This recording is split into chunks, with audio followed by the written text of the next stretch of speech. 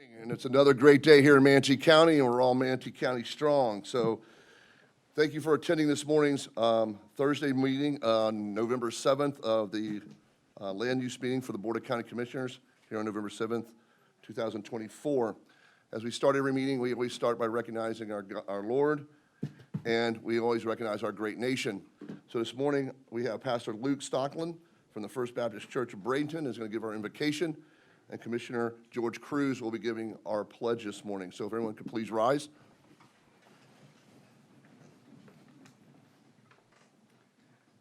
Let's pray together.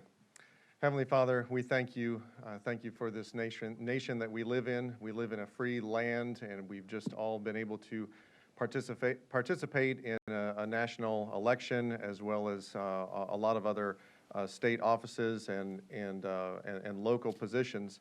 And God, we thank you for that privilege. And Lord, there's a lot of disunity in our country, and there's disunity all around us. But God, you do call us to work with one another and to strive for unity. And so God, even if we disagree on many other things, God, it's my prayer, and I believe so many people's prayer, that we would stay united as one nation under God, that we would recognize that the one thing above all else that unites us is our submission to you as our supreme authority. So God, I pray for this meeting today. I pray that thoughts would be clear and communication would happen with great understanding, and that you would guide our thoughts, and may we make decisions that honor you. And so we acknowledge you. We thank you for your presence. We thank you for your wisdom and your guidance. In Jesus' name I pray. Amen. I pledge allegiance to the flag of the United States of America and to the republic for which it stands, one nation, under God, indivisible, with liberty and justice for all. Thank you, Pastor. Thank you, Commissioner Cruz, and congratulations on your election. All right, moving forward, Ms. Knapp, has there been any changes to the agenda? Good morning, Commissioners. Since the agenda was last updated late yesterday afternoon, there's been one addition, and that will be a public comment that's being entered into the record for item number 13, which is Sawgrass Ridge, and that concludes the updates to the agenda at this time. Thank you, ma'am. Are there any commissioners' requests to pull anything from the consent agenda this morning? I have a request. Yes, sir. Commissioner Bearden. Let's see here. On consent, I want to pull number 10 and number 11.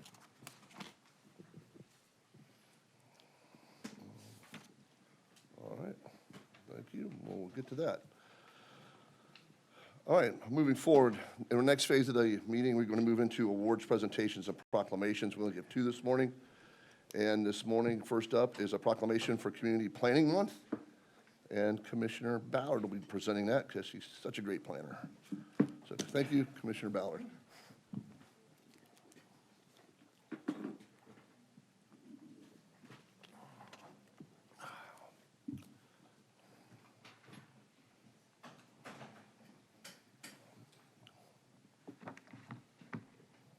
Proclamation, Board of County Commissioners, Manatee County, Florida. Whereas planners can help navigate communities with data-driven insights and expertise that provide better choices for how people live, work, and play. And whereas community planning provides an opportunity for all residents to be meaningfully involved in making choices that determine the future of their community. Sorry, guys, I kind of jumped the gun. Come on up. And whereas the month of October is designated as National Community Planning Month throughout the United States of America and its territories, and whereas the American Planning Association endorses National Community Planning Month as an opportunity to highlight how planning is essential to every community and how planners are uniquely positioned to identify solutions to communities' questions. Now, therefore, be it proclaimed by the Board of County Commissioners of Manatee County, Florida, that October 2024 shall be known, designated, and set aside as Community Planning Month in conjunction with the celebration of National Community Planning Month in Manatee County, Florida, adopted with a quorum present and voting the 7th day of November 2024, and signed by our chair, Mike Robb. Ms. Knapp, would you like to say a few words about all your planners and how great they are? I do have a few words, and thank you, Commissioners, for this proclamation. I'd like to just start by saying, you'll notice the absence of Rachel Layton here, our planning official in the chambers this morning, as well as Rob Wenzel, our zoning official. They are both, interestingly enough, away at training this week for urban planning, design, and development for ESRI conference. But if they were going to miss accepting this proclamation, what better place to be than representing Manatee County, obtaining more software training that would help all of our planners when evaluating the multitude of impacts associated with zoning and land use. So, as the proclamation says, planners work diligently to improve the community we all want to live, work, and play within. If it hadn't been for the 2 past hurricanes, we would have brought this to you much sooner and recognized October as National Community Planning Month, a month where we celebrate the role that planners play in helping to create a strong community, which ultimately contribute to the high quality of life of our residents of all ages, our businesses, no matter how small and how large, and our diverse population of visitors that we host every year. People likely do not recognize that planners wear many hats. They're required to understand how all the elements of the design that go into planning our community could adversely impact our residents, businesses, and visitors if those elements are not looked at in harmony, while also knowing how to effectively mitigate for all those impacts. Their verse knowledge has to cover things like connection and integration, protecting our natural resources and open space, variety of housing stock and affordable housing, pedestrian design, connectivity with recreation and schools, economic development, transportation, and the list goes on. And then if I could just add to that, you know that saying, stay in your own lane, that doesn't really work when you're a planner. You're expected to be in everybody's lane and herding those cats to bring forward the best projects. So for our community to remain strong and in so many aspects that affect our quality of life, planning must evolve and planners must remain inspired. So thank you this morning for this proclamation, which will definitely contribute to their recognition of all the great work that they do day in and day out. Thank So you, Ms. thank Knapp. you. Thank you all planners. You guys do a great job. We have a great team of planners here at Manatee County, and we're very blessed to have you guys navigate us through all the issues that we deal with in the planning department. So thank you guys. We appreciate you. And the proclamation was well-deserved. So thank you very much for being here this morning.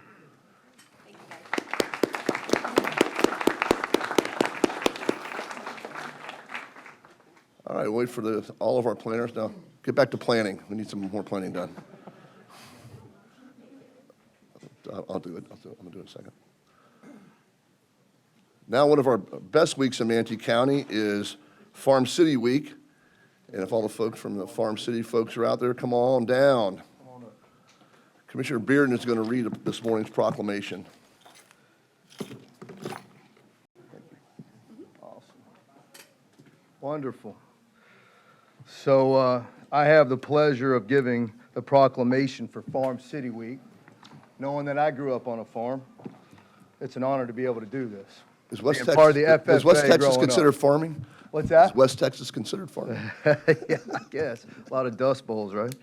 All right, proclamation. Whereas according to the 2022 Census for Agriculture compared to 2017, there was an 8% decrease in the number of farms in Manatee County. And whereas this year's Farm City Week celebration will highlight Raising for a Reason, No Farmers, No Food, and will honor efforts in Manatee County to educate our youth to be able to take on the many important roles in agriculture and to highlight the importance of farmers and farmland for our food production. And whereas the mission of agricultural education is to prepare students for successful careers and a lifetime and informed choices in the global agricultural, food, fiber, and natural resource systems. And whereas the Florida 4-H is the nation's largest youth development organization with over 230,000 members in Florida. Florida 4-H is a youth development program of Florida Cooperative Extension, a partnership between Manatee County government and the University of Florida Institute of Food Agricultural Sciences, and provides experimental learning of skills in agricultural science, health, and civic engagement with the mission to help youth be productive, responsible citizens. And whereas the Florida FFA is Manatee County School District's agricultural youth organization with over 350 FFA chapters and over 50,000 middle and high school students members across the state, preparing members for leadership and careers in science, business, and technology of agriculture. And whereas The Farm City Week Committee supports the Raising for a Reason, No Farmers, No Food theme by contributing to the educational opportunities for students. These activities include Ag Venture, where Manatee County 4-H educates over 1,200 Manatee County youth in agricultural awareness, essay and speech contests, and beef workshops, and Prospect Show, preparing youth to show their livestock at the Manatee County Fair. Now, therefore, be it proclaimed by the Board of County Commissioners of Manatee County, Florida, that November 9th to the 23rd of 2024 shall be known and designated and set aside as Farm City Week. And Manatee County, Florida encourages all citizens to recognize the importance Raising for a Reason, No Farmers, No Food agricultural not only raises food and fiber for citizens, but also assists in the raising of our young people through multiple youth programs. Teaching youth the basic principles today will provide resources for tomorrow, signed by our chair. Who would like to come up and say a few words? Thank you. Good morning, Commissioners and County Attorney. I want to thank you for recognizing Manatee County Farm City Week. I am Patty Keen-Fried, and I am a proud seventh-generation Manatee County native and your 2024 Chair for Manatee County Farm City Week. I'm sure you've noticed that this year we don't have our beautiful display of Manatee County produce. Unfortunately, due to the natural disaster, it has affected our farming industry tremendously in Manatee County. Farm City Week celebrates the partnership between agriculture and urban communities to emphasize the importance of farming communities and raise awareness about food production's direct link to local agriculture. This year, our theme is Raising for a Reason, No Farmers, No Food. Without farmers, there would be no food, and without teaching our youth the importance of keeping local agriculture at the forefront and its importance to understand sustainable practices and realize how food production impacts their communities and the environment. Farmers and ranchers don't just provide food, but they also help maintain green space, wildlife habitat, and freshwater recharge areas. Our lineup for this year is this Saturday, we will be at the Braden Farmers Market with some FFA and 4-H kids, and they will be out there teaching our community about agriculture. On Monday, we will salute our veterans in the Veterans Day Parade in Palmetto, and we'll be joined by some FFA students at that also. On Wednesday, November 13th, we will induct Mr. Walter Council as our 2024 Ag Hall of Fame inductee. He was a lifelong Manatee County farmer and native. He was the first vice president and charter member of the Palmetto FFA chapter in 1939. He served on the Manatee County School Board from 1954 to 1966, and he is a U.S. Navy veteran from World War II. This year, the luncheon will be at 12 p.m. at the First United Methodist Church of Palmetto. The venue's changed this year due to FEMA being at the Extension office. It is a free event, but it does require a reservation. This year, we will also recognize at the luncheon our Manatee County School Essay winners and our Manatee River Soil Water Conservation District speech was turned into an essay due to the storms. So we'll recognize both of those winners. On Thursday, we will do our farm tour. On November 14th, this year the tour will go to Moccasin Farms, Taylor Cattle and Citrus, Blackbeard Ranch for lunch, and the Mariposa Nursery. On the 19th, we will announce our Manatee County Agriculturist of the Year at the Braden and Kiwanis meeting at the Manatee Players. I hope you will join us, and it is always a highly anticipated event. I would like to thank the Braden and Kiwanis for their continued support of Manatee County Farm City Week, and I'd like to recognize we have our 2023 Outstanding Agriculturist of the Year here with us, Mr. D.C. McClure. On Wednesday, November 20th, this year, the Leadership Manatee class will have a farm tour with a packed day going to Fiorelli Winery, Dakin Dairy, Taylor Cattle and Citrus, G&D Farms. They'll have lunch at Dry Prairie with our speaker, Dr. Angela Collins. They'll go to Mosaic, Ellington Nursery, and then return back to Fiorelli. Also happening on the 20th and on the 21st this year, we're going to do another two-day event. We will host approximately 1,200 third graders at the Manatee County Fairgrounds for Ag Ventures. Well, they will learn different aspects of agriculture, such as making butter, making fudge, learn about forestry, learning about tomatoes, oyster presentation, entomology. They'll learn all different aspects of agriculture, but most importantly, they'll learn that their eggs, milk, and butter don't just come from Publix. It's truly a wonderful event to watch the children learn and experience agriculture. We will wrap up our 2 weeks of Farm City Week with our beef workshop and prospect show on Saturday, November 23rd at the Manatee County Fairground, where we will have 78 youth show their 80 animals and learn about marketing and products. Once again, I want to thank you for recognizing Manatee County Farm City Week, and I hope to see you at some of our events. Thank you very much. We appreciate Farm City Week. We appreciate what all you all do. And Thank you, enjoy sir. your mug and your candy I added in there. I know, I so saw you- that. Thank you for the candy. Appreciate it. Since we didn't have any produce for you. Well, thank you all very much, and well-deserved on the proclamation. You guys are always a big part of Manatee County, so we thank you so much for what we all do, and appreciate you. Thank you. All right. I'll wait for Commissioner Bearden to get back up here, but what I'll do is look for a motion to approve all the proclamations this morning. Motion to approve. All right. Commissioner, the motion has been moved by Commissioner Cruz, seconded by Commissioner Van Ossenbridge. If I can get, we'll just do a voice vote. All those in favor? Aye. Any opposed? Negative? And the motion carries 6-0. Thank you very much. All right, coming up next is where we get into citizens' comment on any future agenda item. There'll be comments on any item, but not on today's agenda. So let's go here. I don't really see anybody's speaker list signed up for consent. Is there anybody in the audience that would like to? Huh? Yeah, speak on the future agenda item? Is there anyone in the audience like to come forward and speak on a future agenda item? Is there anyone on the phone that would like to speak to a future agenda item? Not at this time, Mr. Chair. All right, thank you. I'll go ahead and close citizen comment on future agenda items, and now I'll open up citizens' comment on consent agenda item only. There is one speaker that is signed up. That'd be Dr. Abby. Huh? Except for 10 and 11. Yeah, sorry, except for 10 and 11. Dr. Abby Tenner? Tenya? I'm sorry, I always mess up your name, I'm sorry. Good morning. That's okay. Good morning. I'm also confused. So Yeah. I heard except for 10 and 11, Yeah. and They'll so, have a separate public They'll have comment. separate comment on those, they've been pulled. yeah. Yeah, so So you'll be- I you'll be able to Googled speak what to that those meant, items. and I couldn't figure it out. So Okay. what does it mean that they've been pulled? Could They've you been explain? pulled from consent agenda, so there'll be items that we will discuss once the consent agenda item is, consent's approved. So Okay, you'll be able, so you'll be then- able to speak to so that then item at sit that down. time. All right, thank you. Yes, Sorry ma'am. to You'll take be able up to come forward. Yes, ma'am. Thank you. All right, so what I'm going to do is, I'm going to ask for approval of the consent agenda minus items 10 and 11.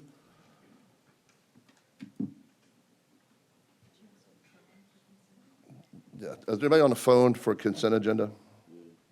Not at this time, Mr. All Chair. right, thank you. So I'll go ahead and close this and comment on the consent agenda. All right, consent agenda has been moved by Commissioner Turner, seconded by Commissioner Ballard. If anyone could cast their votes at this time. And the consent agenda moves 6-0, minus items 10 and 11. All right, Commissioner Bearden, you've requested that 10 and 11 be pulled. Yes, Mr. Chair. I just need a little bit more, somebody can come up here and give me a little bit more explanation on number 10, on why this has come up on the on the consent agenda. All right, Mr. Metter, good morning. Good morning, Commissioners, County Attorney, Director Knapp, Charles Menner, Property Acquisition Division Manager. Item 10 is the adoption of Resolution 24-211 and execution and recording of a release of conservation easement for property within the Cooper Creek DRI. As you're probably all aware, something similar came before this board a few weeks ago. Okay. What you have before you today is a reduced request that's 10 easements and roughly I would ask for it. under 10 acres, which is different than the prior request from a few weeks ago. Commissioner Bearden? So it's 10 easements and 10 acres Yes, sir. to release? Okay. All right. Well, I'm not going to be in favor of this, just so the board knows. I'm not going to be in favor of releasing any type of conservation easements. I think that's land that we need to conserve. We granted that and allow them to be developed on. I understand what the individuals want to do with that, but, you know, I'm just voicing my opinion on this. I respect what they're trying to do, but I'm just going to be a no on that. So I just want to let the board know that I'm going to be a no on that one. All right, moving on to number 11, unless anybody else Wait, wants we to. got going Oh, number no, we got to 10. finish Go ahead. 10 first. We got to finish 10 first. All right. Okay. Okay. Mr. Metter, is that, That's all I have. I believe Todd Mathis is here for Benderson, if anybody else has any questions, as well as, Kara Koenig from Environmental. okay. Mr. Mathis, would you or your team like to come forward and speak on item number 10?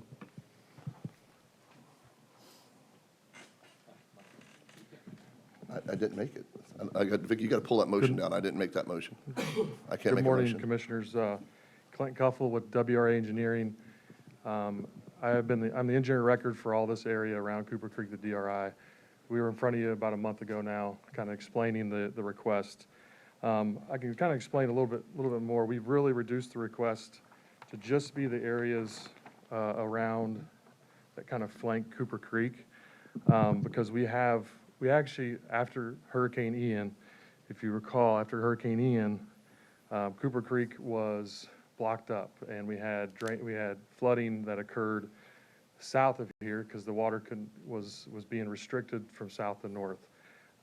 We called Tom Gerstenberger, we called King Cone, we called Swift Mud, we met him out there. I got multiple emails from Swift Mud, from the county. We went and did improvements. And the improvements we did is we made some clearing of these areas, and you see in green, because it was heavily vegetated, there was trees falling over, it was blocking drainage. And these areas in green, they're not wetlands, just so you know, these are wetland buffers. So we're requesting to release a conservation easement on wetland buffers that we have already improved. Like, we've taken some vegetation out, we've really improved the drainage, and then when Hurricane Debbie came, and this area was drained perfectly, right? But we want to continue to maintain this area, so we went to Swift Mud, we went to the county and said, how do we get permits to continue to maintain this area like it is today? And he said, well, you got a conservation easement over it, so you need to release the conservation easement so we can allow you to continue to do this. We did this work under emergency authorization from Swift Mud, saying, go do this work because people are flooding. So we did it, and now we're saying, okay, we want to permanently do this. Where do we start? So I got, emails from Tom Gerstenberger saying, looks great. Let's continue to coordinate with both Swift Mud, with all the counties, even Sarasota County. Let's continue to do this coordination. And I got a whole series of photos, of emails going back and forth. And Cliff Anderson at Swift Mud, who's the head of the environmental regulatory at Swift Mud, said, you need to release these conservation easements so we can then give you the permits to continue to do what you were doing under the emergency authorization, right? So we're going to be paying for wetland mitigation credits off-site in a mitigation bank so we can continue to maintain this Cooper Creek area so we don't have the flooding that we had during Ian and the flooding that we had some during Debbie, right? But it was better on the Cooper Creek, on the side of Manatee County side, because we maintained it. We're still working with Sarasota County on some things around Nathan Benderson Park to try to implement, because the tower at Nathan Benderson Park did flood during Debbie. So now we're going down there to say, what can we do down there as well? But our request today is literally to release these conservation easements, and it's not to do development on these conservation easements. It's to release them so we can get permits from both you guys and Swift Mud to continue to improve these areas, actually maintain them like they are today, what we did underneath emergency authorization. Now, the emergency authorization is no longer there, right? So they're saying we can't allow you to keep maintaining this until you do this step. So that's why we're here to do this step. All right, thank you. Commissioner Cruz is on board. Kind of two concerns, if you will, about this. One, how did this end up on consent?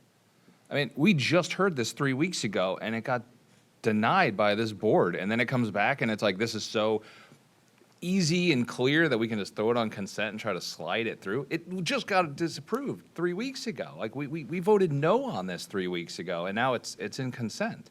If Commissioner Bearden didn't pull it, I was going to pull it. I was shocked, not to mention the fact we got 500 emails yesterday about it. I thought that in and of itself should have kept it off of consent. But here's the thing. We just heard this 3 weeks ago, and then I talked to Todd after, And my impression, and maybe it was just me assuming something, was that the next step, in good faith, was going to be to work with Tom, work with the county, work with some, and find a mutual way to be able to do the work that you like to do, that we would like you to do, in the confines of the conservation easements in place. Whether or not that's possible, I don't know, but it's only been 3 weeks.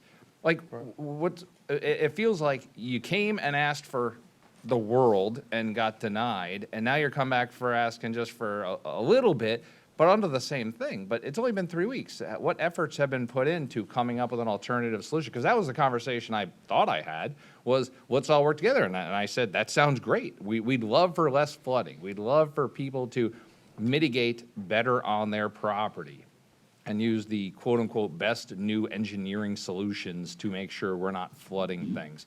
But it's only been 3 weeks. It doesn't seem like anything's been done other than removing the multifamily parcel, or let's not call it a multifamily, it wasn't formally proposed that way, the larger parcel, and now it's the little parcels. And admittedly, this is substantially better than the last request, because it doesn't have that huge developable portion of it.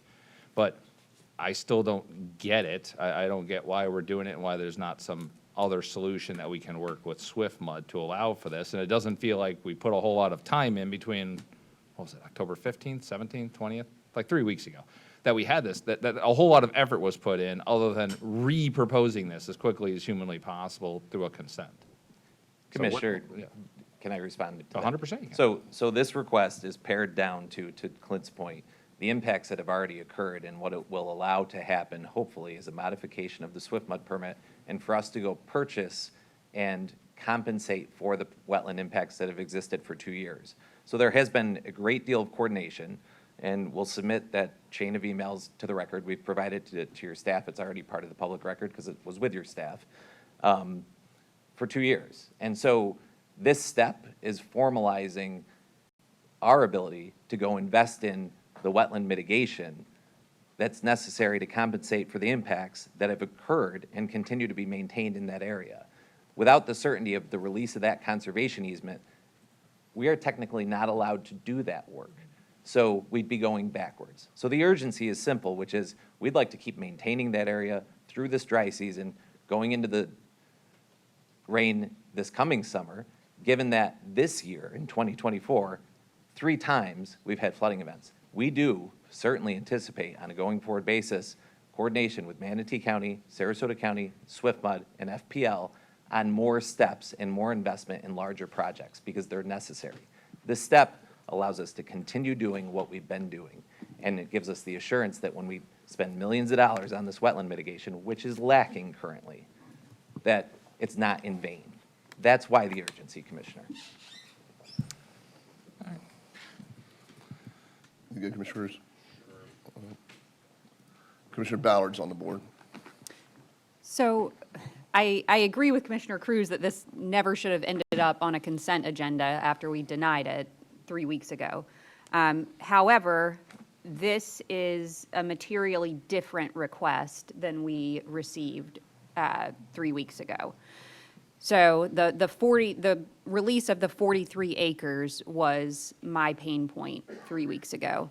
The release of these small conservation easements, in my mind, allows you to continue the work that needs to be done to mitigate flooding in this area. I want to ensure that that's happening on an ongoing basis through the dry season so that when we come back to the wet season, we're not experiencing severe flooding all over this University Park area. So I did not vote for the original request, but I will be voting for this extremely pared down request today. Thank you, ma'am. Commissioner Bearden. Thank you, Mr. Chair. I'm looking at this property right here to the north. Now, is there a guarantee that you guys will not build on that property? Commissioner, I'm not, And can when you you're put that in- pointing at the north, I'm not sure what you're pointing at. The area that's right here to the north, that little circle thing up to the north, the northern green part. You see what I'm talking about? That sort of looks like a U. Yeah, a of little sorts. U, yeah. That's the bank of Cooper Creek, and it is upland, but no, Commissioner, there's not going to be development on the bank of Cooper Creek. It's, again, we need to take a next step in permitting. It's possible we will straighten Cooper Creek. We will make modifications to it to allow the floodway to work, and these land areas are going to move around.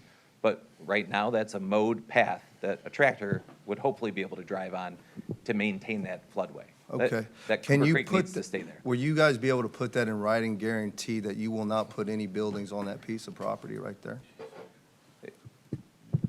I want to make sure that if I'm going to be in favor of this, that, I'm making the right decision, because right now, I understand what you guys are trying to do. I'm just not feeling good about this, and I need to get there, so I'm just wondering if you could help me get there. Yeah, Commissioner, I know this was the discussion during the last meeting. There is a development order recorded on this property that allows development in certain areas and not other areas. You have control of that still. That development order is not changing. This did not come with a companion land use amendment for any sort. So you have control over that. There is no development allowed there. It's shown as preserve an open space on that development order. Okay, well, If we were a new development in Manatee County, that is all you would ask for and all you would get is that development order. So you have as much here protection as any other preserve an open space with new development in Manatee County from our perspective. okay.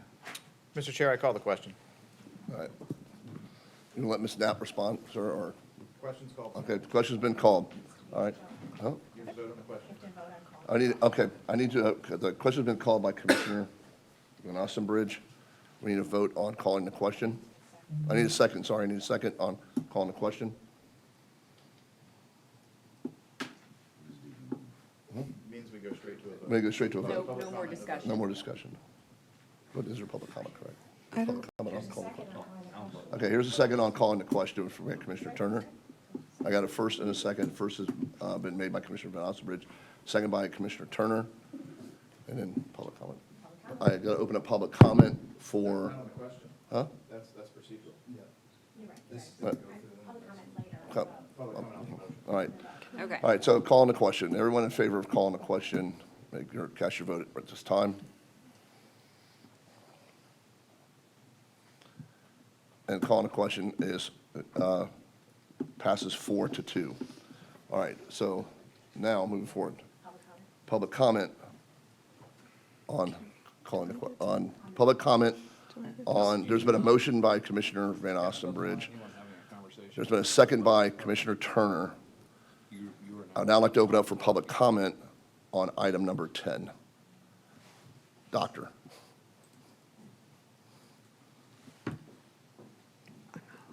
Hi, thank you. I don't know what call into question means. I was in the middle of Googling it. You guys have a hard job. You got to know all these Roberts rules. But my name is Dr. Abby Turna. I'm the Executive Director and Waterkeeper for Suncoast Waterkeeper. I'm here representing Suncoast Waterkeeper that serves Manatee and Sarasota counties. In the ecological world, using an ecological lens, there's never a case in which you want to straighten a creek or a stream in order to create more opportunities for flood control. Actually, quite the opposite is happening all around the state of Florida. Look at the Kissimmee River, look at other places around the state where they went from straightening the system to meandering it to slow the flow and to allow for more infiltration into the ground. Straightening Cooper Creek won't solve the problem. The problem is because of impervious surfaces. So all of the acreage of concrete could be removed, and instead there could be innovative solutions that would help to curb the flooding, removing trees, straightening a creek, and creating so-called engineered solutions is not the way that we need to go. We need to use our ecological lens because conservation easements are a contract between you and the public, and you reversing conservation easements means that conservation is somehow now negotiable. And by voting yes on this, you're saying, yes, conservation is negotiable. Thank you. Thank you, ma'am. I have Ms. Knapp's on the board. Yes, for procedural, I just wanted to ask if the applicant could come back to the map and point to this U-shaped area that Commissioner Bearden is referring to make the exhibit. If I wanted that, I wouldn't have called the No, question, the ma'am. question's been called. He can't come back up. We are open, we are in the public comment. All right. Is there anyone in the audience that would like to come forward and give public comment on item number 10? All right, is there anyone on the phone that would like to give public comment on item number 10? We have one call-in comment. All right. All right. Caller, please state your name, county residence, and you have 3 minutes.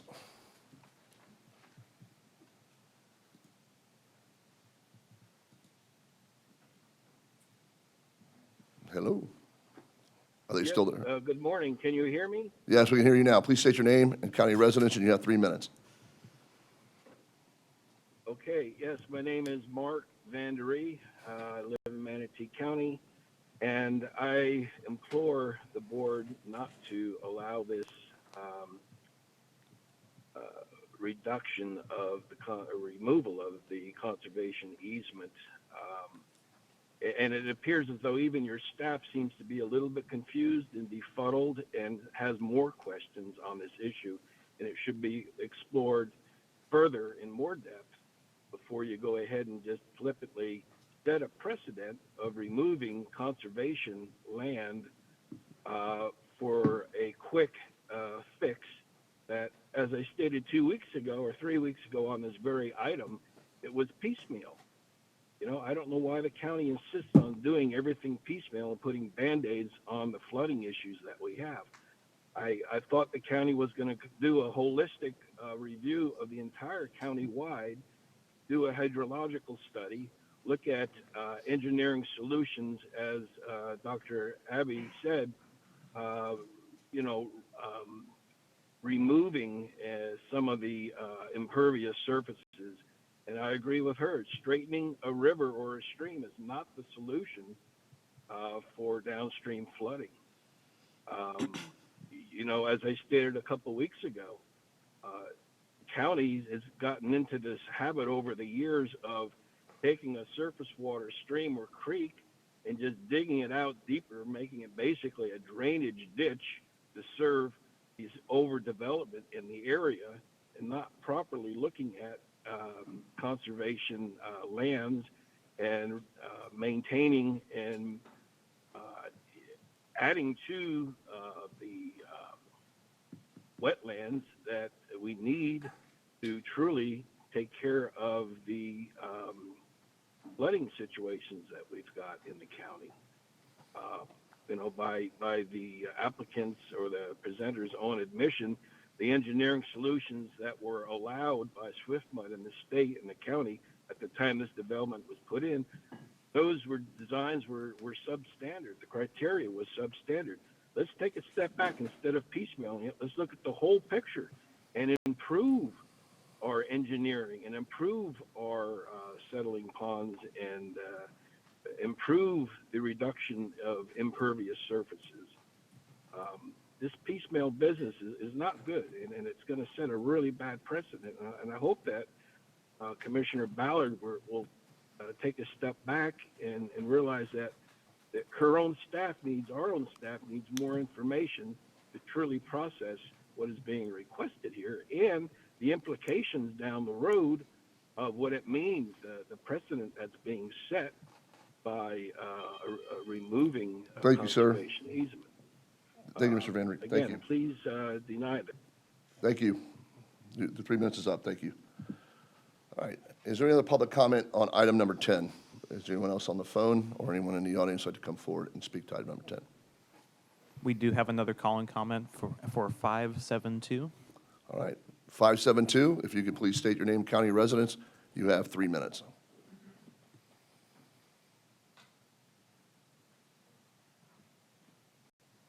Caller, are you there? Hello. Can you hear me?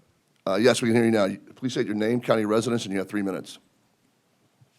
Thank you. I'm Bryce Claypool in Sarasota County, leader of the youth advocacy group Kids for Clean Water. I'm sorry I wasn't able to make it to the meeting today. I appreciate the developer's changes to the plan to ensure that it's less likely this land will be built on. But I agree with the previous two commenters that first, straightening the creek is not going to do anything. Science shows us that straightening waterways is going to result in more flooding and more pollution, not vice versa. And that releasing conservation easements sets a really bad precedent that nature preserves conservation easements are not in perpetuity, that we can just turn them over for development instead. So I urge you all to vote no on this proposal. Thank you very much. All right. Is that it, Bryce? All right. Thank you very much for your comments. All right. Is there anyone else that would like to give public comment on item number 10? Seeing none, I'll go ahead and close public comment. And if we get the motion back up on the board.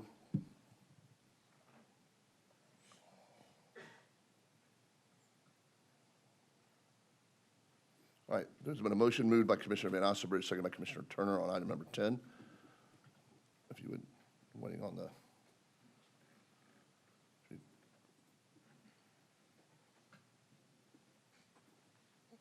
Okay. We almost there? It's not showing. It's not showing us for to be able to cast our votes. Okay. There we are. Okay. If you cast your votes at this time.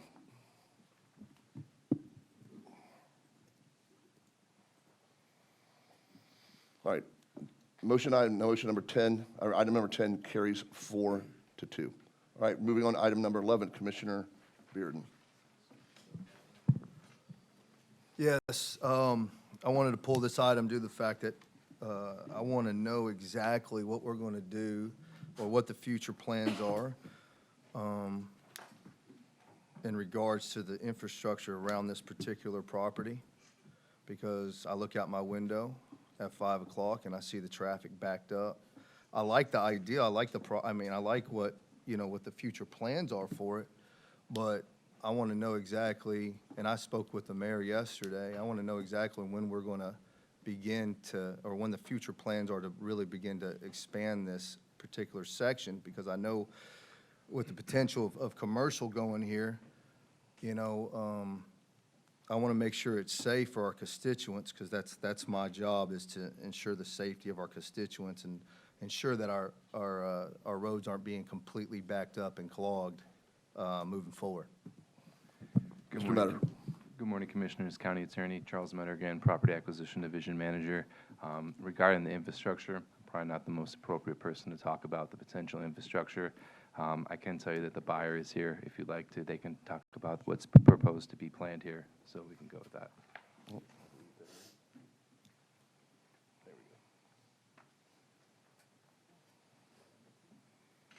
Good morning, sir. Good morning, Commission.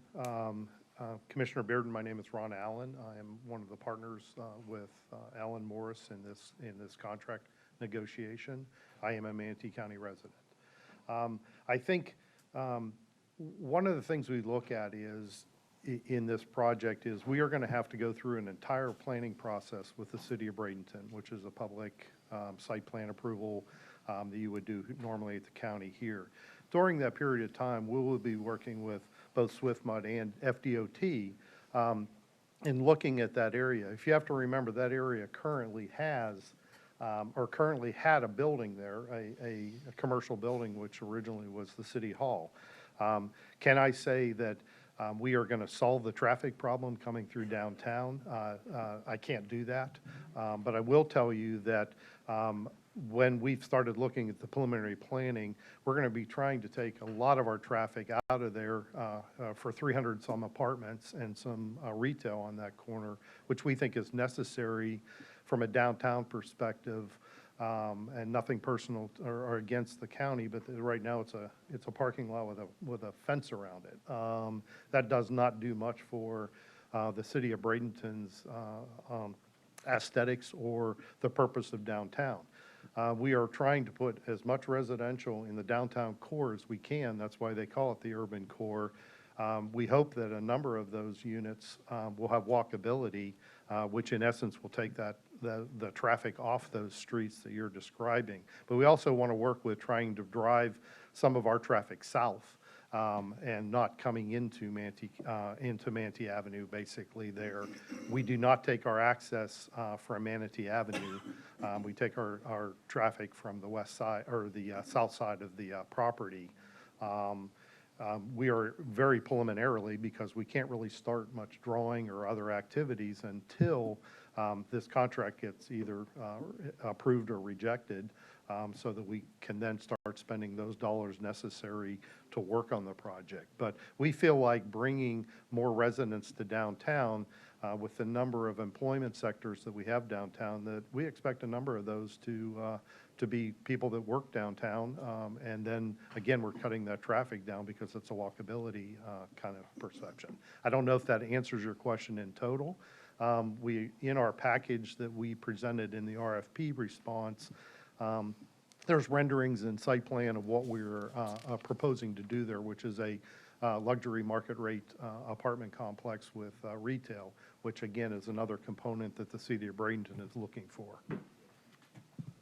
I think it's great, because I know that we need to continue to, do a lot of amazing things here downtown, and you've been a asset for that. I just have some major concerns about our traffic, and I want to make sure that, with FDOT, that we're working with them and we get this traffic under control, because, some of these spots, I don't want to have to be going at 5 o'clock and it's taking me now 4 hours to get on the east side of town because of all the, with commercial, we're going to increase our traffic there, and there's going to be an increase, significant increase there. So I want to make sure that we can flow this and work with the city of Bradenton and work with FDOT to ensure that this is happening. But no, I love what you're doing there. I think it's going to be a great project. So that's all I have to say. Commissioner Cruz, you're on the board. Thanks. I don't know what you're doing here. I don't care what you're doing here. This is so far down the road. This is the city of Bradenton. They decide what their zoning is, what their height is, what their density is. Traffic is awful here, but it's going to be awful whether you put something on this property or not. That's a bigger discussion. My problem isn't, you don't have to stand there, Ron. This is more of a legal thing. Okay. My problem is. You had a question for him. No. My problem, again, isn't the property. I know NDC builds good properties, and they've got a vested interest in that. My issue is this isn't a contract for sale. This is the world's worst option to sell. The contract, in my mind, is terrible, and I see lots of real estate contracts. It's a forward-looking contract that doesn't have us closing until 2029 with a deposit of $8,000. $8,000 is like whatever pocket change you've come up with, and that was the number you threw out. We're basically giving somebody an option, not an obligation, but an option to purchase one of the premier development sites in downtown Bradenton for $8,000. Like, we spent more than $8,000 writing this contract. And in 2029, when they go to do it, if the value of this property goes up, guess what? We have to sell it. If the value of the property goes down, they walk away for $8,000. The default remedies in this contract says all we can do to the buyer if they choose to walk, because the market dynamics change, financing changes, the value of the property, all we can do, our full recourse is the $8,000. And possibly $80,000 before we get ahead. A year ahead of time, they have to put another $72,000 up. But their default remedy to us is specific performance, meaning they can force us in court to sell them this property for $8 million. Even if once City Hall gets built and everything else gets built and a flyover happens, this property's worth $20 million. They still buy it for $8 million. They're getting a 4 to 5 year forward option, a call option on property for $8,000. I would have done this contract for $8,000 because my worst case scenario is walking away from $8,000. My upside is I'm potentially buying a $20 million property for $8 million. And let's not go into the fact that the reason of this delay is we need it for parking, right? But that's going to become another problem. This county can't do anything fast. This county is terrible at doing things fast. We're still sitting 3 years later waiting for Bishop to go on. This parking option we have only goes till January 1st, 2029. That's 4 years from now. 4 years ago, Commissioner Van Ostenburg and I came on this board. The first thing I motioned for was starting a trail system. I'm still waiting for it. You're telling me we're going to build this entire parking garage in 4 years, including bidding it all out and putting a tower over it? No, we're not. But come January 1st, they can force performance, meaning they can force us to sell that property like 60 days later, and our only option is to go to them hat in hand, and it gives us an opportunity to discuss an extension. There's no terms for that extension. They have us over the barrel. That extension could be a $1 million reduction in price.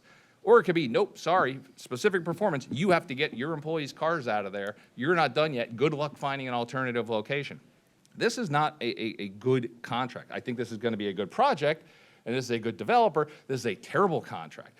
There's two options on this contract. Either sell it to them and get our money, just like Benderson did with Sarasota County with their building, where they sold it, Benderson paid them, and then they leased the property back for an extended period of time, or just don't sell it right now. And 4 or 5 years from now, this is going to be an even more marketable property, worth even more, and we're not going to have any problems putting out an RFP for it. This option is the worst of all scenarios. Either take the money and sell it and lease it back, or do not sell it right now. Use it for what we need it for. Let City Hall start coming out of the ground. Figure out what we're doing with the library. Figure out how City of Bradenton is going to take advantage of that new overlay they put in. Let this property go up in value, and then sell it for even more money. This is not a contract for sale. It is a call option at virtually $0. I do not agree with the contract. I love the idea of building there, but I do not agree with the contract. Thanks, sir. Commissioner Van Ossenbridge. Mr. Allen, would you come up for a few questions? So Commissioner Cruz points out that if the county has not completed the parking garage in 4 years, that you could move to require performance on the county's end. And he said that you have us over a barrel at that point. Do you mind speaking to that, and also speaking to your past relationships with the county and public-private partnerships and contracts that you've been awarded with the county, and just sort of discuss your standing in the community with regards to the city of Bradenton and Manatee County? Yeah, I appreciate that. I've been developing and been part of this downtown in Manatee County for the last 40 years. When this whole project started, if you were, just to bring back some history, you as the county commission surplus this property for the purposes of hopefully having it developed, putting it on the tax rolls. You have to look at it, both the county and the city received no dollars for this piece of property. So you put an RFP out. That RFP went out nationally to everybody. There were 2 bidders, ourselves and another group. Through the selection process, our group was selected because we think we had a much nicer and a higher value project for the end. We also offered more money for the project. The restriction that is in this contract that Commissioner Cruz is describing is something that the county put into place. The county said you cannot buy this property now because of the situation with parking and your situation in the garage. We would not ever, and again, I can guarantee, if you're asking, you mentioned last time the guarantee. I spent too much time in this community, and I would be surprised if anybody could step up here and say, if you heard it out of my mouth, it isn't the fact that it happens. And I would tell you, we would never hold the county as a hostage in anything, just like we would not hold the city in this. This is where I live. This is our home, and we're part of what this community is. I don't know that I agree, Commissioner Cruz. The contract is light on a deposit, but the problem is we really are just stymied for a number of years. So for us to put a large amount of money up of capital into a project that the seller is telling us we cannot officially build for 3, 4, whatever those years are, it doesn't make sense for any business to come in and do that. So we're sort of at a stuck point. We haven't talked to my partner, and we haven't talked because it didn't come up of if you wanted us to buy it in a normal course. Let's say you have a year contract and you buy it and then you lease it back.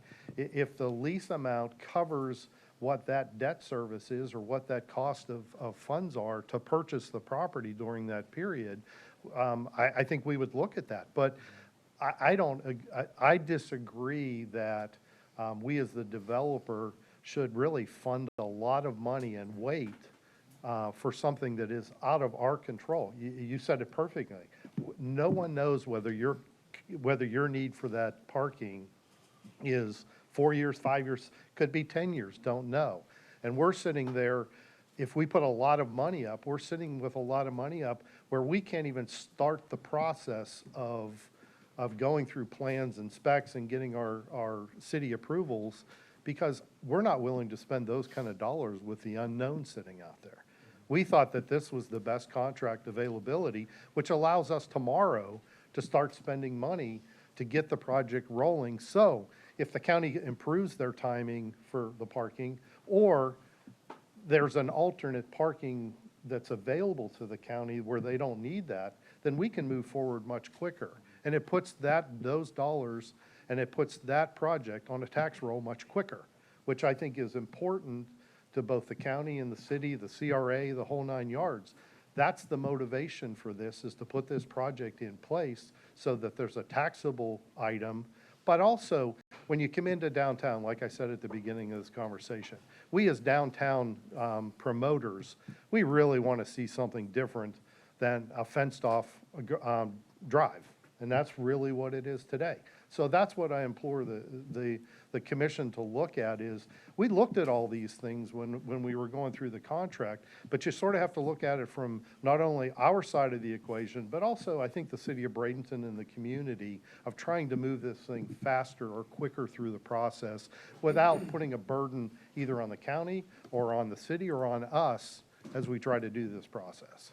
So to be clear, by going under contract now, it enables you to start financing and putting money into the design, the conceptuals. You can go to the city, you can get your approvals, and that way, because we all agree it's the entrance to Bradenton, right? And no one wants it to look the way it does. It's an eyesore for Bradenton as it is. And so we want it back on the tax roll, and we want to see the property start to be improved as soon as possible. We want the project to start as soon as possible. And it's sort of up to the county as to when that's going to happen. But by doing it this way, you're able to start that process so that when the county does release it, when we do close, you can start building immediately. Absolutely. This process that we go through and everybody goes through when they come before a board, we're going to spend in excess of $1.5 or $2 million of capital into those projects as we get our approvals before we could ever even get to a start. So it isn't like we're putting up $8,000 and then we're just going to go away for 3 years and not spend any dollars. We're going to spend a lot of our capital getting the project in a position that it's ready to go. And so that's why we look at it as, we don't look at it as a minimal deposit. We look at it as tying the property up so we can then go expend the capital necessary to get the project to its completion of its design and approvals. Commissioner Beard, you're back up. Thank you, Mr. Chair. You make some really solid points, Mr. Allen, as well as Commissioner Cruz makes some very solid points as well. I just want to make sure that our community is getting a fair deal on this piece of property. That being said, if the value does go up, or if the value of the property does go down, I want to make sure both parties are getting the best deal possible on this particular project. That being said, would you be willing to renegotiate the contract to ensure that, we can make that happen? That's a double-edged sword, because what happens is we're going to base our entire program and our dollars we're spending on a pro forma. That pro forma has criteria in it, or budget numbers in it, which includes the land. I will tell you, you are getting more for the land than you paid for it in this sale. You are getting a position where you're risking that the property might go up, but you are also getting the benefit that the property doesn't go down. And so in any contractual discussion you have with anybody, there's a time and place where you say, I am happy with the amount. I am okay if the value is greater and I didn't make as much money, but I'm also confident and relieved that now I have a contract on a piece of property from the county's perspective that I don't have to worry about it going down. We don't know what that future holds. Fortunately, our election on Tuesday allowed us to feel more comfortable, but I will tell you that there are a lot of things out there that could have affected the value of the property going forward. As the credit market tightens, there's a number of those factors. So while you're risking maybe not making more money, we're risking that we're paying too much today. And so it's sort of a double-edged sword. And in all my years, I have not found the person or found the crystal ball that allows me to have confidence that a decision I'm making today for 2.5 or 3 years further down the line, I know that it's a right decision or not. So I don't know there's a real specific answer, but that's sort of the way I look at it. I got Commissioner Cruz on Well, board. I mean, sorry. Go ahead. I get your points and I see that, but I foresee the future of downtown Bradenton, the value of properties going up. I just really do with your property being built downtown, City Hall. I see it, everything is going to increase, especially with Trump being in office. I could see him improving our economy significantly, where we're going to begin to see values, especially commercial values, going up. So I just want to make sure that we have a good deal. And as of right now, I'm not feeling as if we have a good deal on this. So I will be a no vote on this particular property. Commissioner Cruz. Yeah, I think we're misinterpreting what I'm saying here.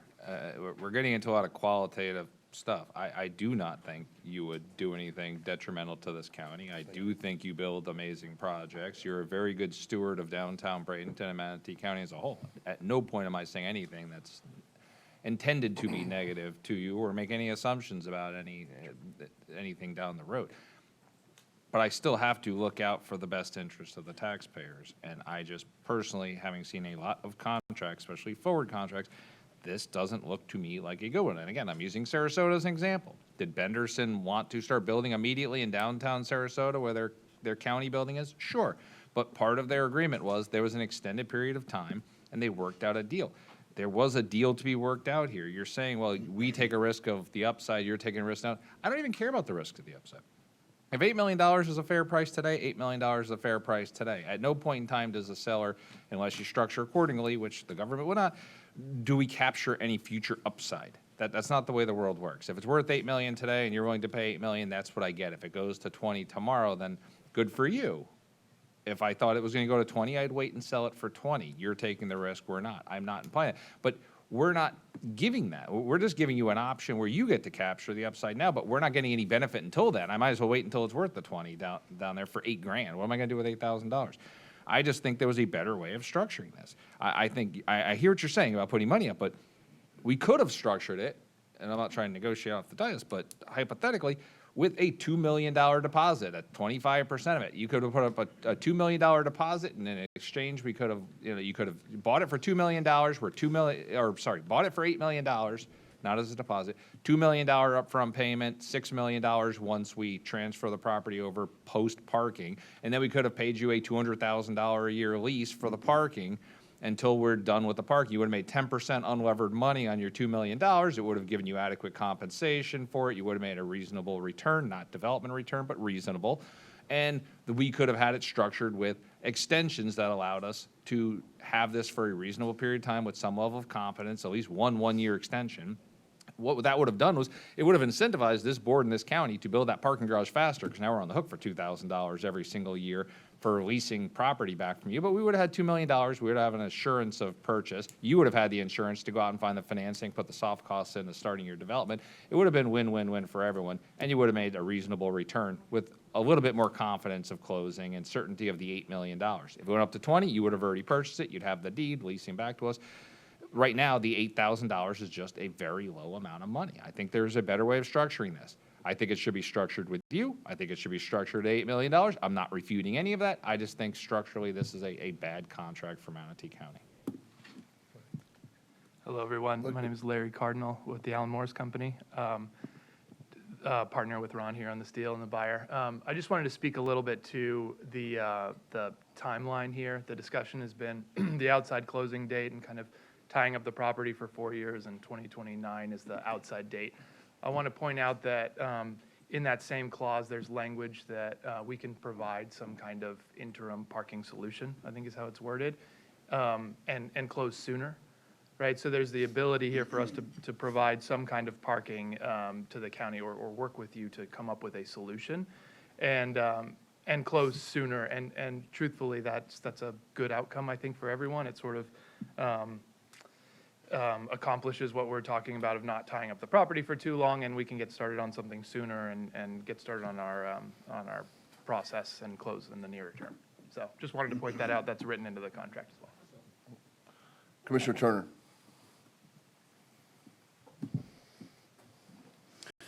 Yeah, everybody on the board here knows how much it costs developers to do the entitlement process. So, that should have been brought into the equation without Mr. Allen having to bring it up. I think here we're talking to a company, a developer that we know well, that does a good job. If they're willing to make parking concessions, for us to expect them to tie up $2 million indefinitely or for 4 years, approximately 4 years, that's a big chunk of change that they could be using elsewhere as well. So I'm for this. They do a great job. They have a great reputation with us. I think we just need to move on here, and I would never expect them to tie up $2 million for 4 years. Thank you, sir. All right.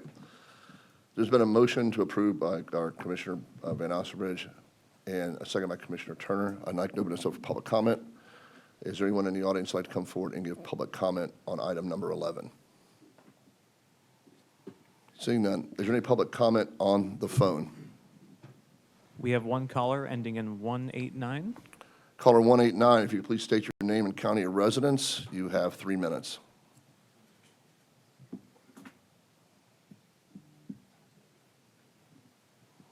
Caller 189, you there?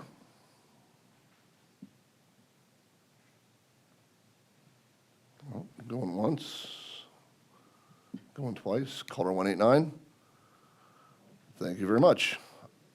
All right, so is there anyone else that would like to come forward to give public comment? See, now I'll go ahead and close public comment. As said, there's been a motion to approve moved by Commissioner Van Osselridge, second by Commissioner Turner. If anyone would cast their votes at this time.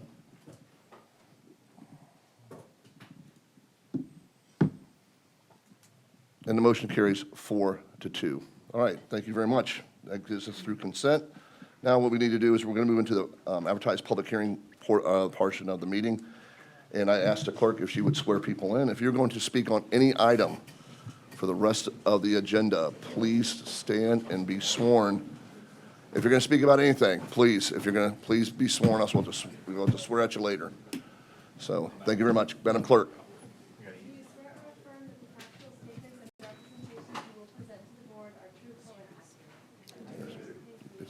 Is Sarah here? Is Sarah here? All right. What I do is I need to have a quick recess, waiting on County Attorney to come back downstairs. So we'll take a brief. No, she's here. Oh wow, she appeared from nowhere. All right. Beam me up. I know, just County Attorney Shank just appears from nowhere. All right, we'll just give her a second to be settled in. So, Ms. Knapp, can you read item 12 and 13 in the record? We'll read these both in the record. We'll hear them at the same time, but we will vote on them separately. Ms. Knapp? They're separate. Huh? They're separate.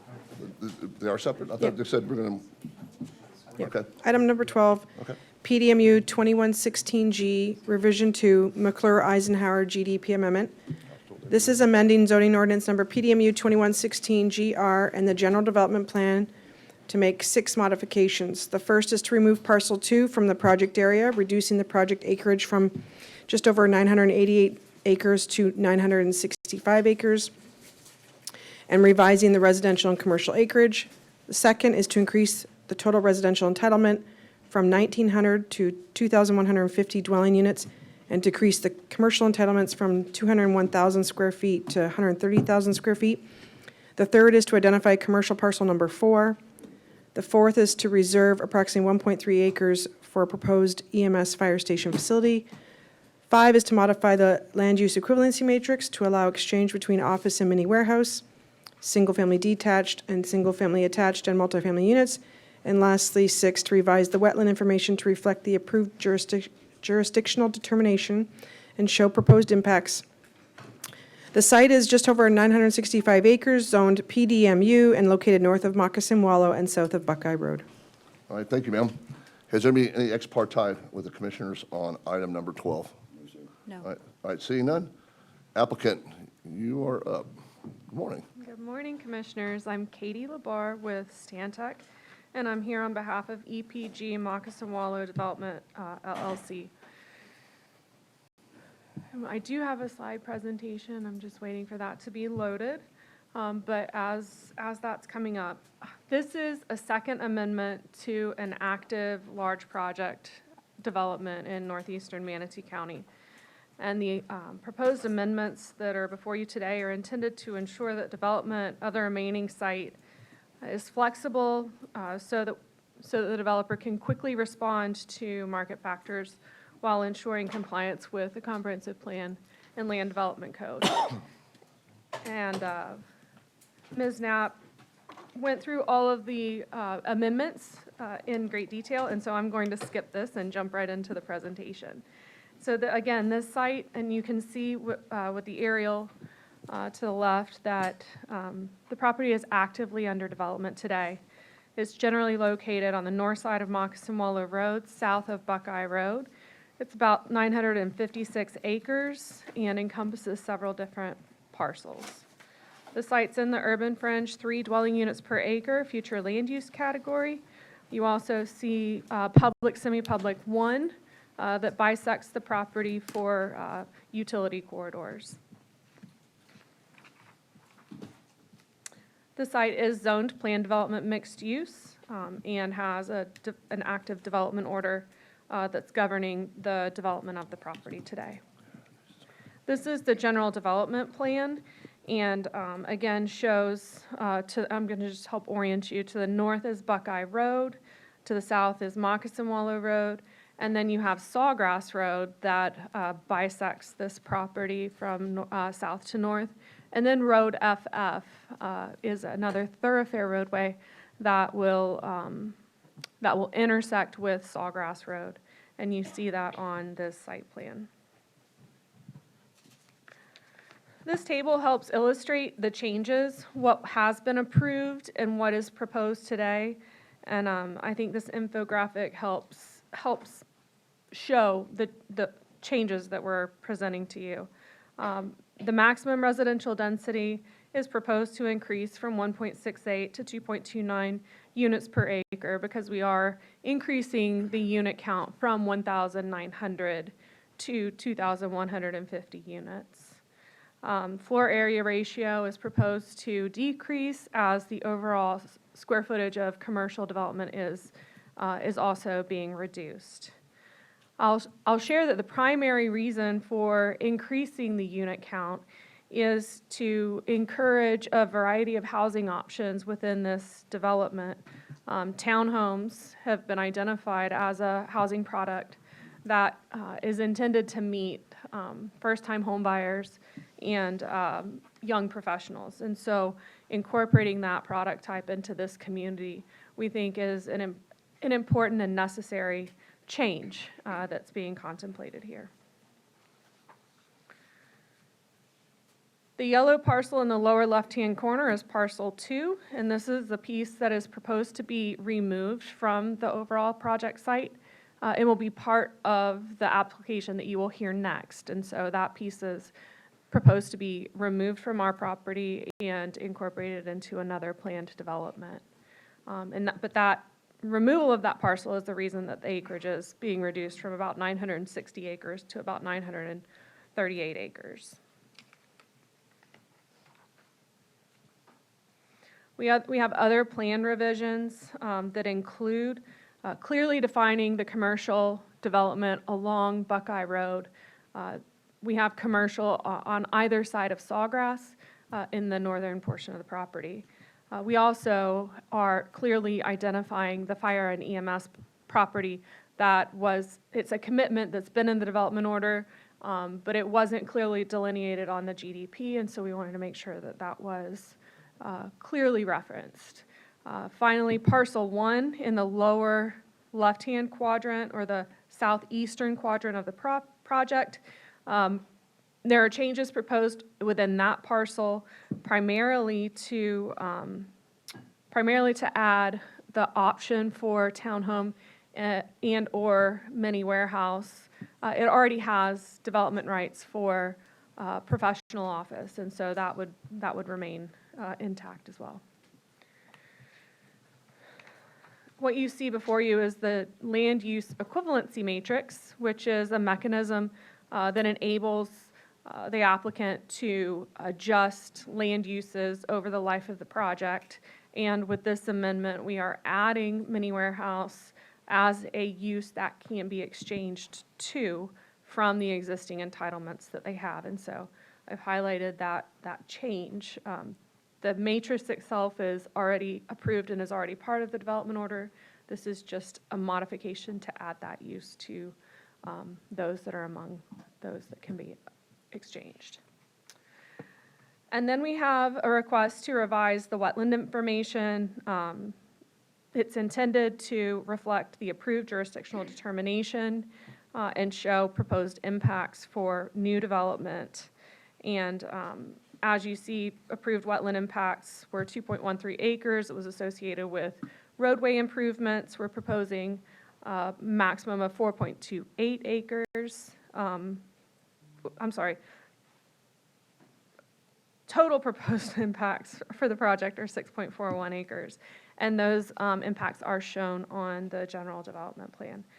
The impacts are necessary to facilitate site access and development, and those wetland impacts will be permitted through state and federal agencies as appropriate. To help summarize, and again, I think this is a great illustration of the progress that has been made on this project in this community. The extension of Sawgrass Ridge is an important roadway connection that will connect Moccasin Wallow to Buckeye Road. But the benefits of this amendment are that it will offer a variety of housing options for new residents. There's a new lifestyle center that will soon be under development. And with the adjustment of commercial entitlements, there will be opportunities for employment and shopping in Northeast Manatee County. This request is consistent with your comprehensive plan and land development code, and we respectfully request your approval. We have a number of experts in the room who are available to answer any questions that you may have. Thank you, Ms. Lamar. Any questions from the board to the applicant? All right, see you none. Thank you. Thank you. Staff, you're up.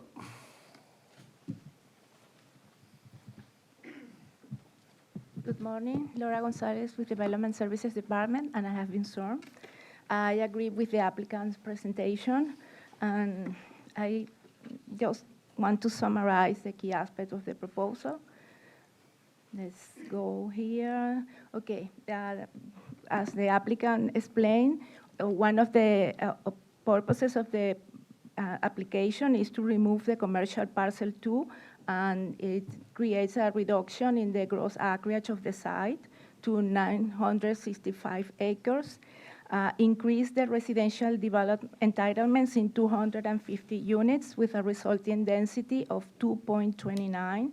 That is within the maximum allowed in the UF3 future land use category, and also consistent with the density approved in the nearby developments. Decrease the non-residential entitlements up to 130,000 square feet with a resulting floor area ratio of 0.11. It's important to mention that no changes to the development standards are proposed at this time. The applicant proposes to reserve 1.3 acres site for the construction of a EMS or fire department facility. And we can see it here in the northeast part of the site in the proposed GDP. And also to the south is proposed mini warehouse. And for this reason, the GDP amendment also includes changes to the land use equivalency matrix. The entitlements of the mini warehouse will be determined through a land use exchange. We have also the amenity center that is proposed in accordance with the requirements of the land development code. We found, as I mentioned, that the proposal is compatible with the surrounding developments. The only thing is that is the reduction of the commercial entitlements that could reduce the retail options for the residents, and especially depending on the type of exchange that will be used to have the mini warehouse. Other than that, the proposal complies with is consistent with the policies of the comprehensive plan, complies with the requirements of the Land Development Code. Any question? Any questions, board of staff? Seeing none, thank you, ma'am. What I'll do now is open this up for public comment for item 12. Is there anyone in the audience who'd like to come forward and give public comment? Being this is quasi, there is no call-ins allowed, so anyone coming forward? Seeing none, I'll close public comment. Staff, any closing comments? Applicant, any closing comments? All right, good, okay. Commissioner Bearden is on the board. Yes, thank you, Mr. Chair. I was looking at number 12 and number 13. And I see, we'll go into obviously number 13 here next, but I just want to go ahead and talk about, these particular projects here on Moccasin Wallow. Now, my job is the safety and welfare of my constituents. And let me tell you something. When it comes to development on Moccasin Wallow, I don't have anything against these developments. What I do have is the fact that we keep looking at these developments here on Moccasin Wallow and keep approving them, and I'm not moving forward. I'm gonna tell you right now, I'm taking a hard stance. We're gonna start doing some good negotiations up here. I want my roads built first, because I'm not gonna hear of another individual with a head-on collision on that road. I'm done with it. So if I'm the one that has to make a hard stance on this, I'm going to, but we're gonna start building these roads out, because I don't want to see another death on that road. So I'm gonna be a no vote on number 12. Thank you, Mr. Chair. All right, sir. All right, are there any other comments from the board? There is a motion to move. Item number 12. The motion's been moved by Commissioner Turner. Looking for a second. Is there a second for? Second by Commissioner Van Ostenbridge. All right, would you please cast your votes at this time?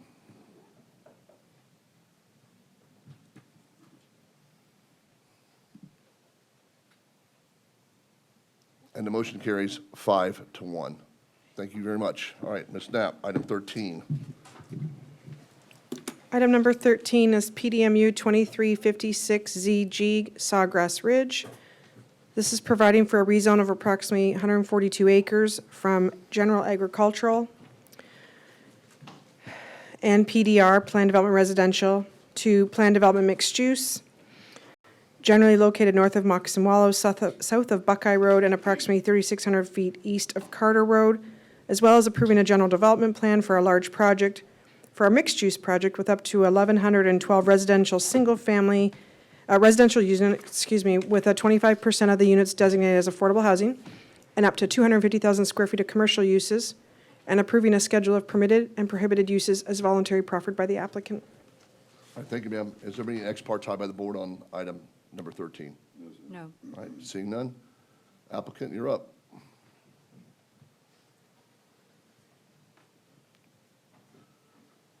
Good morning, Mr. Grimes. Good morning, Mr. Chairman. Good morning, Commissioners. I am Caleb Grimes. I'm with the law firm of Grimes Galvano here across the street, and I have been sworn. I'm pleased to be here representing McClure Properties and the KC Sawgrass LLC. With McClure, we have with us, although I think he stepped out for a minute, Mr. Bob Spencer. We have, you saw DC McClure here earlier with Farm City Week, which is nice. We have Todd McClure and Peyton Spencer. So they're here very interested in what we have going on, and the Sawgrass LLC, KC Sawgrass LLC, we have Mr. Troy Simpson with Coulter and Mr. Dan Moyer with Casto. I've been working with Matt Morris Engineering, and you will hear from Linda Stewart in just a moment, a planner in his office, to go over the project itself. But I want to give a little background before we get there. And if I can have the Elmo, I would appreciate that.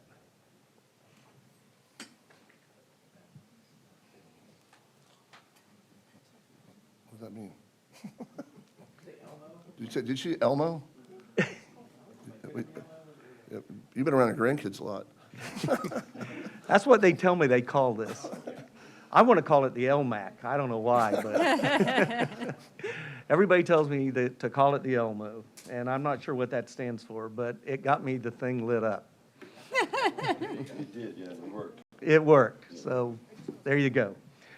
What I want to show you on this overhead projector is, as you can see, we've identified, this is, by the way, from your own GIS maps. I pulled this down and made this little map. This is Moccasin Wallow Road, right here. This is Carter Road going up like this to Buckeye Road. And you heard in the last project that on your comprehensive plan and being built right now, almost completed, is Sawgrass Road right here. And although it doesn't show up as much, this road FF that will eventually go all the way over to US 301 are the main roads that are identified on your comprehensive plan right now. Sawgrass Road is currently built down to here and is planned to be built on down to Erie Road, where it will connect to Erie. Carter Road is partly constructed and is you'll have a contract coming to you in the next very soon to complete Sawgrass Road that'll go down and connect up with Harrison Ranch Road, so that you can go from basically from Buckeye all the way down to 301 very soon. They're all being built as we speak. So it is, Mr. Bearden, I understand what you're saying, but these developments are actually building these roads for you right now as we speak. And it is a good thing that you have set up your procedures and your land development code and everything that are getting these roads done. But what I wanted to show you is it here outlined in the black is a property that was owned by the McClure family, and they farmed this land for years and years and years. I know you all have seen them around farming. They've done a lot of tomato farming out here, this land. And back in 1989, it was, the comprehensive plan was established for this area. And this was put on with the UF3, and these road systems were put on. And you could see that at these road systems, they ended up with areas that back then we called nodes. We call them activity centers now. And so they have been working very hard at seeing that the development of their properties continue consistent with the comp plan and consistent with the guidance that we think we've been getting from this board. And so you can see that the very first piece that was sold and developed is here. And that's Eagle Point and Bayview and different things. And you see that there was a 50-acre piece reserved out of that down here that would be at your activity center. They went on and Summerfield was developed, sold to that to develop here. This property was developed, and you just saw this larger piece right here that is being developed as a mixed use with some limited commercial, but it is a mixed use project to provide the home sites. And as you know, the homes precede the commercial. That's the way it works. And so they've been working at coming up with bringing the people in and the buyers in to make this go forward. So first you approved this one, not that long ago, a year or two ago, I think it was, and that has 310,000 feet of commercial on it to serve this area, so people are not having to drive 10 miles to places. and it has, I think it's 360 apartments, four-story apartments approved for that site. So this is approved with apartments and commercial. And so what we're looking for today is this site, to go forward with it. And one of the things that this board has said is that let's see if we can have some mixed-use projects at these activity centers. And let's also encourage, because we don't have it out here, let's encourage some affordable housing. And so the group that is here today is here to propose a development that meets that and provides 25% of the project would be affordable housing, and it's asking for a density that will make it work, make it economically feasible. You also saw that there's a little piece right here. It before today, and was removed from this development, had 100,000 square feet of commercial approved for it. And the plan, as you'll see in just a moment, is to take that, consolidate it into here, take the more northern part of it as the residential and the more southern part as the commercial. So I wanted to give you a little background of what the McClures have been trying to do with their land to accomplish what they've been given guidance for since 1989. And so now I'm going to ask Linda Stewart to come up and tell you the specifics of the project itself. Thank you. Thank you, sir.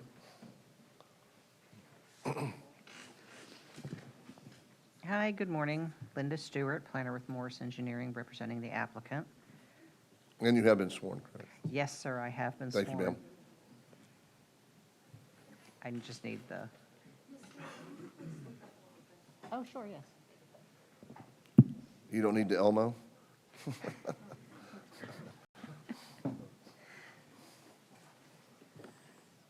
Okay, this, as Mr. Grimes has stated, this is the Sawgrass Ridge. Ma'am, can you speak a little closer to the microphone, ma'am? Thank you. We need to hear you. Sorry. That's all right. This is for Sawgrass Ridge, located at 9400 Moccasin Wallow Road. Aerial from the Manatee County GIS system indicating the location of the property with Del Webb subdivision, zone PDR to our west, and Whistling Wallow subdivision, zone PDMU to our east.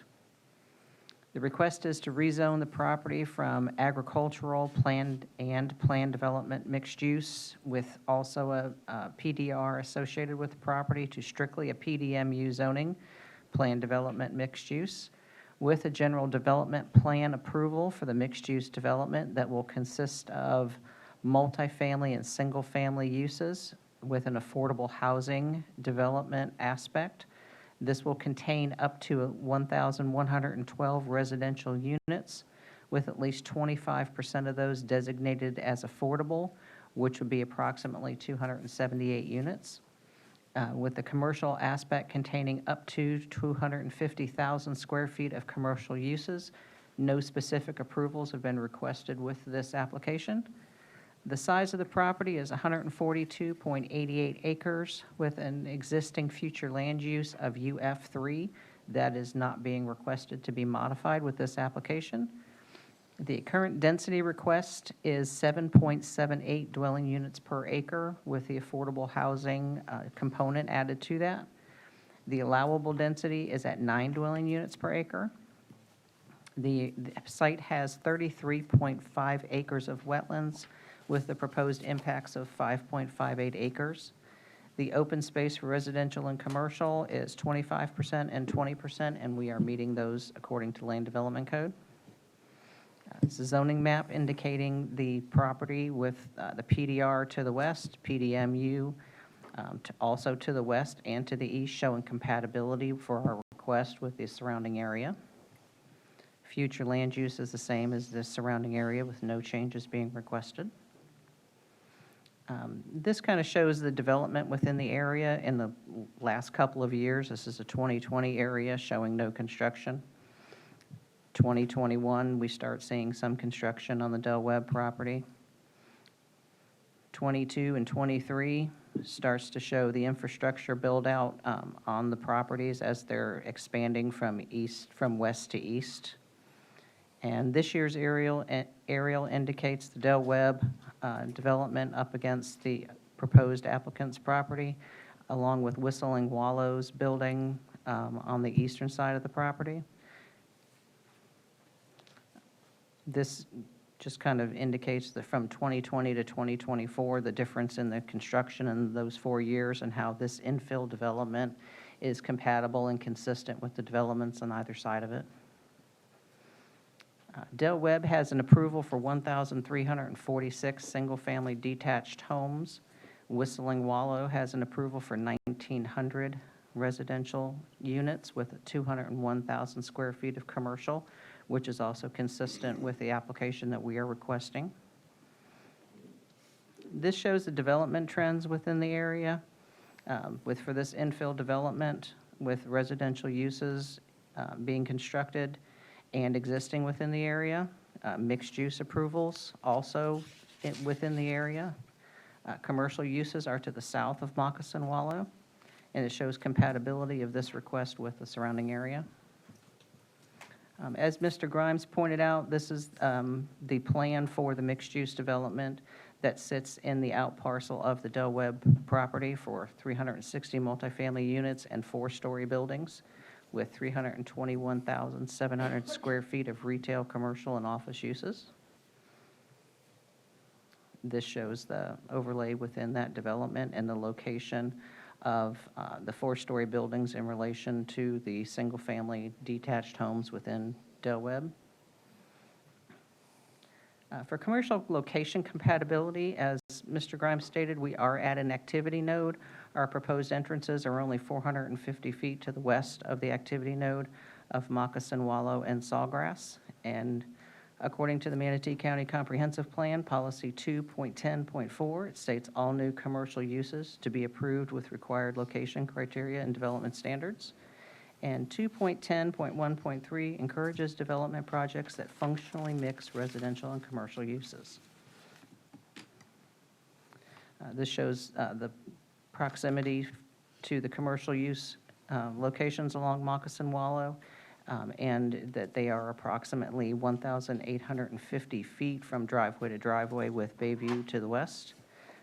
A market study was done for the developer with the developers having correspondence and conversations with end users of this property for commercial uses that they wish to put on this property, and that drove the need and the requests that we're here given to you today.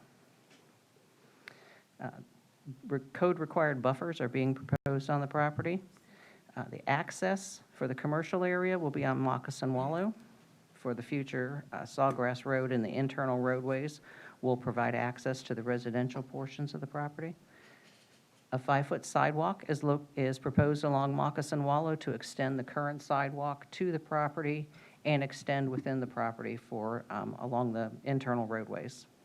Utilities are existing along Moccasin Wallow that this project will connect to and to service the needs for the commercial and residential uses. The proposed stormwater is to be provided at each development tract in accordance with county and state regulations. This shows some buffering that is currently existing on the Del Webb portion of the property. They have residential common areas that abut the proposed development for Sawgrass. And as you can see, for items number 1 and 2, they show some locations from the residents to the proposed commercial areas, with number 1 being 860 feet and number 2 being 1,400 feet away from the proposed commercial area. They also have a significant number of wetlands, lakes, and common areas abutting the property within their development, providing additional buffering between the two developments. And in addition, No, you're still good. thank you. In addition to the code-required buffering, as well as the buffering on the Del Webb side, the applicant is proposing to add some additional buffering. In Pod A, you'll notice that will be no buildings greater than 2 stories. Area 1, they will be restricted to 1 story within 100 feet of the property. They're proposing to increase the greenbelt buffer to 20 feet wide, and will diligently try to maintain the natural vegetative buffer. And within the greenbelt buffer, they will provide enhanced landscaping material to achieve a buffer that prevents clear visibility of the structures between adjoining properties. Provide a combination of trees at mature height not to exceed 20 feet with understory plantings. And in lieu of additional landscaping, they may construct a wall or a fence to achieve the opacity as required as set forth. Area 2 is proposing to restrict the buildings to 2-story within 100 feet, and as well as the greenbelt buffering and enhanced landscaping.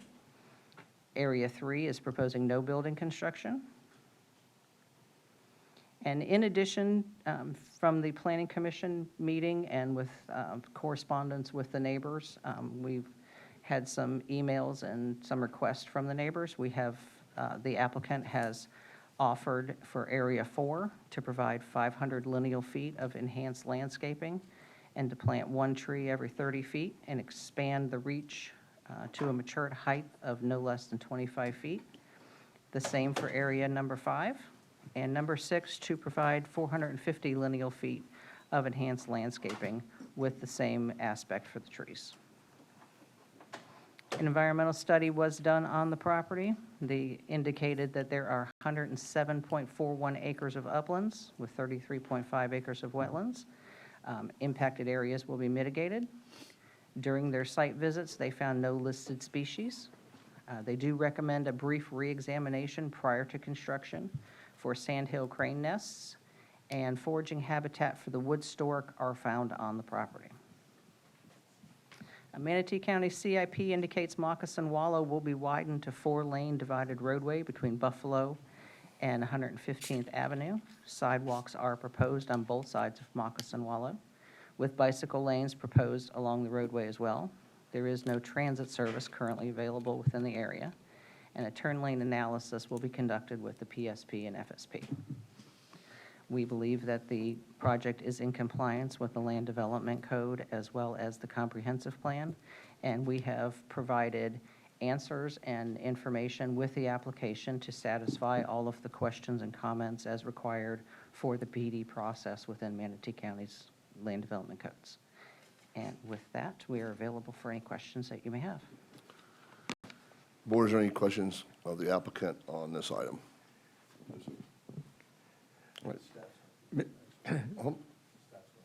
Mr. Chairman, if I could just take a moment to address some proposed stipulations that we had made that she touched on. I just want to make sure everybody understands this.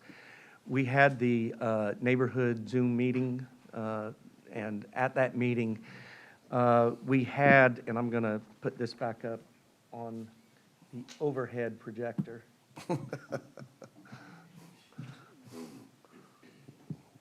Old school now. The property was being prepared to be developed, and as you can see, it has residential in parcel A, residential in B, and the commercial down in C. And at the neighborhood meeting, we had people that, if you can see, that have homes close to the development here and close to the development here. Everything else is a lot of wetlands buffering, and these, you can see, are being preserved. All of those vegetated wetlands here are being preserved to separate the tracts, and then there's wetlands and buffers on the other side. So we heard the comments, and we were following your code that says this is what you do to be compatible with your neighboring properties. We were doing that, and we feel we're doing it all properly. However, the developers said, you know what, we understand what these people are saying, so we're going to offer some stipulations that will give a better buffer and protection from intrusion on these existing developments, even though this was already designated planned development residential. You saw that on the map since 1990. So what Linda pointed out is in this area, all of parcel parcel A, we are limiting that to nothing more than 2 stories. So even though we do want to have some multifamily, we're nothing more than 2 stories in here. And within 100 feet, because we're getting closer, even though they have their own buffer, within 100 feet, nothing more than 1 story. And we've expanded your normal 15-foot buffer to 20 foot so that we can maintain the existing vegetation in this area and in this area. We maintain the existing vegetation, but we will enhance it to achieve the 80% opacity and ask the right to do a wall if there's any problem with achieving that. We don't want to do the wall because we want to save all the native vegetation in there. Down here, because we're farther away in the 100 feet, we've said we've limited it to 2 stories. The limit on the whole development is 3 stories. There's nothing more than 3 stories. It's not like down here where there's the 4 stories. And then finally, we had some comments from some of the neighbors, specifically living here, that look across these wetlands, and they are non-forested wetlands, so they're vegetated wetlands, so they're low. And they would be able to look across, and even though it's about 1,000 feet, they would see commercial buildings. So you can see, we said, look, we'll plant shade trees in here so that we temper and that look, so that you're seeing the trees as they mature. And then we had a call from, or an email from someone who lived right here, who asked if we could extend the buffer down here, so we're making that the 20-foot buffer with the same provisions on the 80% opacity. So I wanted to make sure you knew. I think they're in the record. If not, I have those stipulations here. Be glad to hand them out together with the. Let me keep one. Together with the proposed exhibit. So I wanted to make sure you all knew that. There we go. Be glad to answer any questions you have about what we're doing. We're trying to follow the comp plan, follow your code, and bring something that we believe is and will be needed in this area. All right, are there any questions of Mr. Grimes? Okay. All right, seeing none, thank you, sir. Thank you. All right.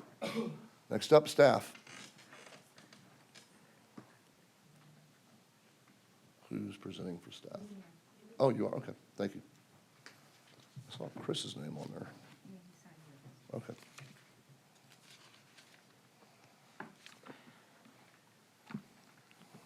Good morning, Rosina Leider by staff, and I have been sworn, and I'm covering for Chris Klepet, that is the case manager. The applicant cover the main aspects of the application, and I would like to move to go back and says what is the request. The request is for 1,112 residential units that include single-family and multifamily, and 25% of affordable housing, as well as 250,000 of commercial square feet.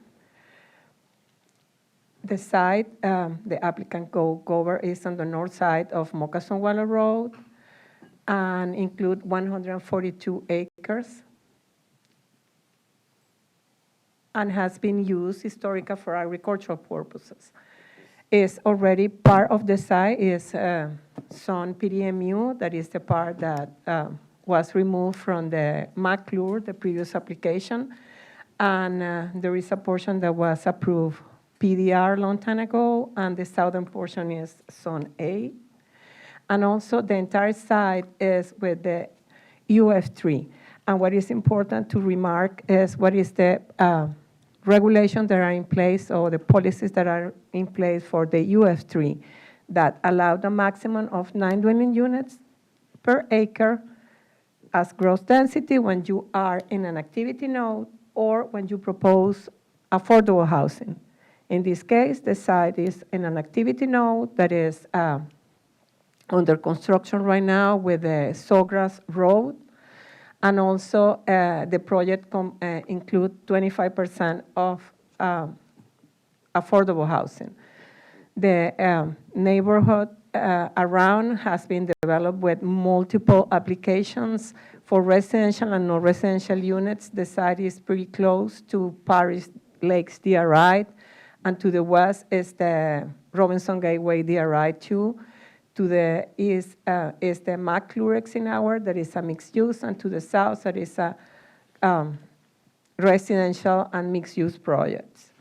And this is to summarize what the applicant is proposing, that includes 7.78 dwelling units per acre in compliance with the comprehensive plan, with the 25% affordable, and the maximum height of the entire development, as the applicant stated, is 3 stories for the entire development. The commercial portion is proposing a floor area ratio of 0.17, when the maximum allowed is 0.50 floor area ratio, and they have 2 access points proposed along Moccasin Wallow and 4 access points along the future Sawgrass, and also an internal road that connect to the parcel to the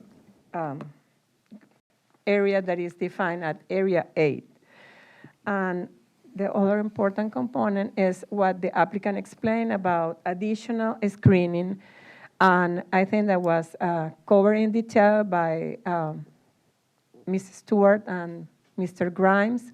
However, it is proposing additional width on the buffers and the areas that are red in the area 1 and the area 2, and also on the area 6, and also additional vegetation to provide additional screening. And also to the south, adjacent to parcel C, they are proposing additional screening and more high vegetation in order to provide better view from the adjacent properties. Staff is, there are, the application doesn't include any specific approval, what means that at time of final site plan, preliminary site plan, final site plan, they have to comply with all the regulations that are in place for every single residential or commercial uses, or any single regulation related to sidewalks, screening, anything, in addition to whatever they have in the stipulations. We have stipulations to ensure that the commercial portion shall be built after the Sawgrass is in place and is in compliance with the regulation of the comprehensive plan. The maximum height, like I said, is only 3 stories. That is not considered a high rise, at least in the planning point of view. We consider that the proposed use is is comparable with the adjacent residential and mixed-use projects that are around, and also that the commercial gonna help not only this subdivision, gonna help the entire area to minimize trips into another areas to get services. I don't know if you have any specific questions. Also, the applicant comply with all the regulations related to density transfer regarding in 7.09. And if you have any question for transportation or environmental, the staff is here, or for myself. Thank you, Commissioner Bearden. Thank you, Mr. Chair. I do have one for transportation. Can they please come up?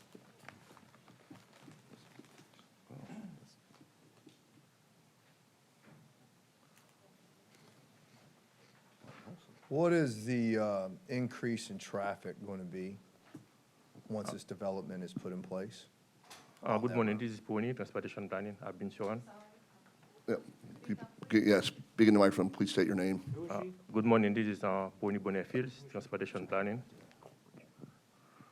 This is Pony Bonnefields, Transportation Planning.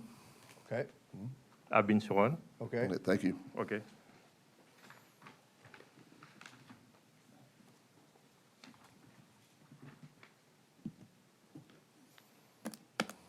Based on the traffic study, the number of trips will be about 1,100 peak PM trip on the entire Okay, so network. 1,100 trips. Okay. Yes. What's the But- percentage increase in traffic based on that 1,100 trips? It's about 85%. Okay, so it is an increase, okay. Yes. But don't forget, it's not only one road. You have other networks we need to take into account. I'm going to show you, this is the Moccasin Wallow.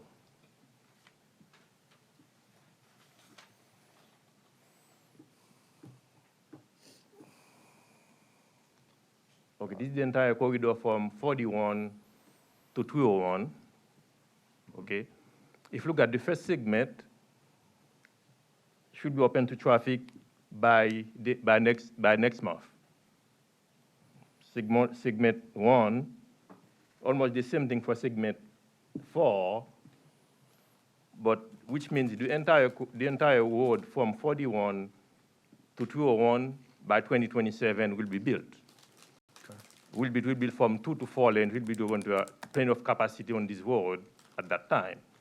But you also have other roads that are built at the same time. You have Sawgrass Road, and you also have Carter Road.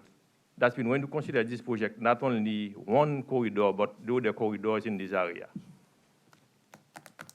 Okay, all right. Thank you, sir. May I speak with Mr. Grimes? Can we pull Mr. Grimes up? Call him up when. Whenever the proper time is, I'd like to ask Mr. Grimes a few questions. His rebuttal, you can. Okay. He'll call you up at your rebuttal. We'll ask at rebuttal. All right. Is there other questions from the board on this? All right. What I'm going to do for staff and everything like that, we're going to take about a 10-minute break here to give staff a quick, what they need to take care of, and right before we go to public comment. So if we could be back here at let's just take it at 10 after 11, make it easy. All right, so we will be recessed till 10 after 11.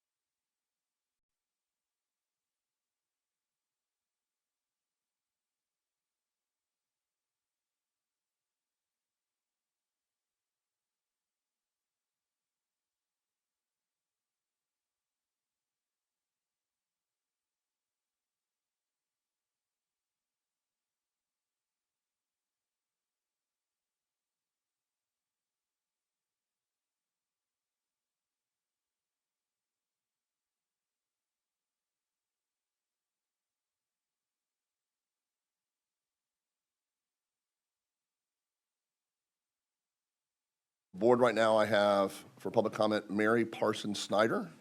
Ms. Snyder, if you please state your name, county residence, and if you have been sworn, and you have, Mary Parsons Snyder, and I have been sworn. and, And I have a thing for 10 minutes. all right, ma'am, and you will have 10 minutes.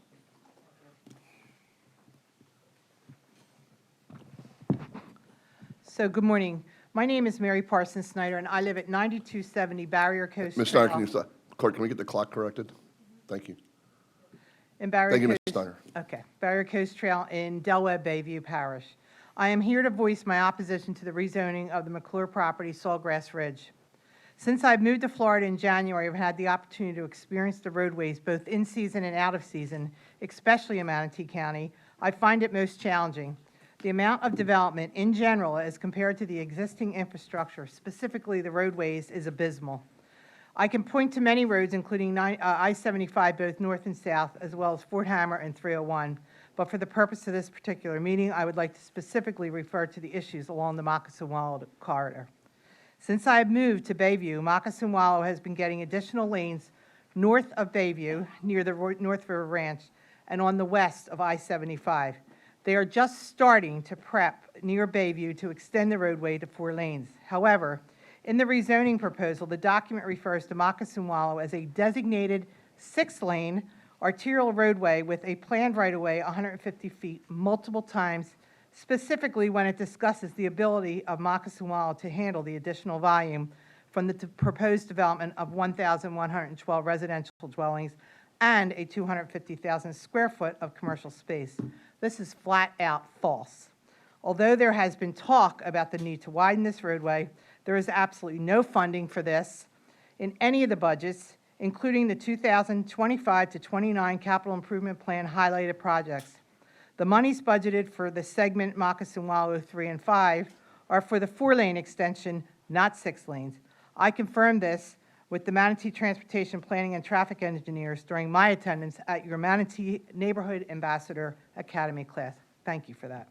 In the traffic study that they reference, the TIP, which is the Traffic Improvement Statement, it is based on modeling and not on a traffic study and actual counts. There is, however, a TOA, a Traffic Operational Analysis, that was completed as part of a final site plan approval for the Carlton Robinson Gateway. This clearly has more detail on traffic proposed in that area. There is also a traffic study apparently being conducted, although not yet available to the public, regarding the impact of the new Baycare hospital that will have on Moccasin Wallow. The traffic studies need to collectively be reviewed and evaluated to understand the true picture of what current and future traffic will look like on Moccasin Wallow when all of the approved developments are done.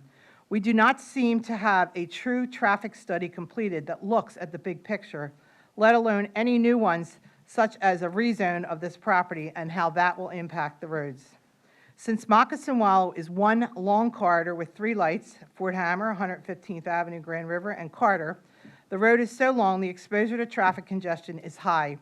There are a few breaks in the line of traffic, especially during peak travel times, for drivers to be able to access Moccasin Wallow from the access roads in their communities. This causes major delays just to get out of the community onto Moccasin Wallow.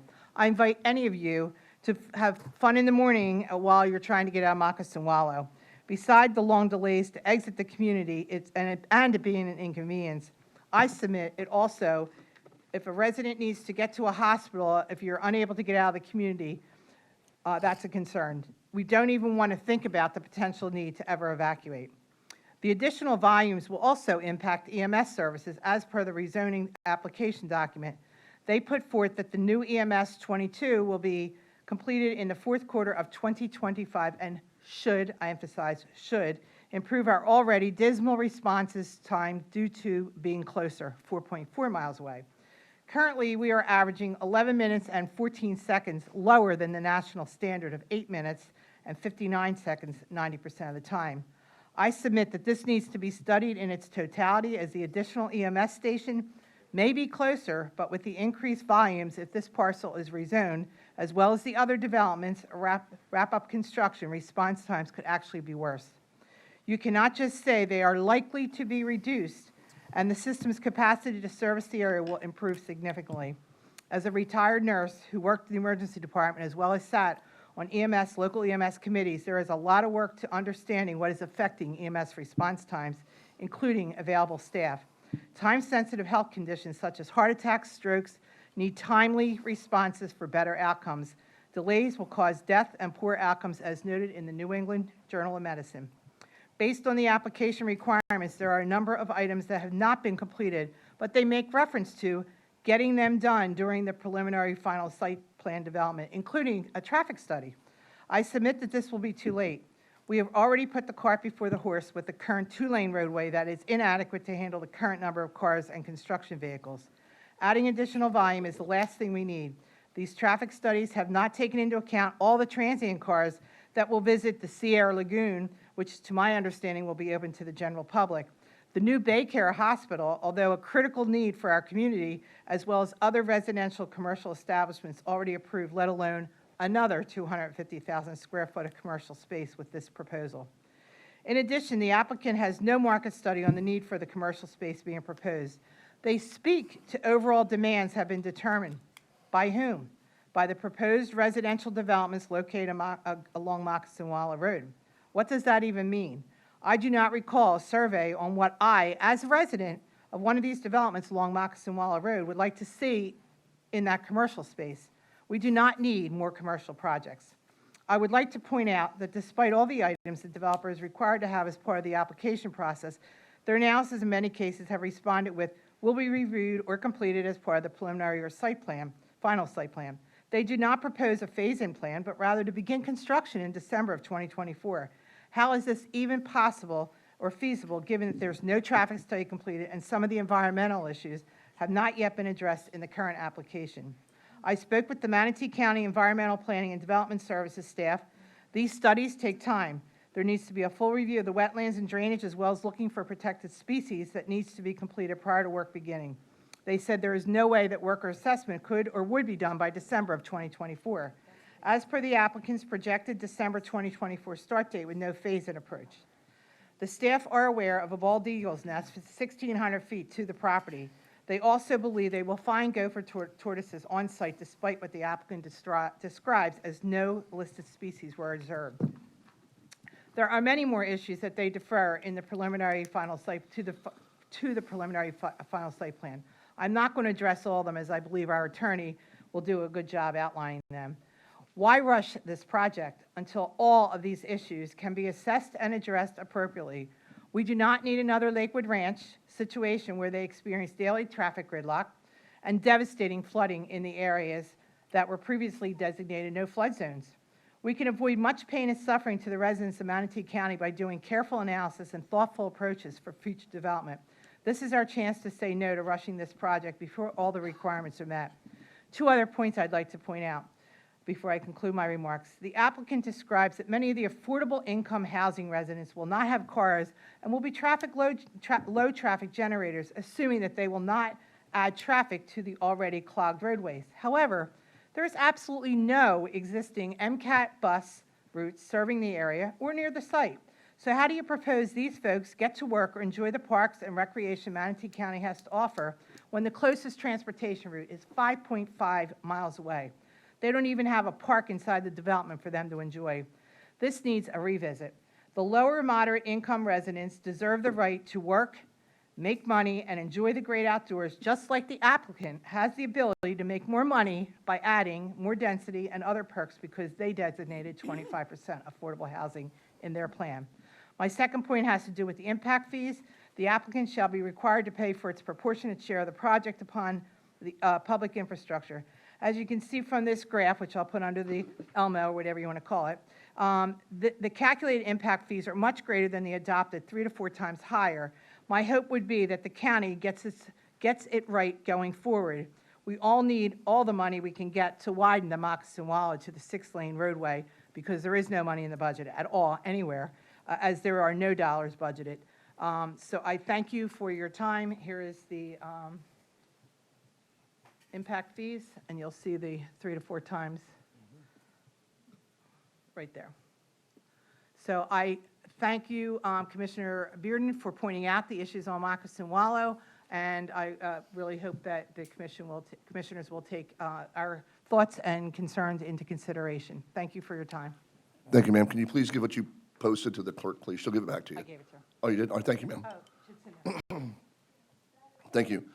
Next up is Brett Pollock. Sir, please state your name, county residence, and you have 3 minutes, sir. Sure, Brett Pollock, 8735 Backshore Lane, Parrish, Florida. I have been sworn. I have 5 signatures as well. All right, so we're here today on this project that some feel has been rushed, and it's definitely a controversy in our area, which is Del Webb Bayview. Immediately to the east, the applicant talked about how close some of the homes are to that development. But what I want to make you aware of, and I'll give this to the clerk as well, we have 940 signatures. That is not mine. 940 signatures from primarily our community that are opposed to this applicant's request. Obviously, they cannot all be here today. And some of those actually have bought but are yet to move in. So when they heard about this, they've been trying to correspond with us because they are out of state. As part of your staff's report on the Eisenhower project on page 12 and 13, it does delineate the dwelling units per acre, and I will put this on here. Excuse me a second. Roseanne, can you grab those other maps and pull those off of the thing there? I don't think he's using those. No, Can you just remove those? Thank you. I don't want him to get mixed up in that's his mine. present. It is. Yeah, okay, so you can see Del Webb Bayview is right at 2.2. Right next door where they're going to put this 1,112 dwelling units on 142 acres is going to be 7.7. That's immediately next door. I don't know how that is within the comprehensive plan to go from 2.2 to 7.7, but then you can see all the rest of the other communities in the area that your staff has put in: 1.1, 2.03, 2.63, 2.99, and on and on and on. So this project is, in my opinion, I'm not an expert, way out of whack with the community in which we live in the surrounding area. I will also say that the big box store that they are planning, or that front commercial property for 250,000, up to 250,000 square feet, is 2.3 miles away from the intersection. If you look at the rest of the interchanges along I-75, you will see that the majority of these large big box stores are generally less than a half a mile from that interchange. And now you want to put this large big box store, 250,000 square feet, 2.3 miles from that activity node where probably it should have gone. Staff last week at the county commission, or the planning commission meeting, talked about the six lanes, and I did review the video this morning, and your staff from the transportation planning at the time said that the 6th lane, and I quote, may be within 10 years. 10 years. That's what he said. So that's what we're talking about here. You're talking about the traffic. 41 minutes last week to get here in the morning, 37 minutes to get here this morning, and the traffic is horrendous along Moccasin Wallow, along with all the other roads in our community. The impact fees, I think it was brought up about impact fees. Yeah, they're paying for the road, but we had Commissioner Cruz come speak to our community early in the year and talked about a lot of those impact fees we're not going to see for years down the road. They're not going to help us tomorrow from this development and creating additional roads. So that is kind of timed away from now. And this may be economically feasible to the applicant, and I understand that, I understand that, but is it compatible with our community? 2.2 dwelling units per acre versus 7.7 and 2 point something around the community. And with that, obviously I'm not going to use all my time, but I want to thank you for your attention today, and I hope you vote against this rezoning. Thank you. Thank you, sir. All right, those are two scheduled speakers. Now I'll ask, is there anyone in the audience like to come forward and speak on item 13?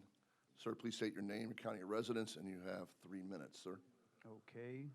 Good morning, Commissioners. My name is Kevin Gray. I'm a resident of Bayview. I live at 9209 Nautilus Run, and I have been sworn. Thank you, sir. I have the document for the extended time for 10 minutes.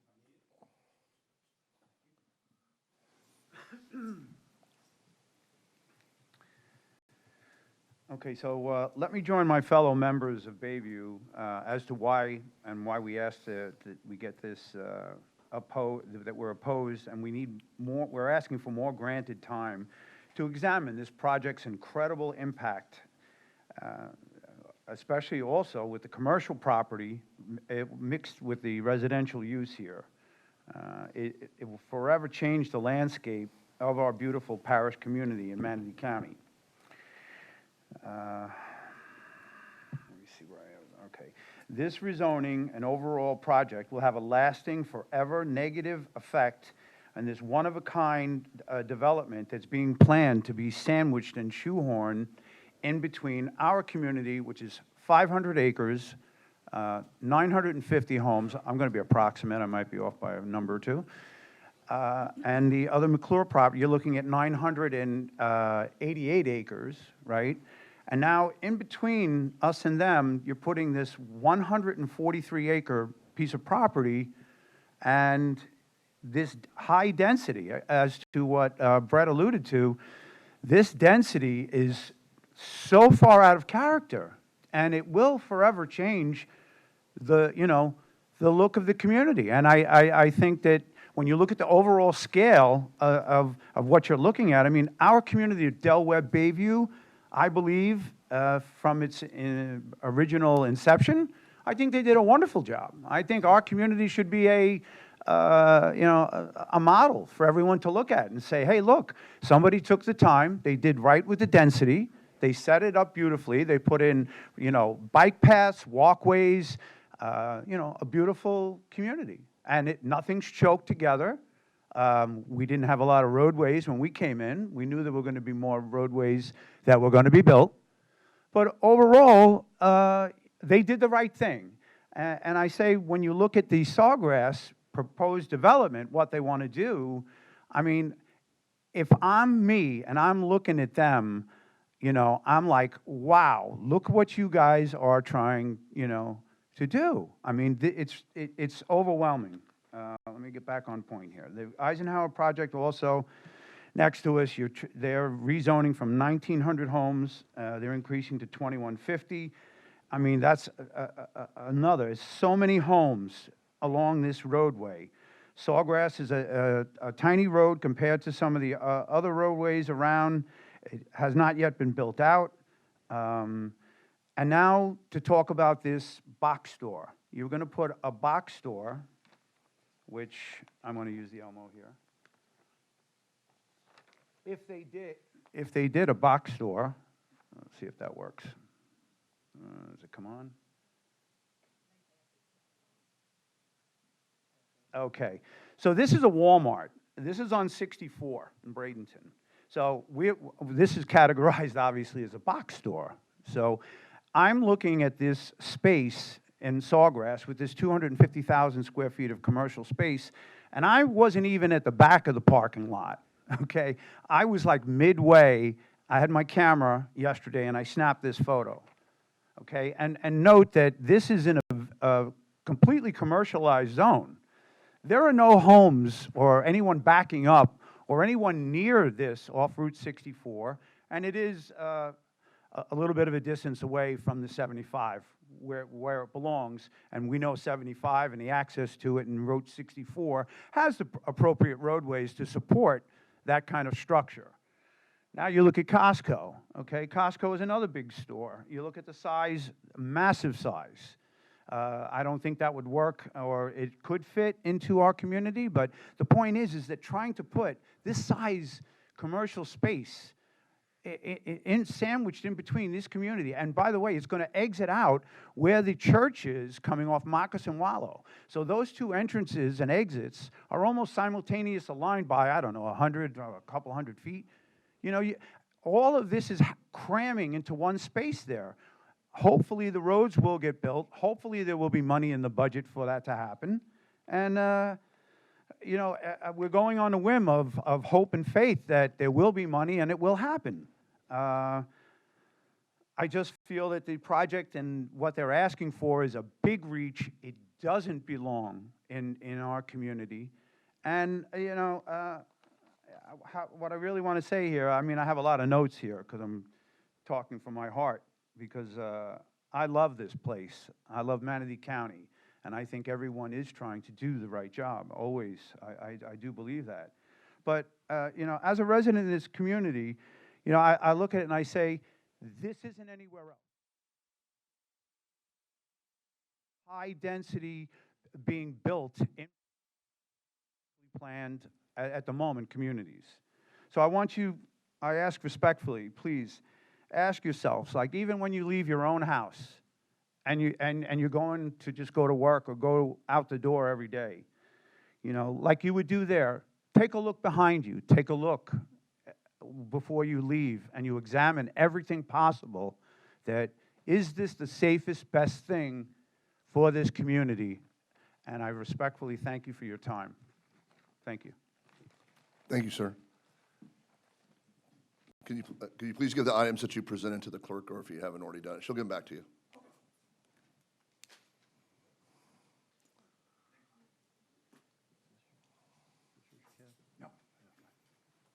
Before you start, sir, we're going to break at noon for about a 45-minute lunch. So if there could be the next two speakers, yourself and the next one to get up there, we appreciate it. And we could start right back after noon, after lunch break.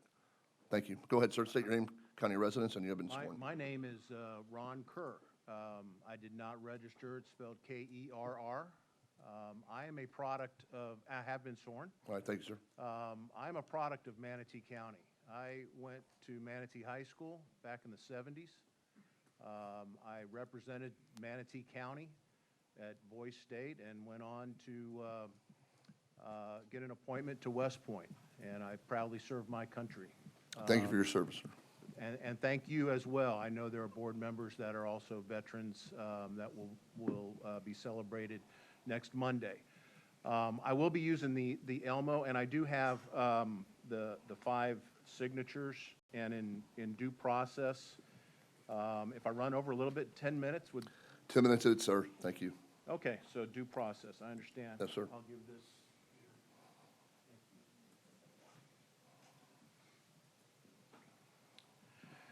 So having said that a little bit about me, I've been a resident of Del Webb, Bayview for 2.5 years. I came back home to Manatee County after some adventures. And a lot of things have changed for the better, I must say. And thank you for your service as the Board of County Commissioners. It is service that is sometimes overlooked. I want to talk about a little bit about where I'm at. So I was cautioned not to talk about my backyard, but maybe I'll just get ahead of this. I'll be the not in my backyard person. That's me, the red circle. This is Moccasin Wallow Road. This is the applicant's property in question today. This is what I look at almost every morning. I'm very close to Moccasin Wallow Road, And I knew what I was getting into when I bought there. I knew there was going to be more traffic and some noise, but oddly enough, it's really not too bad. So those are the wetlands that we keep talking about off in the distance. And this little white sign here is a sign that says conservation boundary. And we heard about conservation boundaries from a previous applicant. So it's you know, that could be a Walmart. You know, that is the rumor right now.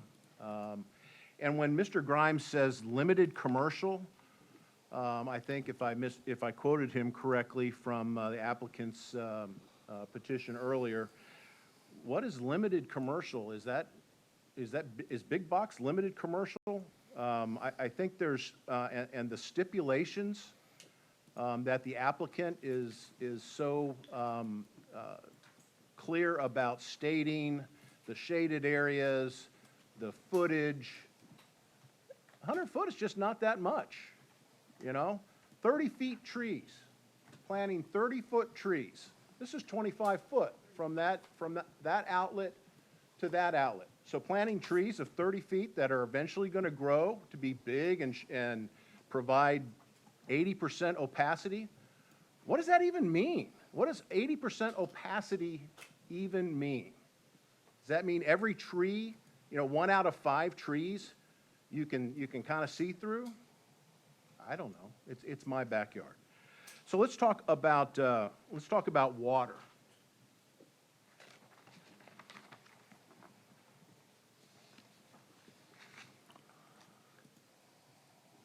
Again, my backyard. This is after Hurricane Milton, and I'd be remiss in not recognizing the people in this chamber, the county commissioners that banded together through not one hurricane, but 3 hurricanes this year, and to the staff that also has other emergency functions. We came together as a community, as a county, and did the right thing, put in countless hours. Thank you for that. That was only a month ago. So this was a month ago after Hurricane Milton. Those are the wetlands off in the distance. I was up on my pool cage last night, just kind of checking things out. So from a higher distance, that's a lake out there. That is a lake. It's not just wetlands, it's a lake. Maybe the water's going to go someplace, but a month after Hurricane Milton, that is a lake off in the distance. So when we talk about water, I think we've got to, you know, where is it going to go, right? Where is it going to go? I want to give you another quote from the Planning Commission meeting on September the 12th, and this is from Thomas Gerstenberger. Mr. Gerstenberger, if I murdered your name and you're here, I apologize, but he is the Manatee County Stormwater Engineering Division manager. And the context around this was in this very chamber at the Planning Commission talking about properties around Center Lake, and he also mentioned Summerfield. And I quote, "Floodplain information is obsolete, out of date, or incorrect." This is our own county expert, and updating takes years. So we're going to, is it prudent to continue to build more parking lots, more impervious structures? The water's got to go someplace. In our case, it goes to the Buffalo Canal, okay, and it flows west and south. So I have a huge concern about the adequacy based on expert testimony from a water standpoint.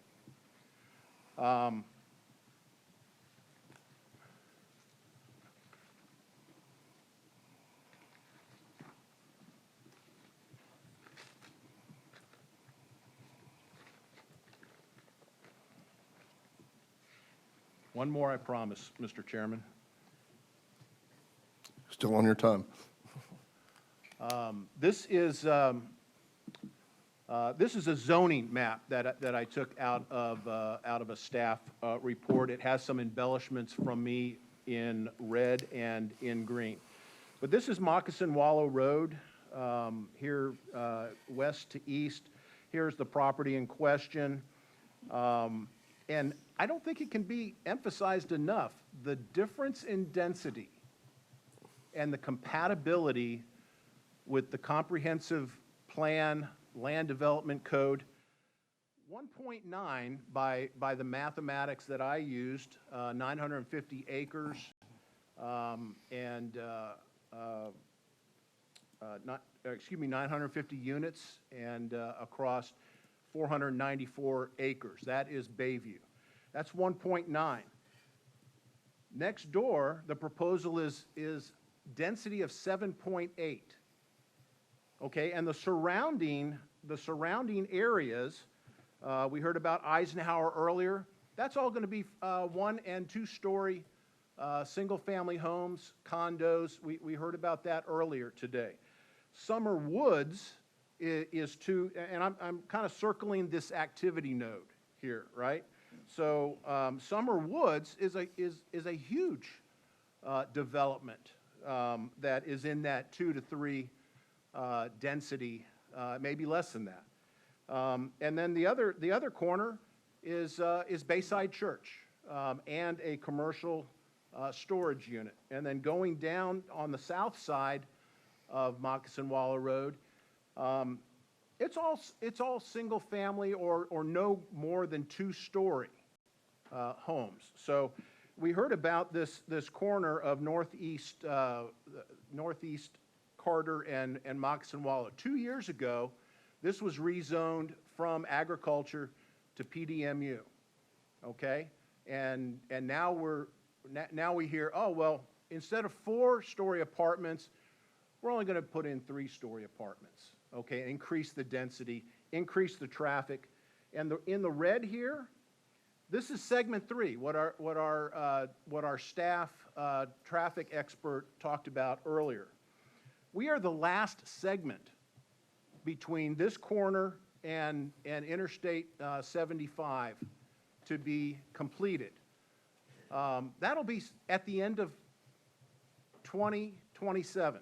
That's 3 years of congestion, safety problems, impatient Floridians. I'm one of them. I ask you to consider our lives from my heart in your vote today, taking into consideration water, compatibility, and concurrency. I forgot about concurrency. All of this stuff is supposed to happen at the same time, concurrent. It doesn't happen that way. In reality, we have traffic jams. Upper Manatee River Road. Holy cow. This rural road is going to be the next Upper River Manatee Road. And I ask for your vote to deny this application in rezoning. It's the wrong application at the wrong time in the wrong area. Thank you. Thank you, sir. And happy Veterans Day on Monday. Happy Veterans Day. All right. Next speaker. Ma'am, it's like 11:44, so we're going to break right after you get done. I'm only going to talk for 3 minutes. Okay? And All right. first of all, Thank you, ma'am. most of the people have already covered what I would have said about. Yes, ma'am. Can you please state Oh, your? I'm sorry. My And name can you is- move the microphone down a little bit? Back it up? Perfect. No, so we can hear you. Okay. And then if you could please state your name and county of residence, and you have been sworn. My name is Sue Hugus. I live at 10514 Windward Way and in Bayview, and I have been sworn. That's good. That's all I need to All know. right. And I'm going to talk on a personal basis, but quickly because everybody else covered everything I wanted to say about traffic and the big box stores and all that. So basically, what I want to say is, can I have the Elmo? I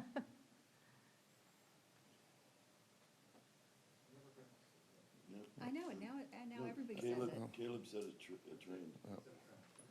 Okay, well, Webster's they Dictionary. used that last week's meeting. They kept calling it the Elmo, so that's why everybody here is calling it the Elmo. Okay. What I want to quickly just point out is, this is my house right here, this little red spot right here, and this is the new zoning. I think that the McClure property and the engineers and all, and the lawyer, were referring to all the buffer zones that they're agreeing to. The problem that I personally have is they're calling the pond behind my house that's on Del Webb property as buffer zone. They have given no allowance for trees or anything there, but the land itself is basically flat. And the problem with that is I can see all the way from my backyard across this whole area here and all the way over to Sawgrass Ridge Road right now. And the problem is, I'm now looking at trucks going up and down. I'm looking at where they've dumped a lot of the piping to go under the ground and things like that. So I'm requesting, for me personally, that that be considered more a buffer along the line between Del Webb Bayview and the new project that's going in at Sawgrass Ridge. Again, it's going to be a horrible look for me. I'm going to be looking into two different communities' housing development. Thank you. Thank you, ma'am. Can you please give the clerk, ma'am, you left your paper up there? Is that your paper? No. Oh, huh? Oh, that one? All right, thank you, ma'am. All right, next speaker, please. We're at 11:47. Next speaker would come forward. We are going to break at noon for about 45 minutes, so we can get back in and address the rest of the rest of this application. So, next speaker, please.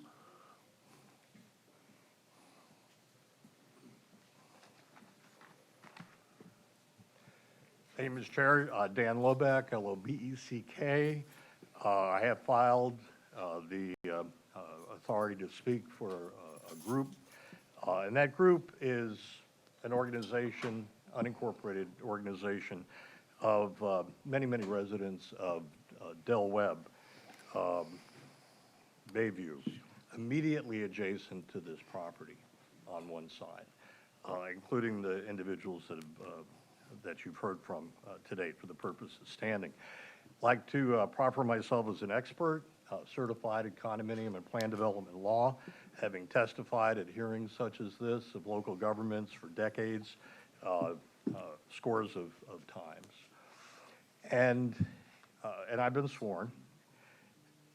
The McClure family is to be honored and respected for their responsible stewardship of this and other properties. You see that it's proliferated with wetlands that they have preserved in a natural state, and with wildlife, although the expert doesn't seem to see them. And let me suggest to you, there is no stipulation to protect the wood stork nests. It was simply a comment by the expert that they should be investigated before construction. No stipulation whatsoever, even though you heard that. This is the poster child for unplanned, irresponsible development.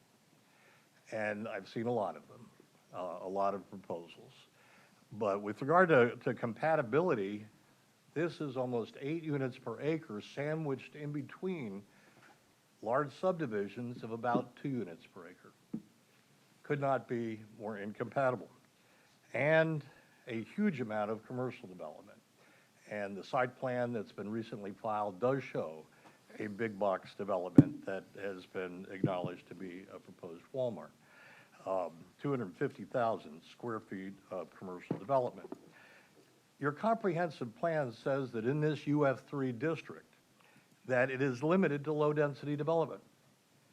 And supporting uses, such as commercial, for daily activities of people. You know, perhaps a 7-Eleven or something like that. And that you could have community serving uses only in limited circumstances.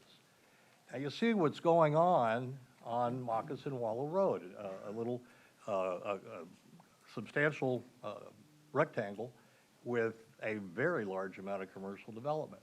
This is being treated as the norm, not limited circumstances. It does not fit here. You've got 402.2.b of the LDC that requires neighborhood compatibility and transitions when you look at proposals such as this. 342.3 of the LDC requires that you consider compatibility with the existing development pattern and zoning of nearby properties. Now, when staff asked the applicant to respond to that standard, what did they say? The existing development pattern for Manatee County is from west to east. No talk about density, with several developments surrounding the property approved for residential and commercial development. No reference to density or the intensity of commercial. They know they have a problem complying with your land development code and comprehensive plan. Also, 402.6.e of the land development code requires transitions of densities. You don't put 8 units per acre up against 2 on either side.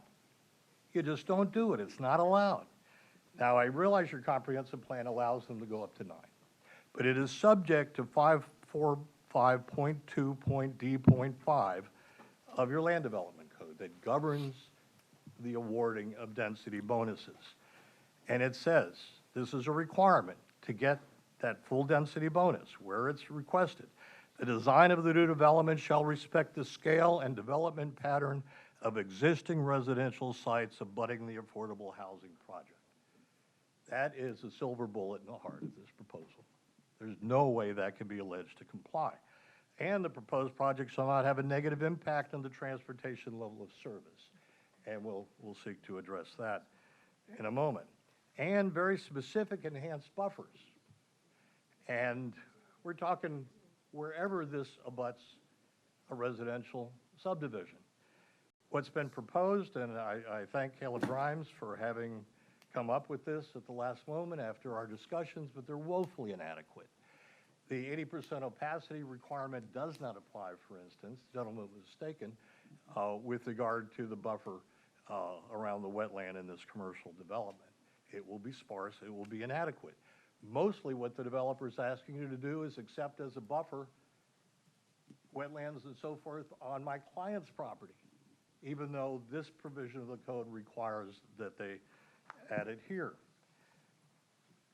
Too much commercial development, again, limited circumstances. If there was ever a circumstance where it needs to be limited, it is this. Let's talk about transportation, and Commissioner Bearden is very correct in terms of the necessity to look at this. The traffic study is fatally flawed. It depends on 6-lane construction of Moccasin Wallow Road, which is not in your capital improvement plan. It's not funded. There's no commitment to fund it in the future. It's speculation. This is something we're going to need. And the traffic study says yes. Oh, in 2028, you know, when this is built out, even though a much more aggressive construction, it's supposed to start next month and then take 3 years to complete in the general development plan that's been submitted. But, you know, we're going to need 6 lanes. But there's no commitment by the county to have 6 lanes. There's not the projection that's necessary for the 4 lanes, which perhaps within those 3 years might be constructed. So that's flawed. Their traffic study is also flawed because it assumes for ITE schedule purposes of trip generation that the commercial area will be a shopping center. Instead, we know there will be a big box, and the ITE has a different code with much heavier traffic for a big box commercial. The traffic study should have noted that because, in fact, the plans that have been submitted to the county does include that big box. And what the traffic study says is that, you know, it's going to be overcrowded when it's 6 lanes anyway. So let's just put a bunch more commercial development on top of that, and make it even worse. That's like recognizing that if you eat a piece of cake every day, it might expand your waistline. So what the heck, let's eat the whole cake every day. Totally irresponsible. Lack of urban services, don't have time to go into that. I have put my full analysis that I sent last night to each of you and to Caleb Grimes into the record. And being sworn, I attest to the accuracy of it. Environmental destruction, you were told that there's a stipulation protecting sandhill cranes. Again, that is not in there, just urging of a study is needed. Wetlands, the wetland codes of the county requires that you preserve first, then minimize, and mitigate on-site if you can, and then only do wetland credits. Staff notes, no justification has been provided for that. All you have is a comment by an environmental consultant that it would not be economically feasible for the applicant to preserve the wetlands. Not an expert in that kind of thing, and if they get away with that, anybody can pave over wetlands anywhere in this county for any reason. And then finally, and I would ask for a few more minutes for the sake of due process, because this is a complex thing. Sir, we're going to hold everyone to 10 minutes because then I have to give everybody 10 minutes. So I appreciate your asking, but thank you. 16 seconds to tell you, if you refer to the detailed analysis I have done, that numerous requirements for a general development plan in your code required before you approve it, as you're being asked to today, are missing from the application for this GDP. And staff has said, we'll wait until the final site plan comes in. And they can't do that. Point after point after point, so you know what you're being asked to approve. Market study being one of them. And, if I did have adequate due process and was allowed to recite to you one by one all the stuff that's missing, you would just see it. If we have to take this to court and my client is resolved and is resourced, we have, I think, almost an open and shut case to challenge this approval for that reason alone, as well as the other reasons I have given you. This is too much in the wrong place. The McClures deserve good development. They've been proposing it elsewhere, including my client's property. But this is overreaching and irresponsible in so many ways. And we very strongly urge denial. Thank you. Thank you, sir. All right, it is 11:58. What we'd like to do is we're going to break for lunch now. I would like to reconvene at 12:45 to continue this item, and we stand adjourned till 12:45.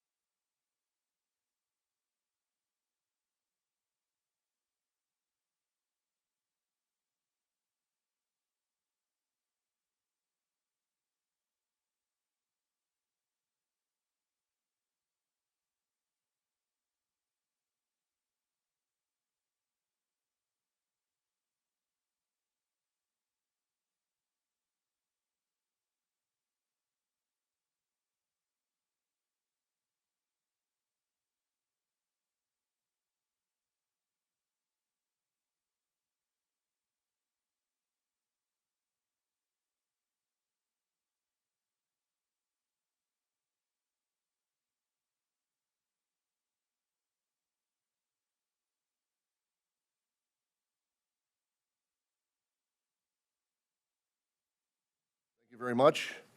And we left off at public comment, and I will start public comment again. If there is anyone in the room that would come forward and speak on this item, please come forward. You have 3 minutes, and you'll need to state your name, county residence, and that you have been sworn. All right, seeing none, is there anyone on the phone that would like to give public comment? No phone. Not at this time, Mr. Chair. Yeah, Madam Clerk? Oh, that's right, sorry, quasi, pardon. All right, so we will go ahead and close public comment. Staff, any closing? Do we do that? No. Oh, okay. Okay, all right, are there any questions from the BOCC, for the applicant, staff, or citizens, or any questions that they would like to ask? I see we got Commissioner Beard, you're on the board. Thank you, Mr. Chair. Just a couple questions for Mr. Grimes, if it's okay for him to step up at the podium. Well, I appreciate, I mean, obviously, we know what the needs are in District 1, right? We know that we need commercial, and we know that we need more affordable housing. So I appreciate your applicant coming up and kind of trying to figure out and basing what they want to do based on the needs of our community. That being said, you know, like I said before, I'm going to have to take a hard stand on our infrastructure and our roads being built. So I'd like to ask you a question. Would you be open to not putting a shovel in the ground until our Moccasin Wallow is widened? Commissioner Bearden, first, one of the things that I had hoped to do, and maybe we can just do it now, is correct a lot of misinformation that was given to you about the status of the roadways and the timing of our project, so that you can understand that basically our plan is to do these, we get ready concurrently with the 4-laning of the road being completed. And I really would like to ask our transportation engineer, Becca Bond, to explain exactly what is going on with the roads, the studies, and where we are in it, to show that we've been working very hard to assure that our development does not overburden those roads and that they will operate at level of service capacity. And you were given a lot of information that was incorrect on that. So I would like to first respond by getting the record straight and you understanding what we're doing and why, and then maybe that'll help answer that question. And I can do it now if this is the right time. Madam Chair, can you do his rebuttal now, or? Now would make sense. As long as it's just answering the question, you can do it now. Okay, all right, thank you. Yeah. All right, well, first, what I wanted to explain is that you were given information that our traffic study was based on that road being 6-laned. And that is not correct. We did the study based on that you have in your CIP 4-laning Moccasin Wallow Road, and your rules and regulations say that when you do your studies, you take into account the improvements on the CIP, so that your development is coming in time with that.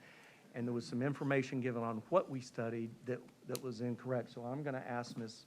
Becca Bond, traffic or transportation engineer with Kimley Horn, to explain that.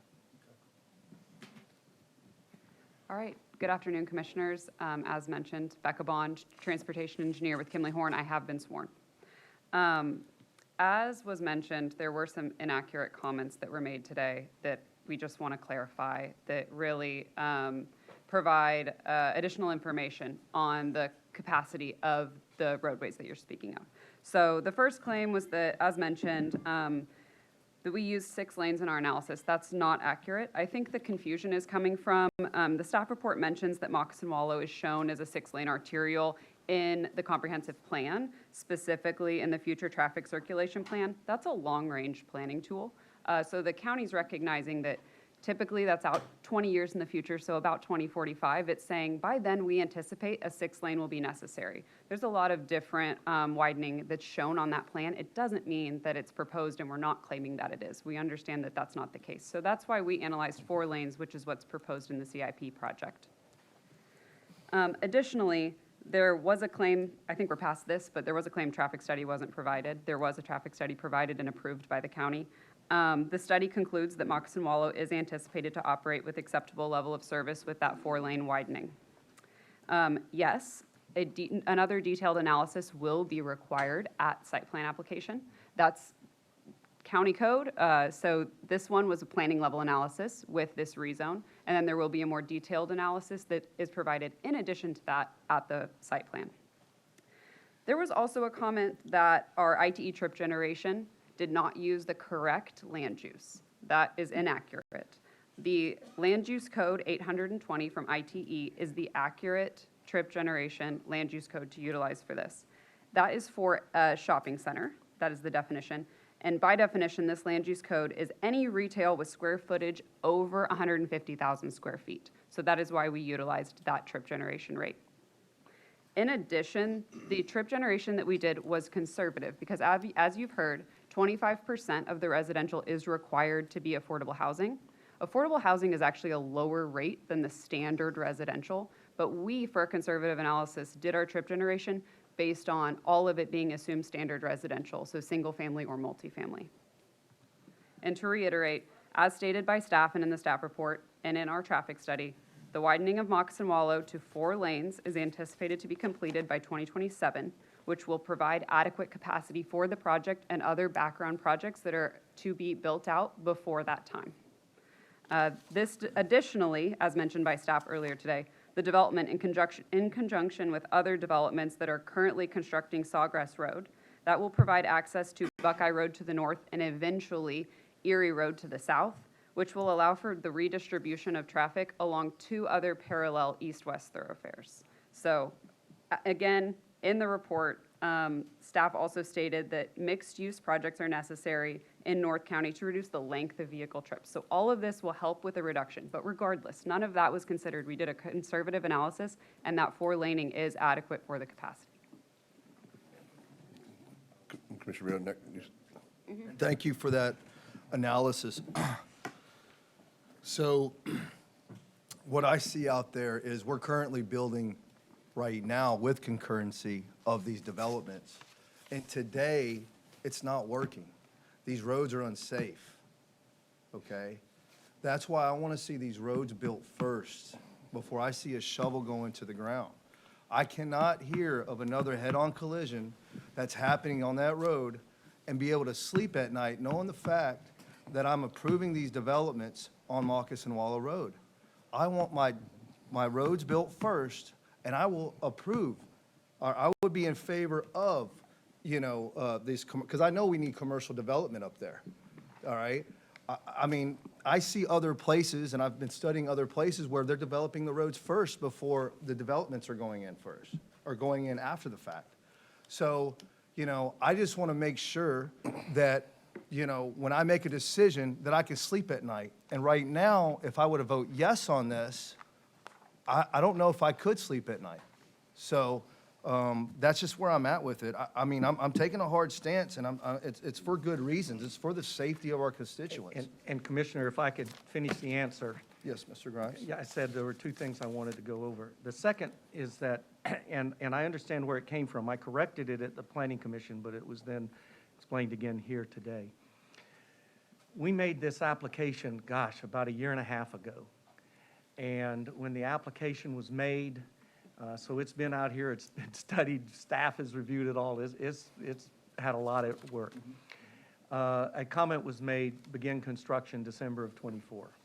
And you heard about that. Well, as I explained at the Planning Commission, what we're really trying to do, and that's why our commercial users are very interested in coming here, and our developers are interested in coming here, is if we get this rezoning, we then have to go through the preliminary and final plat stages.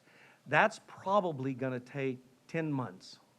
And if I know how things work, we probably ought to plan for a year. At that point in time, it turns you loose to be able to construct the infrastructure for the place. And so we would then begin infrastructure construction. That takes about a year. And so we are nearly 2 years away from being able to even start having things go in that would get a CO. And the reason we're doing this in part, and the reason we have success with folks that are interested in it, is because it is timing with the construction of the roads. I can assure you that the commercial people, they want those roads completed before they go in there and open up. I deal with a lot of them, and it's always, hey, when's that road completed? That's when we're setting our grand opening, type of thing. And so we are timing it all to work with that. Now, I have no reason to believe that your plans for Moccasin Wallow won't meet what's in there in this instance. I mean, you've been doing them segments, and it will be done in that by 27. And so we're matching all of that. If we have to do something that says we won't start until an event happens out of our control, it makes it incredibly difficult to enter into contracts, to make agreements, to do funding, to get lending monies. You just can't do it. We know what the timing is that we're about 2 years out, and we can live with that.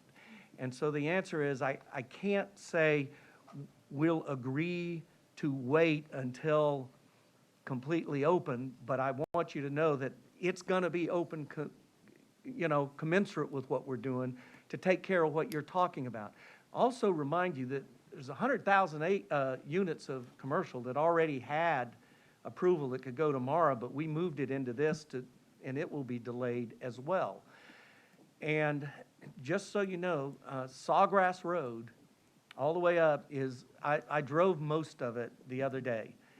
Just the north end it's got some work to be done, and the final connection, which is supposed to be done in the next couple of weeks to Moccasin Wallow, they've been working with the county to design it in a way that you don't have to tear it up when the 4-lane comes through. So they're working at that. But you can drive the road most of the way today. It's open to the south for quite a distance, and you will be having an agreement come to you fairly soon where the developer, Metro at Parish Lakes, is going to complete Sawgrass. They've already got the plans done. They're ready to start, and they're already working on Carter all the way down to connect up. So those will be done over the next probably less than a year. So we are working to time all of this to accomplish what you're worried about. So I think I answered your question. And some. And I appreciate you answering my question, sir. However, what we're doing right now is just not working. All over the county, it's not working, okay? Us putting these developments in first without building our infrastructure, it's just not working today because, like I said, these roads are completely unsafe, right? We're gonna have to go back to the drawing board and figure out what we have to do to put this infrastructure in first before we begin to move and put more homes in, more development in, because I want to see these roads built out for, and this is just not you, Mr. Grimes, but this is moving forward to, sending the message across the county. Well, Commissioner, in this instance, it's a good message because the Sawgrass development, they're the ones building Sawgrass Road that whole way. If we had to wait for the county, I'm not sure when it would happen, but because you have a development there that needs that, they're building that. In this particular one, they're assuring that there's the right-of-way, and you wouldn't be able to 4-lane if they weren't giving the stormwater lakes or getting those deeded, and I think we've already deeded them off of this site to the county so that Moccasin Wallow Road 4-lane can go forward. the stormwater is on this site. And, and so we have these developers in this area, and if you look at Parish Lakes, right to the south, and I know of what I speak, they're my client, is that the things that they're doing, building these roads, and they actually are advancing Carter Road at the request of the county because of the need for it. And so they've got the plans done, and they're ready to start. They're going to come into you with a, to get some partial impact fee credits for it. And so, you know, I understand there's a problem, but these developers are the ones that are solving your problem. And now the county is doing a great job on Moccasin Wallow Road itself, and so anyway, I understand your position, but we recognized it, and that's why we're doing what we're doing, how we're doing it. And I agree with you, Mr. Grimes. If it did have to depend on the county, there's no telling how long these roads would take to be put in place. And I would agree to the fact that, you know, that the developers are solving our problem, so I don't see why there is an issue with solving this one in order to put our infrastructure and our roads in place first, moving forward. Is that it? That's it. All right, thank you. I have a quick question. You want to get on the board? Yeah. Oh, I didn't see everyone's on the board. Yeah, I'm going to go real quick. Mr. Grimes, real quick, to Commissioner Burden's concerns and questions. I mean, the Del Webb project wouldn't be there if we had to wait for the road to be built, correct? Okay. We That get pretty much a solved lot, that problem but there. I'm on board. The other And, question is with regard to the commercial, so they're going to bring the commercial in first, correct?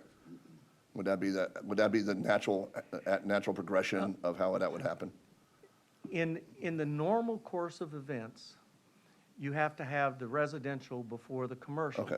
However, the reason we're doing the commercial here at this time is that we already, and the McClures have kind of seen through this, we already have a lot of residential in the area that is making the demand for this commercial, which is why it is ready to go. And so the commercial will be coming along once we can get through this 2 years of permitting and construction. And by the way, one of the things that Becca Bond told me is that the traffic study, of course, shows that the commercial captures a lot of the trips, and so it's a good thing. And it doesn't capture, the study, you do it to capture within your development, but it's going to get stuff in the development next door and places to keep people from having to drive greater distances. And so, yes, commercial is not waiting in this instance. And to your previous comment, we've already heard from our traffic folks that Moccasin Wallow Segment 3 will be completed Right. to complete all of Moccasin Wallow by roughly June of '27. Correct. So it's your statement to say that this commercial project will be probably completed around the same time? Close to it. It depends on permitting and how fast we can get through all of that, but we're a couple of years out to get there. So when do you think, what would and I know you're not the developer and you're not the builder, but what do you think in your experience, because you're pretty much an expert on this stuff, when do you think that the total build-out of this project would be? How many years from now? If I recall, you have 3 years after that build-out? 3 to 4 years? 4 years. So 4 Okay, I years, asked but roughly, the entire project will be built in... So you're 31. Okay, all right. Yeah. All right, thank you. Real question regarding the buffering that our gentleman brought up earlier. He was concerned that he looks out his back window, and could you have someone tell me the distance between basically where his house would be through the wetland area to to any part of the commercial property? I'm looking at your map. I'm going to get something that we've measured Okay. it. I know you're doing those enhanced landscaping, buffering, and everything like that, but he was concerned about, the distance. I mean, he was saying like we'd be able to see the Walmart or whatever that big box is going to be. Let me see if yes. where is the one?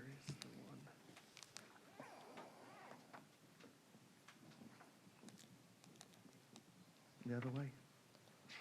Sorry, No. Mr. Chairman.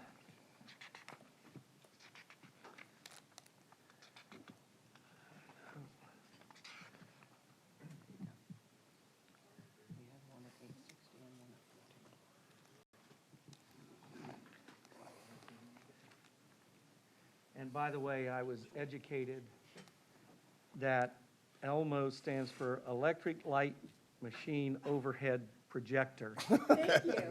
Thank you. Which this is not. But it serves like one, so I'm Okay. supposed to call it a document camera. Close enough. Close enough for horseshoes. Yeah. Okay. Because- Yeah. The gentleman that showed his home was right here. And he had brought this up at the Planning Commission. And so we looked at it, and this distance right here to the closest point of the commercial site, that's not where the building will be, but the closest point of the commercial site, right there is 860 feet. We also did a measurement here that's 1,400 feet. And so when he said that, and he showed it, his view at the Planning Commission, across, and you see there's a lot of wetlands here that are, and we designed the commercial to, be behind all those wetlands over here against Sawgrass Road where it would have the access so that it fit in appropriately. So what we said was that, and you have that map I have, we said, you know what, we can understand, it would be nice to soften that view.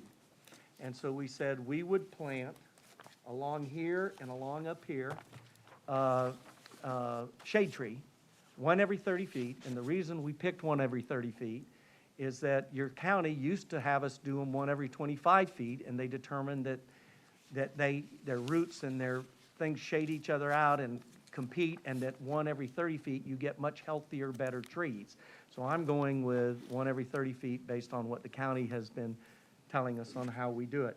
So we said we would plant those, and so you would see across, and not just a bare wall, you would see something that was obscured and softened with the shade trees. That's not a buffer. That's not one of your greenbelt buffers, because your greenbelt buffers are around the outside and you don't put them in wetlands. This is just something extra that we said we would put in. So, Commissioner Ron, does that give you the information you need? I mean, we're talking 860 feet, what's that? About 3 football fields length? Yes, sir. All right. Thank you, sir. Commissioner Turner, With these mics. you're on. Hey, Caleb. Mr. Loback brought up congruency. So I've got to believe if you don't have that resolved, you wouldn't be standing in front of me. But let's talk about that for a second. So the high density compared with the 2 neighboring communities, my assumption is it's the affordable component and the activity node that allows you guys to do this. Is that correct? The answer is yes, but at the activity node, there are a couple of ways that you could have higher density under your comprehensive plan. One is a mixed-use project that would allow higher density. And you've seen some of those coming along where you have the commercial and the residential and you have higher density. The other is if you do affordable housing. Right. In this instance, we didn't choose to do it just because it was mixed use. We chose to do the higher density because we wanted to bring to this area affordable housing. And the reason we have higher density with affordable housing is you are then able to spread the cost of the units over the infrastructure, the cost of the land, all of the costs. You get to, it spreads over more units, and therefore you can bring the cost down and meet affordable housing. I don't, it's very rare, unless you're doing something that's a government subsidized thing, that you can do affordable housing without trying to get some greater density to make it work. Right. And, well, that's country. That's all over the country. that Sure. challenge. And that's the reason we're asking for what we are, is we think it. Now, as far as the compatibility, of course, up here, we have residential against residential. We've agreed in this area of the North A that nothing over 2 stories, and of course, 2 stories is allowed anywhere in residential. It's a cottage type product. And, and we've limited it to 3 stories, but not right next to the folks that live there. It'd be either 2 stories or 1 story, depending on where. So your code has various provisions in it that says between different types of uses, this is the buffer that you need to have to achieve compatibility. And if you notice, Rosina said, we are not asking for any specific approvals to change that. And in fact, we are going beyond it. So we're meeting what your code says is needed to have compatibility between these uses, and then we're going beyond that. Yeah, thank you for making that clear, because I think it was misleading what Mr. Lobeck had said. Secondly, just for the residents of Del Webb, the whole country is suffering, trying to find ways for affordable housing. These kind of opportunities we have to take advantage of to some degree. What you've got to, and good for you guys, to be able to afford to live in Del Webb, you probably represent 5 to 7% of the population as a household income. We've got to provide housing for really the true middle class, and these are opportunities for that. You know, between the buffers and everything else, not taking it 4 stories, they're really making an effort to put this in here. So I would like you to maybe look at it from a greater cause than just through your own lens. Thank you. Commissioner Cruz. This wasn't the question I was going to ask, but I'll ask it just to make sure we're all on the same page. What's the AMI threshold of the affordable housing you're proposing? 80 to 120. So 120%. Well, that would be the maximum. Yeah, understood, but the I mean, that but- just but- happens to be the numbers we're given. Understood. Yeah. But 120%, whether you want to call it maximum or otherwise, that's how your rent is structured in That's how terms it of your is. maximum rent. That's right. Are you aware, everybody, that the 120% threshold for HUD in 2024 is greater than the actual market rents in Manatee County? So the actual rents you can charge under this affordable housing program is actually higher than the rents in a market rate apartment complex. So we're not doing this provi- for many, many years, so I understand, but it is. it may be in a snapshot. In a snapshot, meaning in real life. Today, Yes. yeah, but The as you know, 120%. we enter into a LURA. I'm just saying, and I don't care, this wasn't even a question I was going to ask. I just want to make sure we're not playing all of a sudden, we're all good Samaritans here, giving out free housing to people in exchange for density. You know, the rents, I'm just saying the rents on the affordability at 120% are greater than the market rent. So you're not providing lower price rents. This isn't Habitat for Humanity. That's why I've already been talking to Development Service about getting rid of our 120% threshold. That doesn't make logical sense. But my question was, you said earlier, and I wasn't even going to ask a question during this, but you said it, so I'm curious where it came from. You said you previously transferred 100,000 square feet of commercial to the site? You did it today. You took this 100,000 square foot out of the project that was preceded this Okay, one. I was And we're here. putting it in, and so we're consolidating it so we have a better planned development. So that 100,000 was already approved at that site. But you only removed 70,000 square feet from the Eisenhower. They put some up here. So you deducted 70,000 from one side and then, but transferred 100,000 someplace else, but didn't take out the whole 100,000 from the other side. This site was approved for 100,000. Uh-huh. And so that site that was approved for 100,000 is now a part of this site. All right, and the extra 250 units on the other property was not part of a matrix in exchange for the less commercial, because we're transferring the commercial, so that commercial didn't go away, it just got transferred someplace, the other units were. Correct. Yeah. Okay. It was to have a better design plan commercial site. All right. I don't know why you find that funny. I mean, it's what happened. Well, you transfer, you're presuming you transfer commercial to a site that at the time when you did the transfer wasn't zoned to allow for commercial, so you were pre-assuming that there was a transferability over here. Maybe the terminology is, but this site was already approved for 100,000. Correct. Now this site together with this is 250. So in that area, we're adding 150. Okay. Is that, sir? All right, thank you. All right, does anyone else have any questions of Mr. Grimes? All right. Thank you, sir. All right. Staff, do you have any closing comment? Good afternoon, Rosina Leider, and I have been sworn. I would like to clarify what is the definition of activity node. That is a commercial or mixed-use development that meet commercial criteria. And this site, when Sawgrass Road is finalized, gonna meet commercial criteria and is subject to the densities and intensities that have been proposed and is in the comprehensive plan 2.2.1, 0.11.2, and 0.3. Also, I would like to clarify that in many times it's mentioned that this proposal is for a high density, and the comprehensive plan established medium densities around 9 dwelling units per acre. That is what is in the UF3. They have 3 dwelling units per acre and a maximum of 9 dwelling units per acre if you are in an activity node or you propose affordable housing.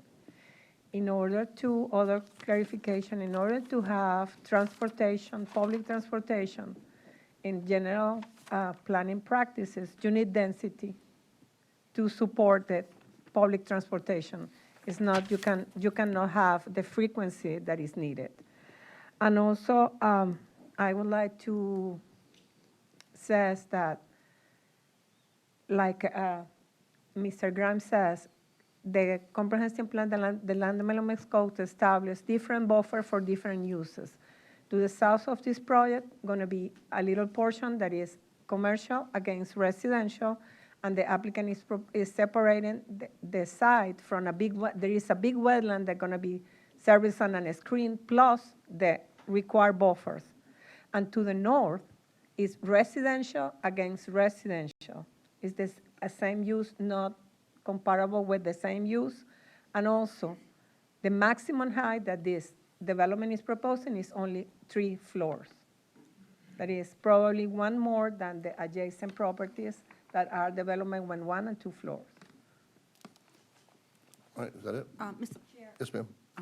Excuse me. You're on. Yes, Rosina, could you please clarify the difference or how we're looking at this with the general development plan versus final site plan later? Yeah, the general development plan has to comply with the 321, if my memory is working, and have a lot of information that have to write at this point.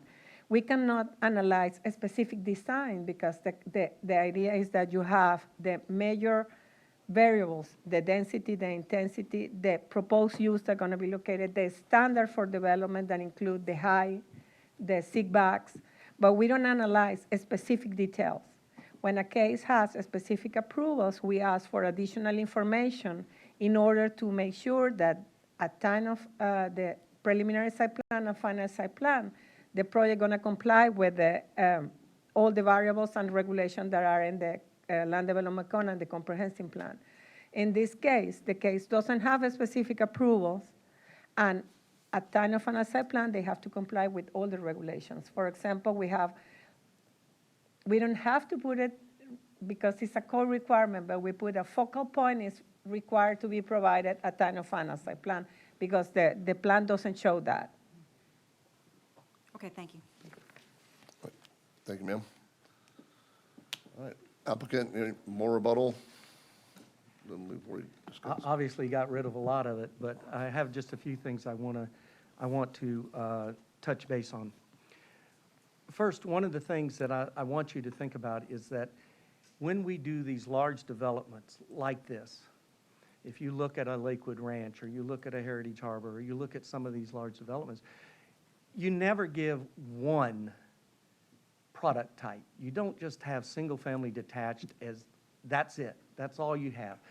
Otherwise, then these homes start competing against each other. The prices go down. You can't hit all the different people and their, what their demands are. Some people don't want a yard, some people want a yard, some people want something else. And so when you look at this, and this is how McClure had looked at it, is that we need to provide different product types. And if you go somewhere, if you go over any of the larger developments, they'll have single family, they'll have townhomes, they'll have apartments. And they will also have, in association with them, so people don't have to drive everywhere, they will have commercial. And, there's a demand for people wanting these commercial sites that they can have and use near them. Just as a little example, I think some of you were here then. You know, we had the North County Overlay District. And it originally, when it went in, you couldn't even have a big box anywhere in all of the North County area and out Parish and so forth. And after a while, we had to change that because people were saying, oh my God, why do I have to drive all the way across Bradenton to get to a use that is one of these community serving uses? So we got rid of that. And that's what we're trying to do here, is to supply something that is needed and used by the community. There was comments made about that we're not in compliance with UF3 because it's low density, blah, blah, blah.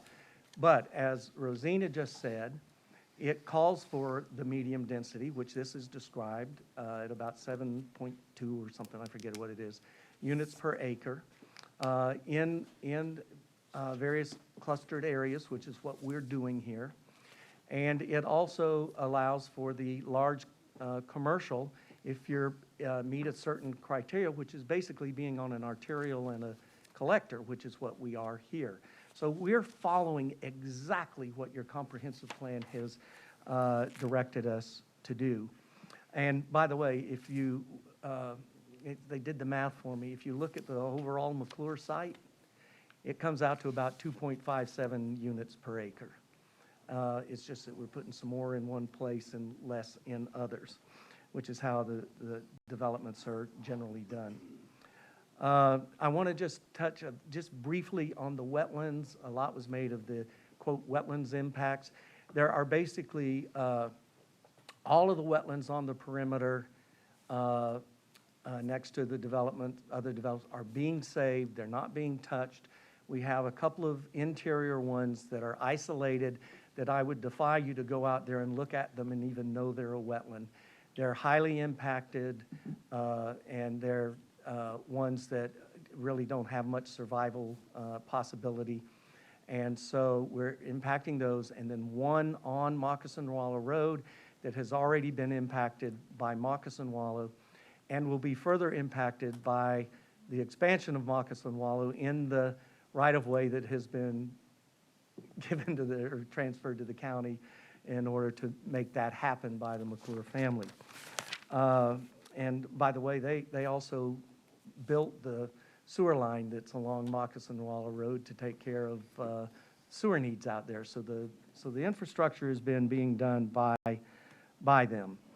And I do want to explain that the application process for doing this GDP, I said we're about a year and a half in. You make an application, staff makes comments, you update it, you go through different iterations, and we did that, and I submitted a lot of the documents in that shows that we have responded to all of the requirements in the Land Development Code and the comp plan that have to accompany a GDP and a large GDP. So we have put that in the record. A lot was made about the market study, but I want you to know your code doesn't call for a market study. It says provide one, but if such a study has not been prepared, describe in general terms how the overall demand for this project has been determined. And that was given by Morris Engineering to staff, and they have it in their report. And basically, we have everybody asking to move in there. That's the best market study that you can have, is that you have people wanting to do it. It shows that the market is in fact ready for that. I think that that covers the points I wanted to make in response. We think that this is appropriate. We think the timing is appropriate, and I appreciate the developer going out of his way to apply, to give the additional buffers and landscaping and setbacks to assure that this is compatible with the neighboring uses. All right. Thank you. All right, thank you, sir. All right, Madam Clerk, if we can get the item up. All right. All right, the item 13 is up. It's been moved by Commissioner Turner, seconded by Commissioner Van Ostenbridge. If everyone would please. We're not going to do deliberation? Oh, you don't do, I'm sorry, I thought we. Okay. Oh, no, I was on Yeah. the board. Oh, I'm sorry, George, you're on the board. Sorry, sir. Yeah, I mean, look, I've listened to what everyone said and read everything I ever said and listened to what Commissioner Bearden said. And I agree with Commissioner Bearden. I mean, the problem is this is a road that has a level of service of D after it's 4 lanes. It's not going to be 6 lanes for any time in the foreseeable future. And the commercial node, the activity node is based upon a road actively being built that's out there now, but we're using this activity node thing endlessly to get this. And look, I'll give you the benefit of the one nice thing is, this is not the most egregious request for additional density I've seen this month. So you got that going for you, based upon a different activity node assumption. But this is a lot. This is a lot between 2 single-family home developments taking advantage of density and commercial incentives that we up here need to assess. The code allows us to grant additional density, but we still have to do it based upon what we believe is reasonableness tests here. It's not just as of right because this is in a proximity to a road that's being built right now with impact fee credits that the developer's building, and once they connect it to here, it's going to create a node which is going to massively upzone and increase the density of another piece of my property. You don't just get that. You can't just walk in and take it, because you're adding the activity node to affordable housing, making this not just a little upzone. If you just would have taken the UF3, it's 428 units. If you would have taken the affordable housing density bonus, that would be 857 units on this entire property. A lot? Sure. Crazy? No, because without the activity node, it would have been 6 units per acre. You're asking for 1,112 units, which is 300 units more than what you would have had with the UF3 without the activity, but then you're also taking 250,000 square feet of commercial space. Like, you couple that with the project just moved around next door, this is an insane amount. This road is terrible. This road is dangerous. I bypass this exit and go down to 224 and 220 to get home because I don't like driving on this road at night because it's a dark road where I just assume I'm going to die if I drive down it too many times. And there's still going to be a period of time to get to 4 lanes. And when it does, then you get to D. Like, our hope and goal in life is to get this to a D level of service once the construction's done. And there's no money, there's no foreseeable plan of making this 6 lanes anytime in the near future. And that's D based upon what's here now, but we all know Metro's opening up across the street. And the project we just discussed with Eisenhower is opening up right next door. And there's 50 other projects between here and 301 opening up. This is going to be a failed road before it ever becomes a 6-lane road. It's getting worse, not better. So to say, well, this wouldn't have happened with Del Webb, Del Webb came on too. Del Webb was here first. That was what was great about when we used to have concurrency. People could use roads as long as they were viable roads. Once they stopped becoming viable roads, you had to fix the roads before you can build more. Del Webb was here early. There was this project was not a glimmer in people's eye at that point in time. There was no concern about Moccasin Wallow when that project was proposed. Now there is. We need to be cognizant of the safety issues for the citizens of Manatee County. We see there's a problem. We can't look back and go, well, because we approved that one, we have to approve this one. No, we don't. That's not going to save somebody's life down the road. These roads need to be fixed, and we do have to allow people private property rights to build what they're allowed to build. And I argue that all the time in my town halls, that we have future land use maps and we have land development codes. This is UF3. I would allow UF3. That's what it is allowable for. But I am not under any legal obligation to allow every possible level of density bump and increase and incentive simply because it's an option in a code once I assess whether or not that's fair and reasonable in the location. So if you want UF3, you can have the UF3. That's 428 units. If you want to push for a density bonus with affordable housing, it gets you 857. But this request is too much request for this area at this time with the current infrastructure in place, considering the surrounding developments around it. I think there's a time and place for incentives, a time and place for density bonuses. This is not one of them. Thank you, sir. All right, is there any other comments? Okay. There's a motion on the board, moved by Commissioner Turner, seconded by Commissioner Van Ostenbridge. If everyone would cast their votes at this time.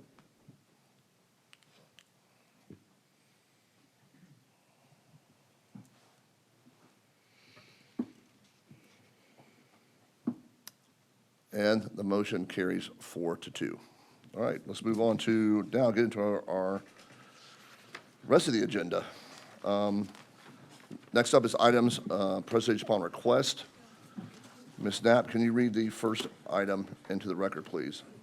The first item is item number 14, ordinance number 2479, Parish North CDD, establishing the Parish North Community Development District, creating Section 2891 of Manatee County Code of Ordinances, establishing the Parish North Community Development District pursuant to Chapter 190 of Florida statute, naming the initial board supervisor of the district and consenting to the exercise of certain special powers by the district. All right. Does anyone like a presentation on item 14? No. All right, thank you. All right, we don't need a presentation, so the motion's on the board. The motion has been moved by Commissioner Ballard, second by Commissioner Turner. Everyone can cast your votes at this time. And the motion carries 6-0. Ms. Knapp, can you read number 15 in the record, please? Item number 15, ZL 2407, Gulf Current Electric, providing for a rezone of a quarter acre generally located on the southwest corner of 39th Street East to 9th Street West from residential single-family 4.5 to neighborhood commercial medium limited zoning district, and approving a schedule of permitted and prohibited uses as voluntary proffered by the applicant and attached as Exhibit B. And, Mr. Chair, I know, I gotta ask for we could public. also open 16 at the same time. I thought, Ms. Knapp, I thought you told me that. I mentioned that this morning. You said we had to open them individually. After I was. It's the same project. I know, but we do both together? Yes, if Ms. Shank says so, yes, All we right, will. Let's open 16 up at the same time. Modification 2401, which is, again, the same project, regarding land development, providing for a front yard setback modification of standards to the setback requirement established in neighborhood commercial medium zoning district to reduce the front yard setback from 25 feet to 20 feet on approximately a quarter acres, located at 908 39th Avenue West. All right, they've been opened together. We will vote on them separately. It's on the board.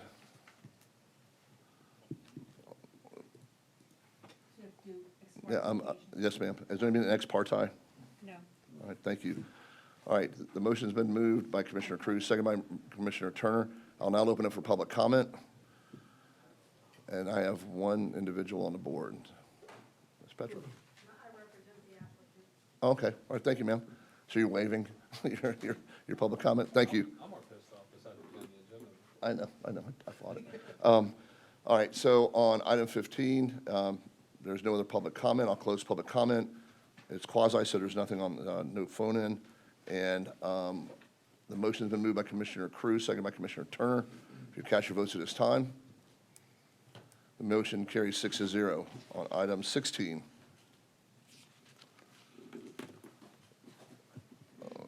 anybody want it? We already opened them. Nobody wants a presentation. I'm looking for it to come up on the board.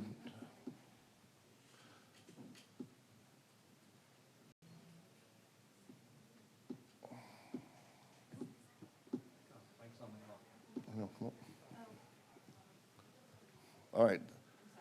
The motion is up. It's been moved by Commissioner Cruz, second by Commissioner Turner. I'll open it for public comment. Is there anyone that'd like to speak on item number 16? Seeing none, I'll close public comment. If everyone could cast their votes at this time. And item 16 moves 6-0. Item 17, Ms. Knapp. Item number 17 is PDC 2358P, McDonald's Bradenton. Approving a preliminary site plan for a With a drive-through. 3,800 square foot restaurant with a drive-through on one parcel, approximately 1.5 acres in size. Currently zoned planned development, commercial airport impact overlay and coastal plain area, generally located at the northwest corner of 63rd Avenue East and 15th Street. All right, and Commissioner Ballard is very happy about it. I am. All right, the motion's been moved by Commissioner Ballard, of course. Hold on. Oh, I'm gonna let you speak. Okay. Okay. It's been seconded by Commissioner Turner. I'd like to open it for public comment. Seeing none, close public comment. Commissioner Ballard. So you might not, a lot of people might not get excited about a McDonald's, but on this area of 15th Street, it's been an abandoned building for quite some time. There were a lot of homeless people who would kind of hang out here. It was known to be a drug use area. And so I'm really, really excited to see this be cleaned up and made into a business where people can get fed and enjoy themselves. So I couldn't be more excited to see this come forward. And I think the community will really, really appreciate it. All right, thank you, Commissioner Ballard. And they gotta have great sweet tea. All right, the motion's been moved by Commissioner Ballard, second by Commissioner Turner. Everyone can please cast your votes at this time. All right, the motion carries 6-0. Ms. Knapp, can you open 18 and 19 together, please? Yep. 18, number 18, ordinance number 2485, University Commons, rendering an amended and restated development order pursuant to Chapter 380.06 of Florida statutes for the University of Commons Development of Regional Impact Order, DRI number 190, to approve the following changes to the development order. The first is to update the phasing and build-out dates. The second is to denote the stipulations that have been compiled with the requirements that have been completed. And the third is to modify certain conditions consistent with current development practices and other amendments for internal consistency obligation, codifying and restating the existing development order for DRI number 19. The University Commons DRI is located north of University Parkway, northeast and northwest intersections of Tuttle Avenue, and extends west to Lockwood Ridge, approximately 286 acres in size. And the companion ordinance is agenda item number 19, which is Z8946G revision 12. And again, amending and restating ordinance Z8946G11 to approve changes to the general development plan for the same area of land, allowing the same changes previously mentioned with item number 18. All right, thank you, ma'am. Is there any ex parte communication? Okay. Anyone want a presentation? All right, I'll open, there's been a motion by Commissioner Turner, second by Commissioner Ballard. I'd like to open the item for public comment. Does anyone like to come forward for public comment? Seeing none, I'll close public comment. And if you cast your votes at this time. Item 18. Thank you. Item 18 carries 6-0. Item 19.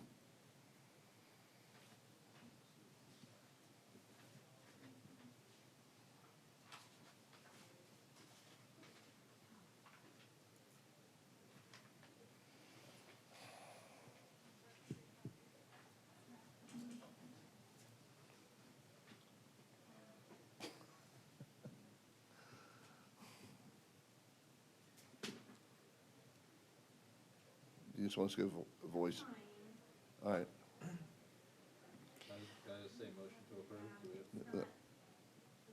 All right, we'll go, Commissioner, the motion's been moved by Commissioner Commissioner Cruz, seconded by Commissioner Turner. Open it for public comment. Seeing no public comment, I'll close public comment. If everyone could cast by a voice vote. All those in favor? Aye. Any opposed? No. Motion carries 6-0. 19 carries 6-0. Ms. Knapp, I know that these are singular amendments, but they're two separate ordinances, so Correct. we need to open them and then vote on each one, correct? Correct, a separate motion for each one. Item number 27 is Plan Amendment 2406, ordinance number 2470. It's providing a county-initiated large-scale map amendment to the future land use map of the future land use element for just under 390 acres of specific real property owned by the county and generally located throughout the county from recreational open space, agricultural rural, residential 1, residential 3, urban fringe 3, residential 6, residential 9, and industrial light, and retail office residential, and mixed use activity center level 1, and mixed use activity center level 3, future land use classifications, and changing each of those to public, semi-public 1, future land use classification. And then the second part of this, but a separate ordinance, is Plan Amendment 2406, ordinance number 2471, providing for a county-initiated large-scale bump amendment to the future land use element on approximately 49 acres of specific property owned by Peace River Electric Corporation, Inc., generally located throughout the county from Ag Rural, Res 1, Urban Fringe 3, Res 6, Mixed Use Activity Center 1, and Mixed Use Activity Center 3, future land use classifications, all of those to the public, semi-public, future land use classification. All right, does anybody need a presentation on 2470 or 2471? All right, seeing none. All right, this is legislative, so we'll go to, a motion's been moved by Commissioner Turner, second Commissioner Ballard. Is there any public comment on either of these items? Seeing none, I'll go ahead and close public comment. And if you cast your votes at this time. And 27 carries 6-0. All right. Ms. Knapp, we got to vote on. That was just the first one. Yeah, that was the first one. So I'll call it 27B then. Yep. Okay. All right, all right, 71's up on the board. Got a motion by Commissioner Cruz, second by Commissioner Turner. Open up for public comment. Seeing no public comment, I'll close public comment. Everyone can cast their votes now on 27B, we'll call it. And 27B carries 6-0. Ms. Knapp, can you open up number 28 for us? 28 is LDCT 2403, ordinance number 2464. It's a county-initiated land development code text amendment to Chapter 7, Environmental and Cultural Resource Protection of the Land Development Code.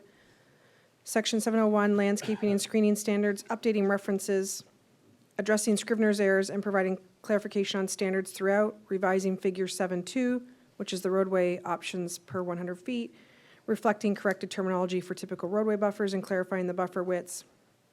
Section 701.7, redevelopment standards, providing administrative authority for modifications to landscape screening standards under limited circumstances. 701.8, specifications, providing clarification of the placement of fences and walls in landscape buffers. And then Section 701.8, 701.9, 701.10, 701.12, providing for designee approval, and 701.13, certification requirement, providing for clarity on the issuance of certification of completions. Thank you, Ms. Knapp. I'm glad I didn't have to read that one. Yeah. All right, we have a motion moved by Commissioner Turner, second by Commissioner Cruz.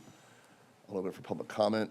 Is there anyone open for public comment? I'll close public comment. If everyone can cast their vote at this time.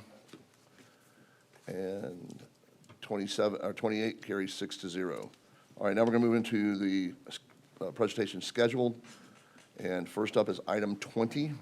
Ms. Knapp, can you read that into the record, please? Item number 20 is Z2403, providing a rezone of the northern approximately 4.15 acres portion of our larger parcel from residential single-family 6 to residential multifamily 6 zoning districts generally located northeast of the intersection of State Road 70, 53rd Avenue East, and 16th Street East, extending north to 51st Avenue East. And your staff presenter is James McDevitt. All right, thank you very much. Is there any ex parte communication?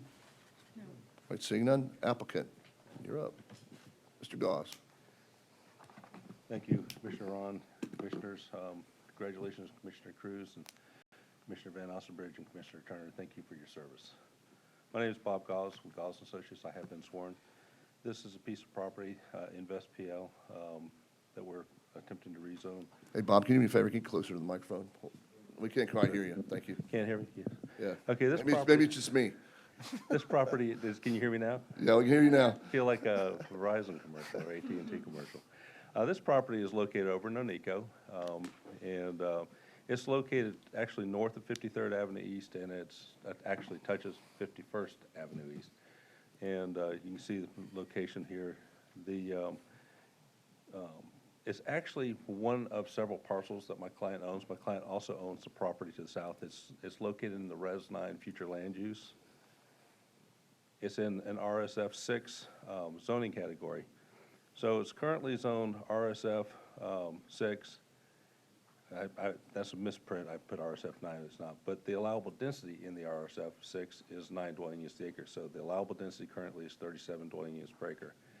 However, what we're asking for is a rezone to RMF 6, residential multifamily, 6 dwelling units per acre. So we're actually, in a sense, reducing our allowable density from the 37 currently down to 24 dwelling units. And the reason we're doing that is because my client wants to be able to build apartments as opposed to single-family lots. And that's sort of the driver of this. He also owns, this is just a picture aerial with the subject property. He also owns the property to the south of it.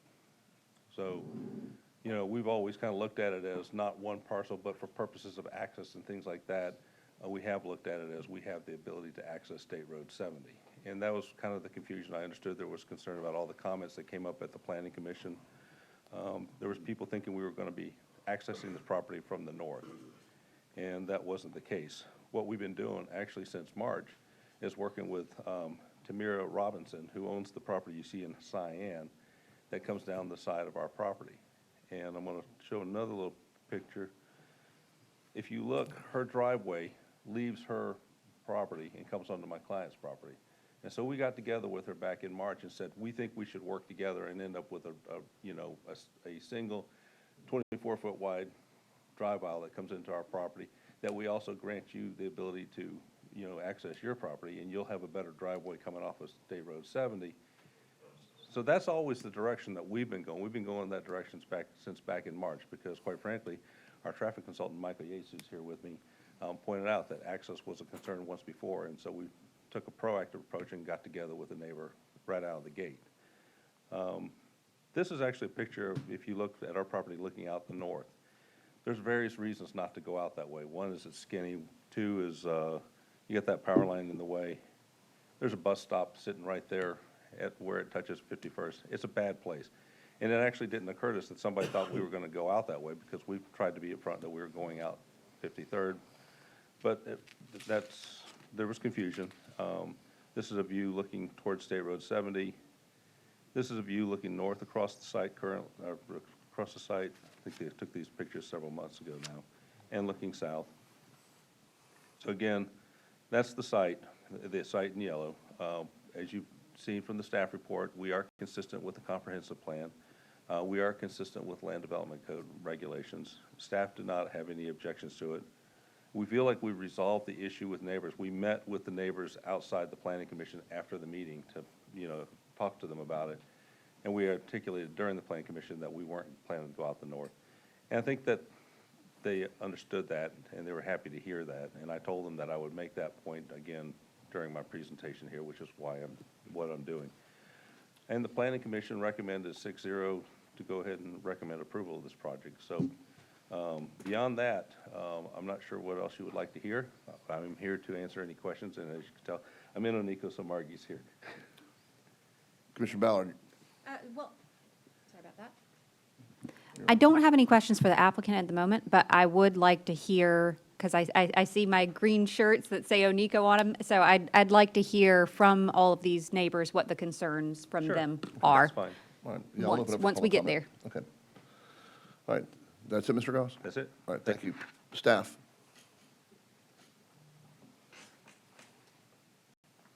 Good afternoon. For the record, James McDevitt with Development Services, and I have been sworn. So Bob Goss did a very good job of explaining the project. I'm just going to slide through my slides pretty quickly. Oh, that is not the right button. So we know where the site is. It's a portion of a larger piece of property, and they are rezoning from RSF 6 to RMF 6.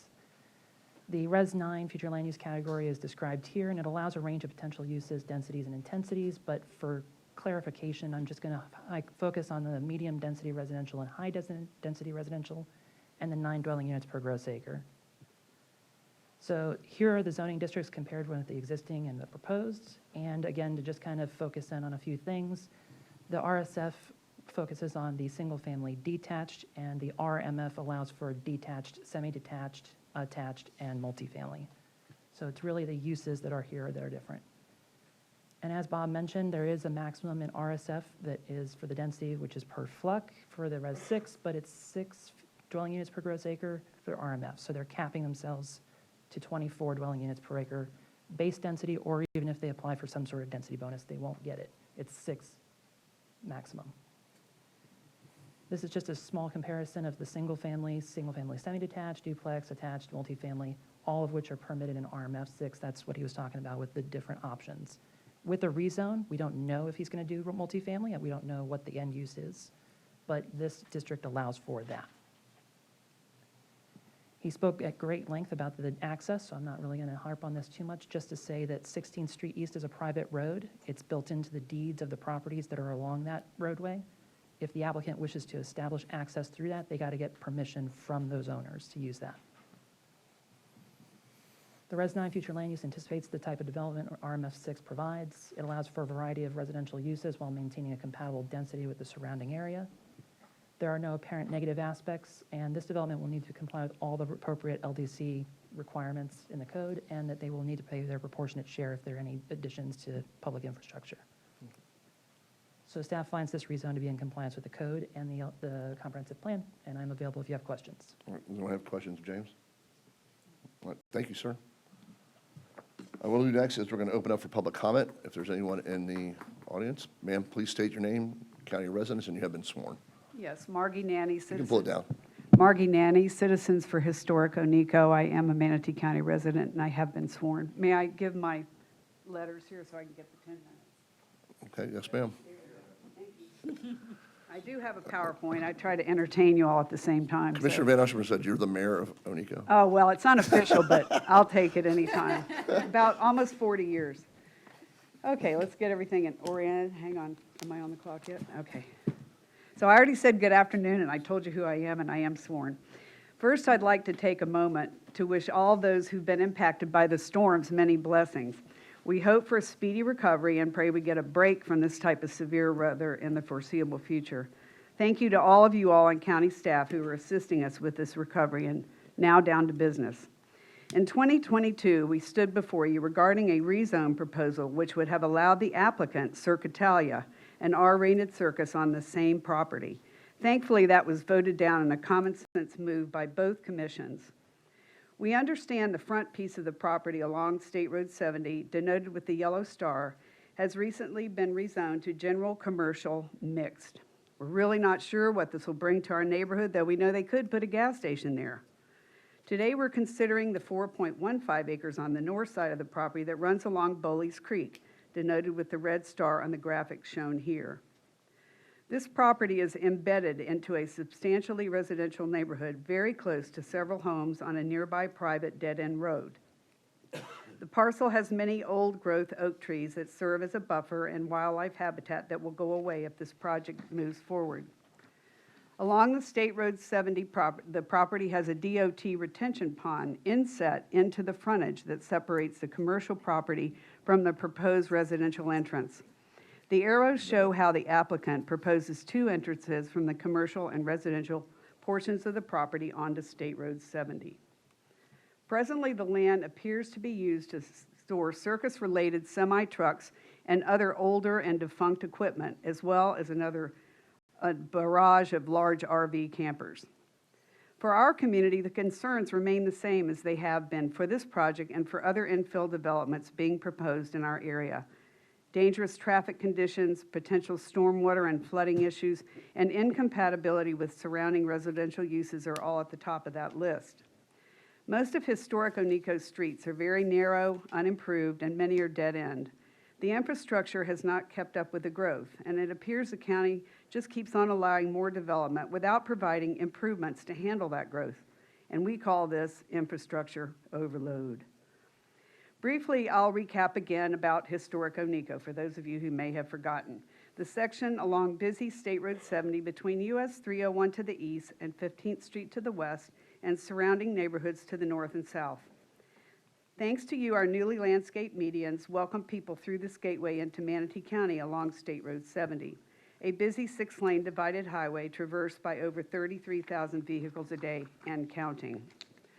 Founded in the 1800s, historic Oneiko is a proud and very diverse community made up of single-family homes, churches, schools, professional office buildings, and our own post office. The current and future zoning is appropriate. This area is a community with a rich history, but sadly its character is rapidly disappearing. Oneiko was nicknamed to represent one company since the Reasoner family's Royal Palm Nurseries used to be the only large company in the area. It was known as Manatee County's Garden Spot. Thompson Groves produced the first pink grapefruit there in 1913, and Reasoners propagated it to the world.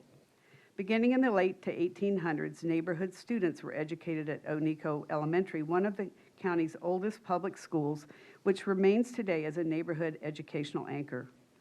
But erasing the past for the progress is not always a good idea. The Reasoner family's late 1800s home, the best Salem house on State Road 70, was demolished for a gas station and a nursery, and the nursery now has a car wash on it. Oneiko is home to the 1908 Johnson Helm House, Oneiko's Castle, which is one of only 2 privately owned homes that's on the National Register of Historic Places. It is currently being threatened by an immediately adjacent high-density rezone the Planning Commission unanimously voted down August 15th. You will be considering that after the first of the year. For this Circa Italia project, Gauss and Associates held a virtual neighborhood workshop June 18th and explained they're requesting a zoning atlas amendment, not a traditional rezone. We're kind of wary of this approach since it really doesn't require a preliminary site plan. This leaves us skeptical with many unanswered questions. We understand that, if granted, the developer must comply with all the land development code. But when the type of housing proposed was introduced, it just opened up more questions. Mr. Gauss explained his client wants to construct around 25 small modular homes, and he showed us these tiny space-age avatar-style pod-type dwelling units. He clarified this was the property owner's idea of a rental unit that would increase workforce housing in the area. While these were shown as conceptual renderings of what the owner wants to construct, we have a hard time envisioning them as compatible on this property without more information. We believe they may want to use these housing units for their own circus workforce, which would become their own closed housing community, not open to the public. We also voice concerns about property management, oversight, noise implications, and more. How will this impact the surrounding community? Well, traffic is at the top of the list. The developer proposes 2 access points on State Road 70 if the requests fit the DOT criteria. The State Road 70 access off of 16th Street Court East is eastbound only and turns right into congested 6-lane divided State Road 70. Drivers who want to go east on 70 will have to drive across 3 lanes of oncoming traffic and make a U-turn at busy 15th Street East intersection. This access is already problematic because the FDOT's retention pond is between the commercial site and a shell driveway apron onto 70 shared by both the applicant and an adjacent property owner. There is no plan as to how that shared access will work. FDOT at this point has nothing on this project. In 2022, the same developer's plan proposed 2 entrances onto State Road 70, but FDOT stated they would not grant 2 accesses. And we're wondering now how magically they think they can have 2. The traffic on State Road 70 is very congested, and with new multifamily developments such as Lincoln's new 600-unit apartments going in on nearby 301 and the upcoming DeSoto Square Mall apartment project we've heard about, both 70 and 51st, which runs parallel to the north, are becoming more and more dangerous thoroughfares. In historic Oneiko, there are a multitude of access points on both sides of State Road 70 as shown in this graphic.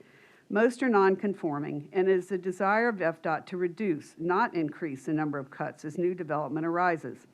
Wait times to get out onto the roadway are unbearable. Many of these access points are so narrow that 2 vehicles can't turn in and out at the same time, which presents dangerous conditions.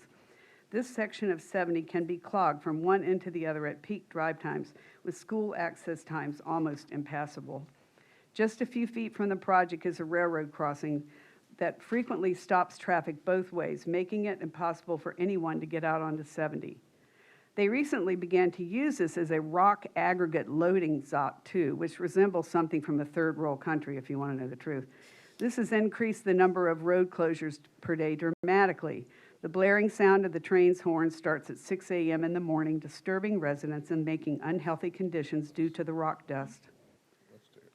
Another concern always is for additional stormwater runoff into the Pierce Drain, Bowleys, and Gap Creek watersheds. Recent storms have demonstrated the flooding implications to surrounding areas because they do not drain properly. We understand at FSP the developer must comply to code so that there's zero impact, but our question is how does the county's stormwater infrastructure maintenance, or lack thereof, taken into account as it applies to the zero tolerance? If the stormwater infrastructure was perfectly maintained, we don't think that we would have seen the flooding we saw in the recent storms. These are real issues for the residents in our neighboring communities who can speak to that. This proposal leaves a host of unanswered questions. Exactly what are modular homes? How will the traffic flow in and out of the project conform to FDOT standards? How will the water be contained so that there's zero impact? How will the developer mitigate the destruction left behind when the trees are cut down? How will both the commercial and residential users be able to get in and out of the project onto 70? And how will the housing be managed? Will it be a closed rental community for the circus, or will housing be open to the public? Will the developer bring the final site plans both at the same time so you can see what the whole piece is? We don't know. The list goes on. We have more questions than we do answers, and we think you may also. We urge you to vote no on this rezone proposal as presented. We feel the developer can use the existing zoning to accomplish their goal of building 25 residential homes using traditional planning methods, which require a preliminary site plan for approval. It is our goal to preserve and enhance what's left of historic Oneko's unique character and history, and we thank you for your time to allow us to present our concerns about this proposal. Thank you, ma'am. Thank you very much. How'd I do on time? You're fantastic. All right. Are there anybody else who wishes to give public comment? Yes, sir. Please come forward, state your name, county residence, and you have been sworn. My name is Michael Rieger.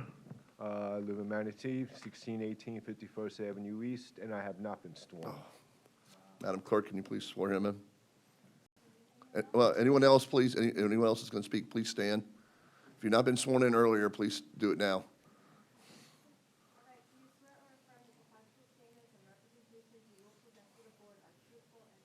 I do. Hi, my name is Michael Rieger. Again, I live in Manatee. I'm the guy that has a problem with them coming out on 51st Street or 51st Avenue East. I have my survey, if I could put it on. Yes, sir. This is what I got when I first moved in.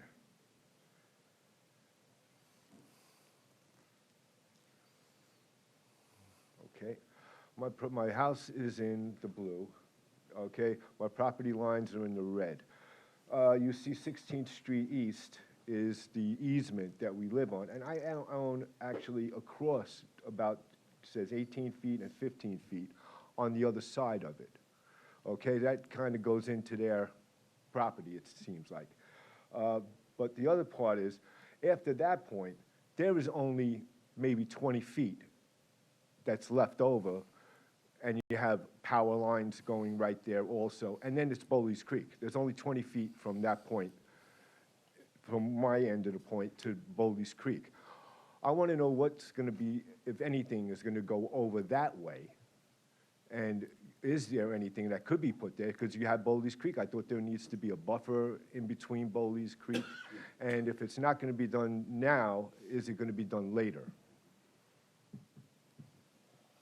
No, we don't go back and forth, sir. You can make your statement. Okay. And the applicant can address any concerns. My problem is, too, is that there is the pump station, the bus stop is on the corner, so, and it is just a easement, and it's a shell easement. And we don't have any, they say they're not going to use it now. I'm just hoping that they're not going to use it in the future. And that is also goes down to Yaz's house and to Jose's house, and that's basically all of our, that's our driveway, okay? And that's all I have to say. All right, thank you, sir. Okay. So if you can get that to the clerk, please. She'll get back to you. Can you get, okay. That's his survey, but he probably needs that. All right, anyone else like to give public comment? Yes, sir. Please come forward, state your name, county residence, and you have been sworn. Yeah, you just saw you get sworn. Hi there, my name is Jose Piliado, and I've been sworn. And can I use this picture here? Yes, sir. Just put it down right there. Thank you. I'm a Manatee County resident, and I live adjacent to the property here mentioned. If I can point it out, that's my house here. That's my house right there. And my concern, my main concern is water. That's a picture of the south side of my house. That's my yard. And that happened during Debbie. And my concern is what's going to happen to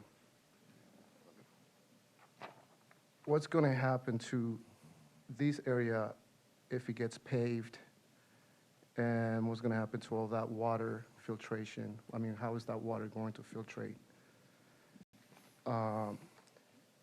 This is the creek.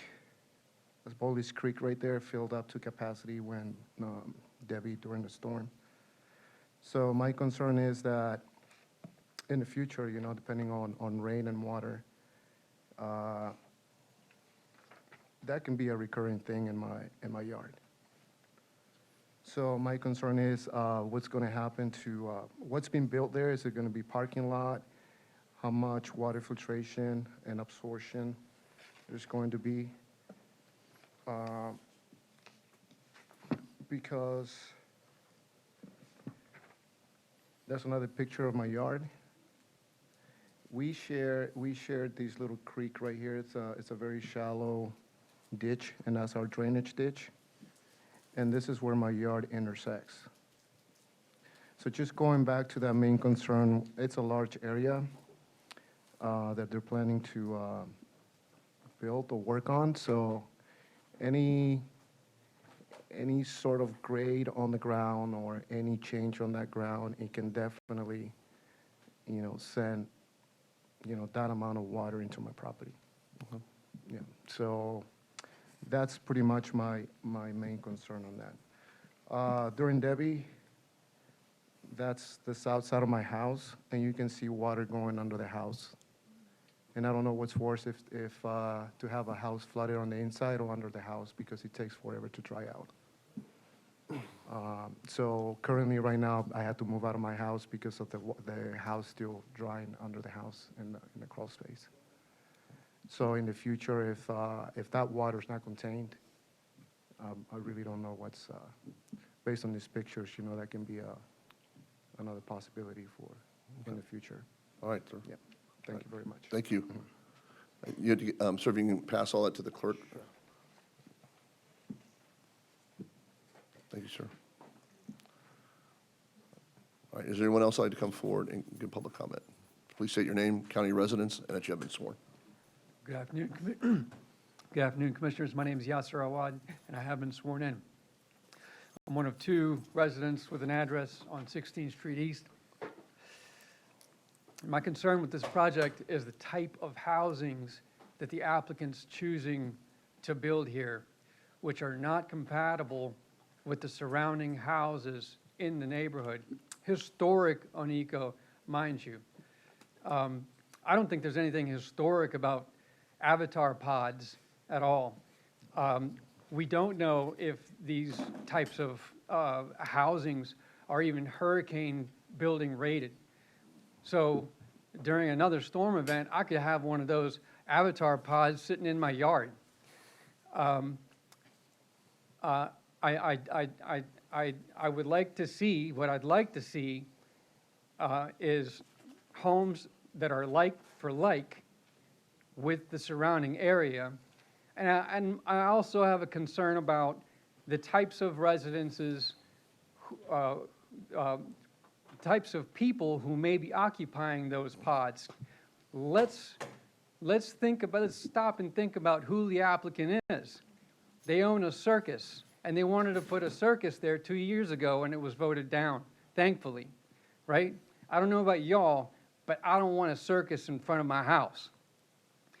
Now, I suspect that these, and we all want affordable housing, right, to Mr. Turner's point earlier. However, I don't know that these residences are going to be open to the public to allow them the opportunity for affordable housing. So we want to build 26 350 square foot pods and put people in there, and I'm suspecting that they're going to be employees of the circus, not paying rent at all. The properties are not going to be managed. The common grounds are not going to be managed. I'm concerned about noise. These people are not going to be raising families and sending their kids to school. These people are going to be in and out. We're not going to know who they are because they're going to change, and it's going to be inconsistent with the community. We want stable families who are going to treat the properties as a residence, not as a stopping ground until their next gig. So it's inconsistent, it's incompatible with the historic nature of the neighborhood. And I'm opposed to this type of development. They need to stick with single-family residences in the best interest of the people. Thank you. Thank you, sir. All right, is there anyone else to come forward and give public comment? Seeing none, I'll go ahead and close public comment. I have two commissioners on the board. You're not on the board yet. I should be. I can't request to speak. You can't? No, I'll bring you up after Commissioner Cruz. No, I just. it's Commissioner not a Bearden. request. Thank you, Mr. Chair. Bob, can you come up here? Yeah, I just have a couple questions. What is the hurricane rating on these modular homes? Do we have that? Well, Because the reason why I'm asking that is because I'm very familiar with these modular homes because I'm seeing them online. I'm seeing them that they're prefabbing them in China, different areas all across the world, okay? And then they're delivering them here on ships. So that being said, No. The applicant hasn't said anything about the type of dwelling. Yeah, he didn't say anything about I housing. understand that, but I actually have seen these in District 2 in front of particular businesses. Commissioner, he's not implying or advocating for modular homes to be on the site, so he hasn't brought that up, so. No, he didn't bring it up. But the residents did bring that up, and I have seen these units in front of certain places of businesses in District 2. Okay. But he can't opine to the hurricane rating of a product he doesn't know anything about. So we would just assume, okay. So- We're just making an assumption that that's what they're going to do. So, I mean. What's that? I think I can address your concern. Okay. I specifically if didn't you bring could it up address because Commissioner I don't Beard's want- concern about what type of housing is gonna go in there. I Thank you. specifically didn't bring it up because of the fact that I didn't want Ms. Shink throwing any knives at me for something that, quite frankly, can't be conditioned. But with regard to modular, actually, one of the very early questions, and I've seen the pictures. Yeah. Modular versus manufactured, two different building codes. And the ones that you see online are I've seen them in Manatee manufactured. County too. They go to the manufacturer. Yeah. And the difference between manufacturers, I'm gonna give you a quick little education, Mr. Turner, and Mr. Christie, some of y'all may already know this. Manufactured homes are built to one code. Modular homes are no different from a code standpoint than stick-built. They have to be built to the Florida Building Code.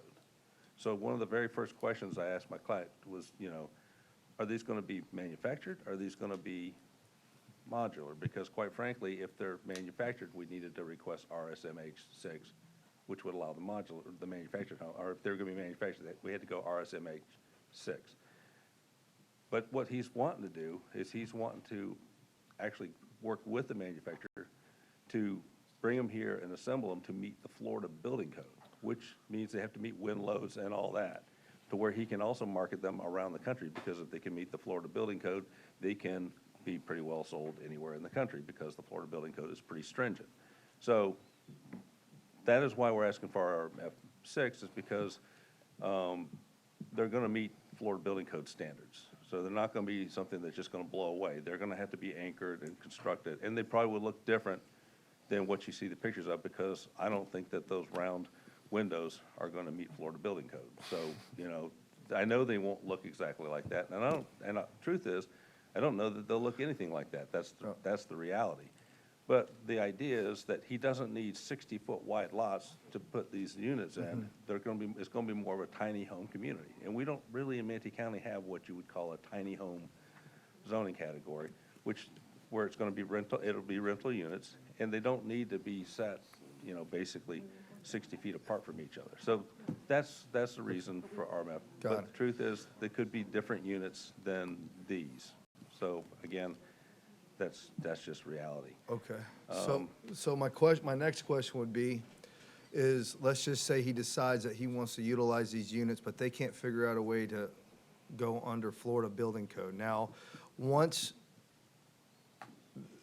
as for an RV, for example, if they were to put wheels on those, right, and park them with wheels, then what is, Rosina, what would be my, now they're considered an RV, right? zoning. And then what would, be the because wrong zoning for I'm just trying to look at other ways on how to get around this in a particular way. So if they try to bypass that, if it's not built to Florida building, because I've already seen these in Manatee County. I have to Well, you check. should see one by my client's property. Correct. So that's why I'm wondering if there's wheels put on this. No. What's the standard on that if it's now considered an RV? Can I tell have you to why check you the see code that? if it's allowed, Okay. because it could be considered an RV. I don't know. I have to check the I'll tell you why allowed you see uses. that. You see that because my client ordered two. He ordered one assembled, and he ordered one unassembled. And he's been working with FK Architects out of Orlando to review and determine what needs to be different to bring it to meet Florida building code. The main thing is going to be the fasteners, because the Chinese fasteners don't meet the Florida building code. So he's been looking at that from the standpoint of seriously looking at how can I work with the manufacturer? Because he's met with the manufacturers, like, where they ship over what I need them to ship over, because he's looking at units that he can bring in and create truly affordable housing units for people to live in, but that also meet Florida building code. So realistically, some of the components will have to be from here, fasteners and things like that. And some of the design, I'm sure, will have to change, but that's his idea. But the reason you see one is because he brought into one assembled, and you can see it on 9th Street. But there's another one that was not assembled. It just came in with the parts so that he can, so they can fully evaluate it and make some determinations. And he's been working with an architect on that. They haven't got it all figured out, but that was the idea. And if we were to try and make them travel trailers or RVs, we would be in the wrong zoning category. Being Commissioner Bearden's kind of young, we used to have, most of the mobile home parks here in Manatee and Sarasota, they had wheels. They got vehicle registrations on them, so, and this zoning won't allow that anyway, so he can't have that there. You good? Commissioner Cruz? Wait a minute. Yeah, I got you. Sorry, mobile home parks are not allowed in RSF, Yeah. RMF, zoning classification. Commissioner Cruz? Yeah, you're allowed to build 6 units per acre right now, as of right. We're allowed to build 9 units to the acre. Well, your future land use is 9 units per acre. Your current land use is 6 units per acre. It doesn't matter. We're talking But yeah, semantics. It has nothing to do with the question. We're decreasing density. Allowable. What are you trying to accomplish by going from RSF to RMF? Is it just the platting of the individual lots? I don't have to plat lots. In this scenario, I can build units on land that can be rented, and I don't have to have separate lots. All right, so that's what you're getting out of this. That's what we You're get you're out of effectively building the same number of structures in theory with the same number of people, same number of cars. It's just the semantics of the zoning terminology that allows you to do what, okay. That was my question. But as for the people with questions, 'cause I thought that's where we're going, this wasn't a question for you. The reality is, this doesn't have an overlay, correct? There's no design overlay like up in Parish. No. So we can't dictate, we don't have form-based code. We can't dictate the optical looks of buildings. This is a straight rezone request, not specific to the buildings you're going to put on there. And I think we would end up in some sort of federal court if we started dictating whether or not carnies and circus folk are allowed to live in houses. Well, they may not be a protected class per se. I still think we'll get in trouble for it. No, we send them to Gibson and Are you good? Commissioner Ballard? Yes, so Commissioner Cruz mentioned a couple of things that I was going to mention. So as it stands right now, they have the ability to build the number of units that they would like to build. So any concerns about traffic, any concerns about potential flooding or runoff, those are really kind of baked into the cake because he already has the right to build that many structures. I will also say, I know this neighborhood very, very well. I live in this area. It is an eclectic neighborhood, and that's actually, I think it's part of the beauty. I don't think that a kind of unusual structure is really going to be out of place. I don't think that a duplex would be out of place. I don't think that a multifamily would be out of place if they can get these weird little structures and provide something that's truly affordable. I actually think that this is a great area to do that. And again, we can't control whether or not he offers up these units to the public. If he wants to offer them to the employees who happen to be circus workers, we can't have any, circus folk, we don't have any control over that. So I am inclined to support the request. I am definitely sympathetic to the concerns, but unfortunately, they're not concerns that we can really address as a Board of County Commissioners. Thank you, ma'am. Hey, Bob, real quick. This is allowing you basically do, like we used to do in old days, zero lot line community, correct? Where there's no lot lines, you're just building on that piece of parcel right there, and the utilities run to that parcel right there. So that's kind of what it's gonna look like, is a zero lot line community. Well, that's the thing, is I think that, I don't think it would be zero lot line if he goes with these types of units.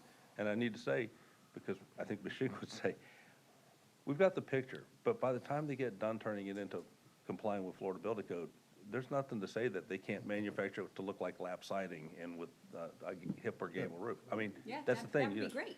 What he's looking at is a way to work together with someone to manufacture something inexpensively for people to live in. His mindset was college students would be the perfect tenant in here. So zero lot line would be everyone on a lot, but I don't think there's going to be lots. He's looking at putting them on the property and having a little community center in there, and it's in a floodplain, so it's, you've got some limitations on what you can fit on the property anyway. Okay. All right, thank you. All right. Any other questions of Mr. Goff? All right, thank you, sir. Thank you. All right. Staff, do you have any closing comments?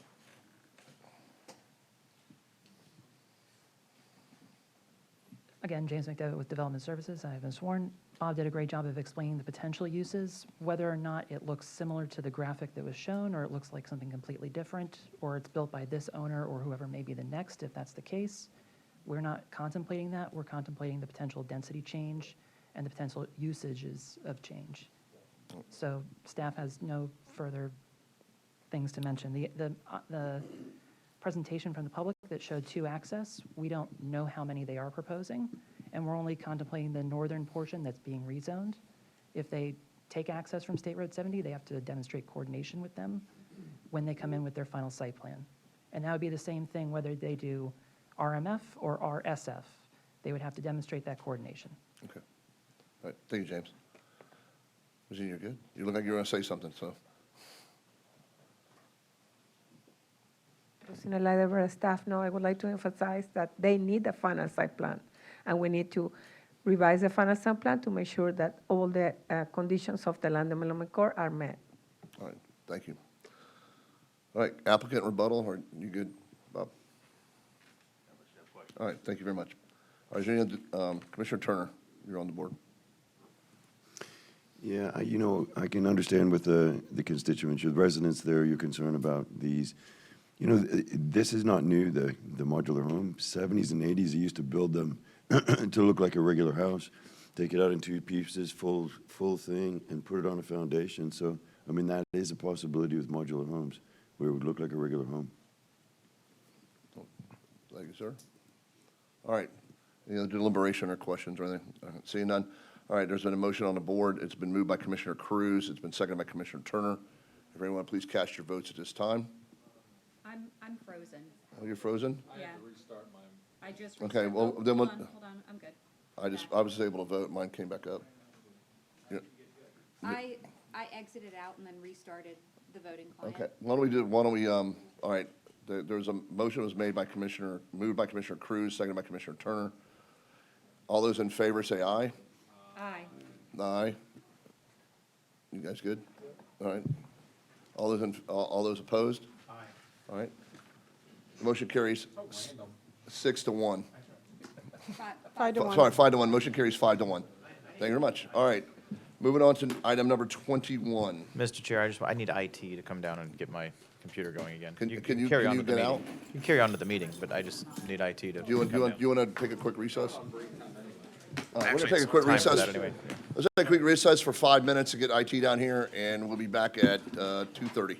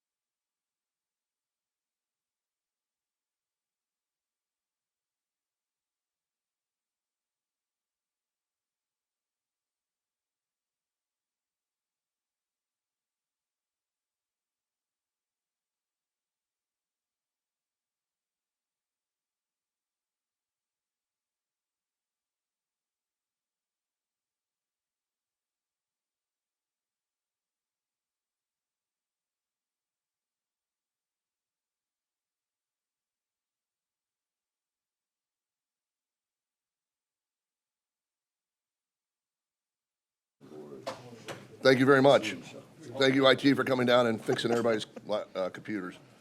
All right, now we're moving on to item 21 and 22. 22, These are two separate items that we're going to open together and will Yes. be heard together, but we will vote on them separately. So, Ms. Knapp, can you read item 21 into the record, please? Item number 21, Plan Amendment 2322, Ordinance 2413, Bus Barn, Northeast Quadrant. This is providing for a privately initiated map and text amendment to Element 2 of future land use of the comprehensive plan. Policy 21416, D56, to remove 23.37 acres from the Northeast Quadrant and to reduce the single-family detached entitlements from 9,665 to 9,640 units, and the single-family attached entitlements from 2,900 to 2,874 units for a total reduction of 51 units.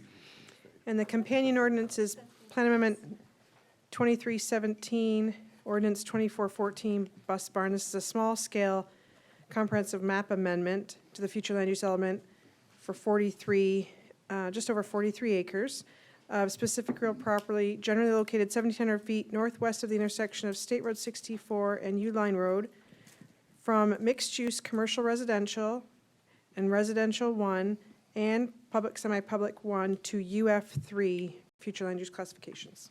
All right, thank you. David Knapp, is there any ex parte? All right, thank you very much. I will ask the applicant. It's all you. Good afternoon, Commissioners. My name is Isaiah Smith, and I have been sworn in. I serve as the Public Policy Coordinator for Neal Communities, and today we are presenting a application for our company Simply Dwell. Some of you may remember supporting a previous application for Simply Dwell, now known as Broadleaf, located on Golf Course Road. I am pleased to share that Broadleaf has achieved 51 sales since opening in May. With 40 of those sales to young professionals under the age of 40, 33 to first-time homebuyers. We are excited about the opportunity to create more communities that support our young residents, and you will hear more details from Katie LaBar. Thank you. Thank you. Ms. LaBar.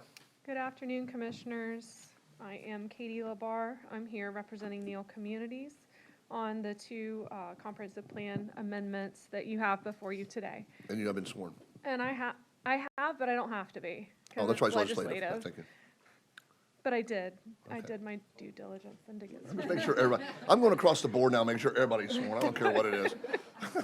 I want everybody to be sworn in. I haven't been sworn out yet, though, so. I'm asking everybody. The day is young yet, agreed. So, again, Ms. Knapp did a great job explaining the two petitions that you have before you, but there are two applications. One is a small-scale comprehensive plan map amendment, and the intent is to unify the land use categories. There are several different categories represented, and we want to have a unified category as we move towards physical development of the site. And then the second application is a map and text amendment, and that's really intended to clean up the D5 provisions of the comprehensive plan where specific development conditions were established for property that was owned by Schrader Manatee Ranch that has since been sold to Neal Communities. And with that provision, there were certain density and intensity thresholds that were limiting on those properties. And so since we're amending the land use category, removing the mixed-use community category, we have to proportionately change the density thresholds for the property that remain within the Northeast Quadrant. And so more than anything, that amendment is clean up and to ensure consistency in the comprehensive plan. And I'm telling you all these words without showing you a picture. And so this really kind of helps tell the story of the different land use categories that exist today and what we propose and how the new land use category aligns with the land use category of this part of the county. As staff said, the site's 43.7 acres. It's located north of State Road 64. Site access will be taken from Travelers Palm Court, which is the northern extension of E-Line Road. And this site is directly west of the Palm Grove community.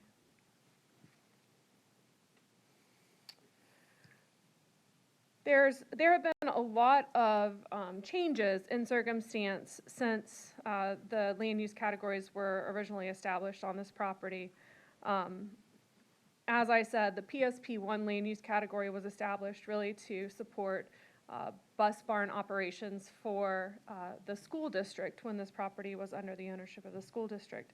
And now that that facility is no longer necessary, the proposal is to make the amendment to change it so that we can develop it for residential community.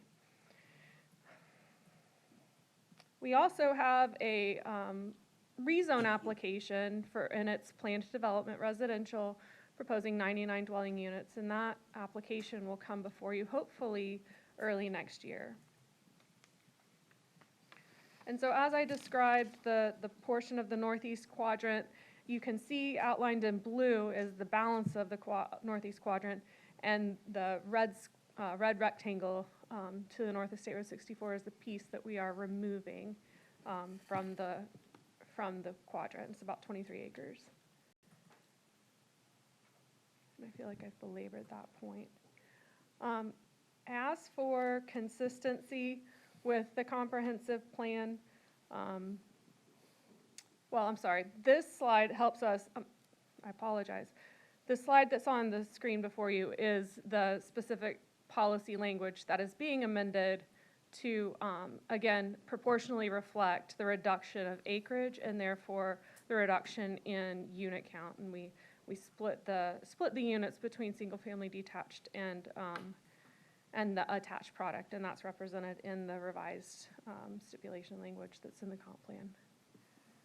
And so northeast quadrant will all be unified on the south side of State Road 64 following this amendment, and the density will remain at 2.2 units per acre. I think that this is a good representation of the active development that we're seeing throughout eastern Manatee County. You have Taylor Ranch, you have Star Farms, Palm Grove to the east, and so the development of this site represents infill development, development in an area of the county that has existing utilities that will serve the site, and we think that it will be a good fit for the community. As it relates to the consistency with the comprehensive plan, this amendment will promote a more predictable development pattern. Like I said, public facilities are available, and future development will be consistent with nearby development in the area. The application is consistent with element 8 regarding native habitats, because on-site habitats will be preserved and open space will be provided. As for element 5, the traffic, related to traffic, the site will have access to State Road 64, and internal traffic flow will be maintained, and that will be shown on future preliminary site plans. We believe these amendments will promote development that's compatible with the area. It's consistent with a comprehensive plan, and with that, we request your approval. We're here to answer any questions that you may have. All right, Commissioner Bearden is on the board for this item. Yeah. Thank you, Mr. Chair. The only concern I have in regards to this particular item is Zipper Road. Okay. I've been down that road. I actually went down it last week, and I'd like to know if we're going to do any improvements on that road, because if we're going to use it as an egress or emergency egress in and out, that road needs some help, and, you know, we need to look and see what we can do to improve it. And Mr. Chair and Commissioner Bearden, I understand your statement, and our clients have heard your statement. The site plan is not before you for consideration today. It is the comprehensive plan map amendment only. And so I can't address that concern directly, and I mean, there's no mechanism for me to offer a remedy, but it's something that we can look at as we bring forward the planned development rezone application that I noted that should be coming before you early next year. And so there's nothing I can do in the context of this comp plan amendment, but I appreciate you sharing your concerns, and we'll discuss it as a team. Any other questions of Ms. LeBar? Thank you, ma'am. Thank you. All right, staff, you're up.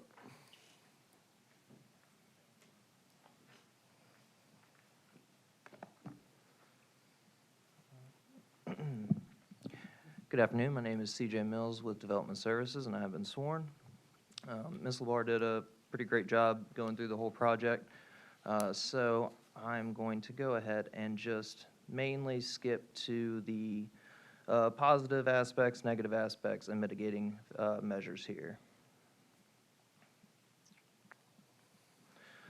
So the positive aspects are the request to the UF3 future land use category appears to be a logical transition given the development trends in the area. It is also, the project is contiguous with development to the east. It is located west of the FDAB where development's encouraged, and the traffic impact will occur on State Road 64, which is a county thoroughfare. Some of the negative aspects are that the UF3 future land use category allows for an increase in residential density or intensity to the Res 1 and PSP 1 future land use categories, and State Road 64 is expected to have a deficient level of service within the vested trips from approved projects, while widening of State Road 64 would allow the level of service that link to meet the to meet the standard. The widening of the road does not have a specified date for the project. And mitigating measures, a detailed analysis of capacity impacts on public facilities will be required at time of future development of the site, and any future development of the site shall comply with the Manatee County Land Development Code, including but not limited to building setbacks, open space, traffic design, and stormwater requirements. Also, adequate buffering, landscaping, and design should provide a good transition between the development and the site and adjacent agricultural residential areas.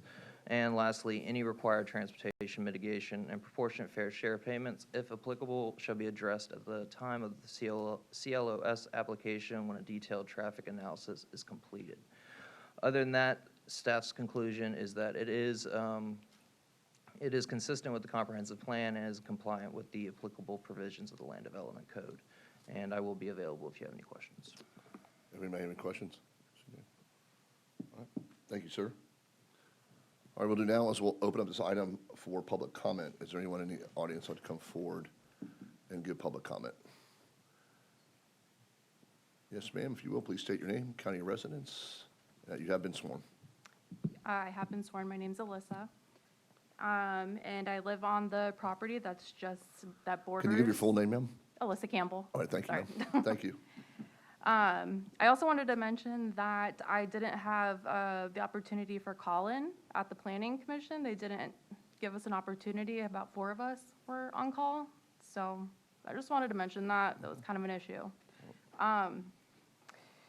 So while I may not fully understand all the legal terminology, from what I understand, it sounds like they're trying to change this so that they may be able to build more units in the future. I feel like it's important to touch base on what the proposed possible development is in the future. I am very aware of the pattern of impacts that typically follow such approvals, especially on communities like ours. I've reviewed the preliminary development map that's on the county's website, and I have concerns that this project could harm our small rural community. The future plans include an emergency access road onto 18th Avenue, and if you think Zipper Road is very underdeveloped, then you should see 18th Avenue because it's tinier, it's asphalt millings. It only fits 1 car at a time. We're on a small dead-end road with 5 houses. We have issues already with school buses being able to go back there. They can't turn around. Our kids have to walk all the way to State Road 64 to get on the bus.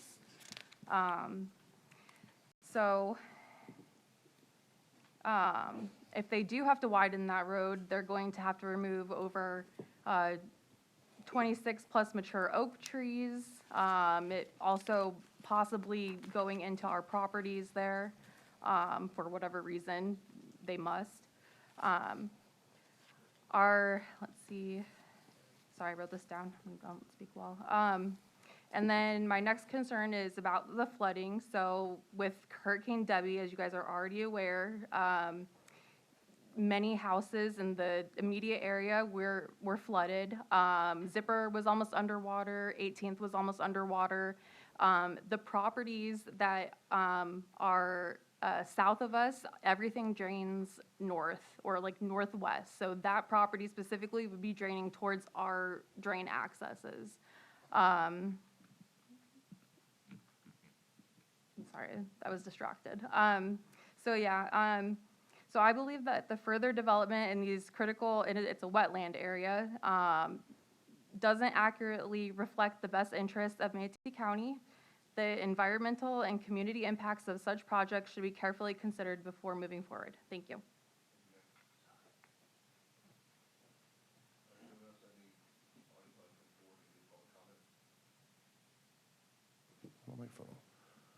Thank you, sir. Please state your name, county residence, and you have 3 minutes, sir. Thank you. Angela Metla, I've been sworn in. I first also want to note that I was denied the opportunity to speak by phone at the recent Planning Commission meeting, and that our district has been lacking proper representation for over 6 months. I oppose the proposed changes for this parcel that directly borders our property on 18th Ave East. I'm concerned that our infrastructure along 64, which is currently a 2-lane, and our narrow 1-lane 18th Ave road cannot support this level of development that this proposal will bring. I also don't see how they could be using 18th Ave for emergency access, as it's a 1-lane road, without taking property and cutting down 26 mature trees. Similarly, widening Zipper Road would require removing over 64 mature oak trees, some of which are likely more than 100 years old. Additionally, I'm deeply concerned about the impact on our small rural community and the increased risk of flooding. As many of you are aware, the devastation from Hurricane Debbie was catastrophic for many, for the surrounding homes in our immediate area. With the removal of the dense trees and the additional development, I fear the community might not be as fortunate in the future storms.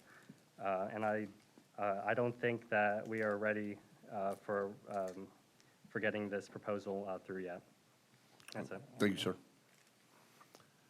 Is there anyone else in the room like to come forward and speak on this item? Mark, you know the rules. You didn't change them? Not yet. Yeah. Just for you. We'll change them just for you. No, unless you give me 20 minutes. I've got 5 signatures here. Although, if you can hand it to the clerk. yeah.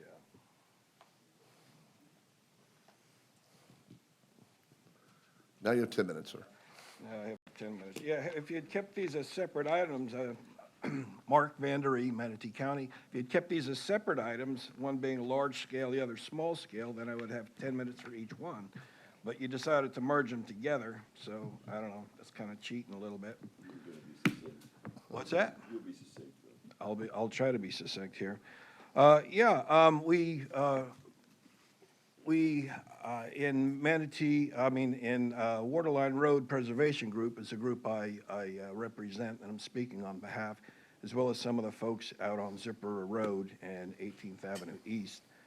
We ask that you deny this comp plan change at this time, postpone it because of a number of items that I'm going to go through. There are procedural and notification violations that were occurred prior to during the planning hearings. There are applicant errors and mischaracterizations of the area.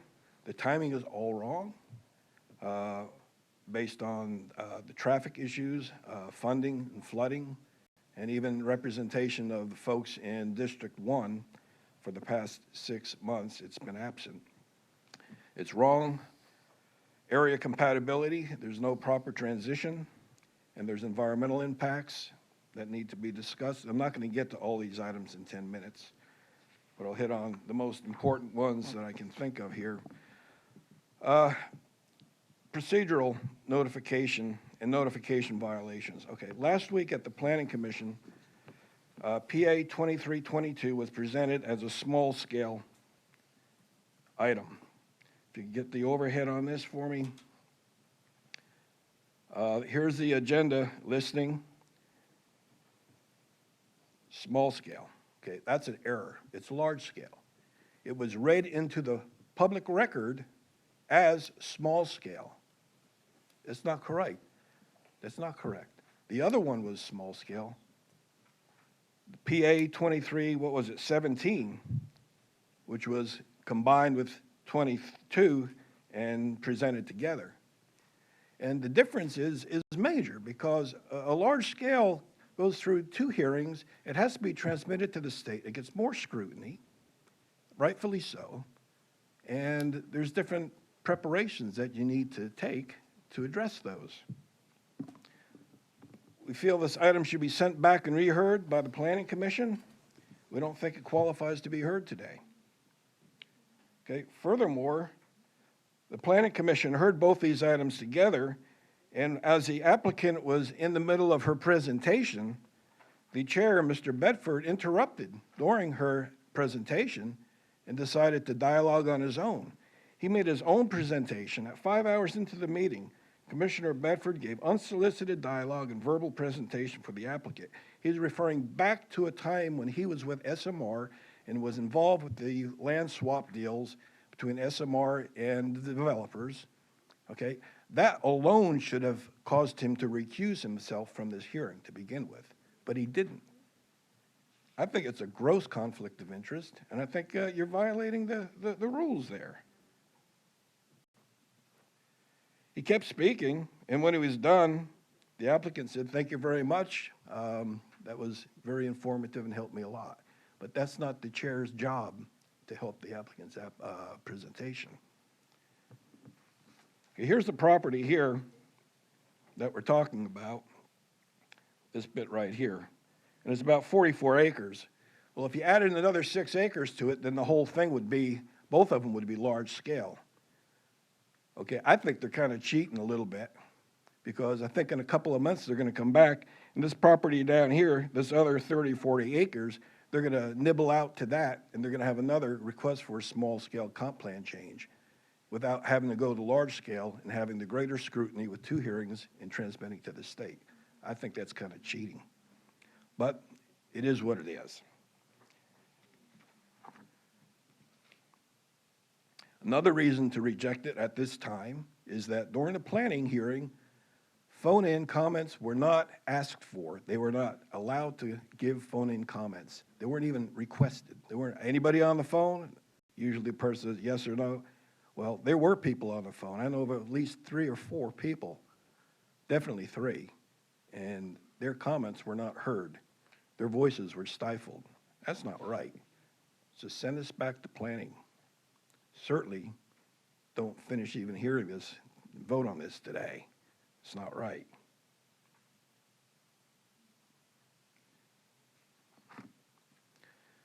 As far as applicant errors and mischaracterizations, they're asking for UF3.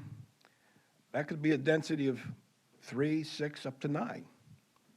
There's no telling what could go there. They're saying, oh, it won't be that high, but who says it won't be that high? Once you approve the change, the comp plan change, amendment, it can go as high as they want. Okay, the property around this area here, down here's a farm. This is vacant land. This is what is now going to be Palm Grove. There's about 300 acres there that's been clear cut. But the property to the north and to the east and to the northeast, that's all ag. That's small farms, ranches, working farms. This morning you gave tribute to how wonderful it is that we have small farmers in the community. Farms, that's our food. Well, that's what these areas are. Let me show you this one here. Okay, here's the bus barn that we're talking about here. This is 44 acres. And this little strip of driveway connects it to the larger Palm Grove. Well, this greened-in area here, this is all ag land. All right, there's about 2 square miles of ag land. if you want to add in there an additional land that's set aside for conservation, and then the state park to boot, this Lake Manatee State Park to the east, you're going to add another 2 square acres of open natural Florida land. Okay, so that's what this is butting up against. Now this yellow rectangle here, that's the water supply plant. That's the water treatment plant. So that's public use. All right. And that's kind of like down here, they did a land swap deal that the school board had. They're going to give it to the developer to develop. And that also was public land that you're going to be giving away for higher density development.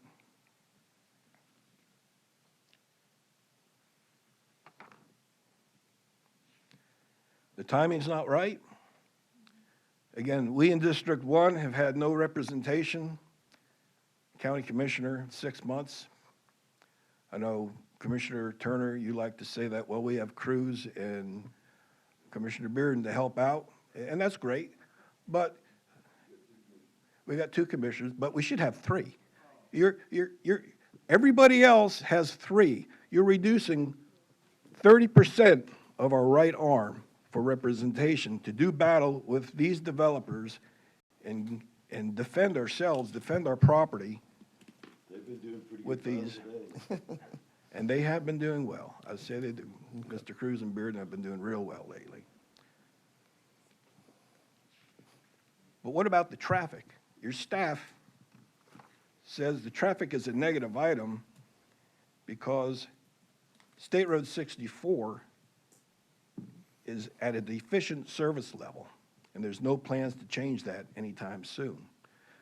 The Florida DOT has stated that State Road 64 out there, it's still too late, is a failed roadway when you consider all of the development in that area that has already been approved. The tens of thousands of houses going in out there is going to cause State Road 64 to be a failed roadway. Why at this time would you burden this area even more with more traffic on a road that is known it's going to fail? We'll have to live with it. That's going to be our new Upper Manatee River Road or Fort Haber Bridge issue. That's coming up. I'm running out of time, so hope you consider this and put it on the back burner. Next week, the applicant's going to have a town hall to discuss the details of what they want to do. Let's wait for that and see exactly what they're going to want to do before we go ahead and approve this big comp plan change and have to live with what we wind up with. Please, thank you. Thank you, sir. All right, is there anyone in the audience like to come forward on this item? Anybody else? All right, is there anyone on the phone that'd like to speak to this item? No, at this time, Mr. Chair. All right, thank you very much. With that, I'll go ahead and close public comment. Any questions for staff or, anybody got questions, staff or applicant? All right. Yes, ma'am.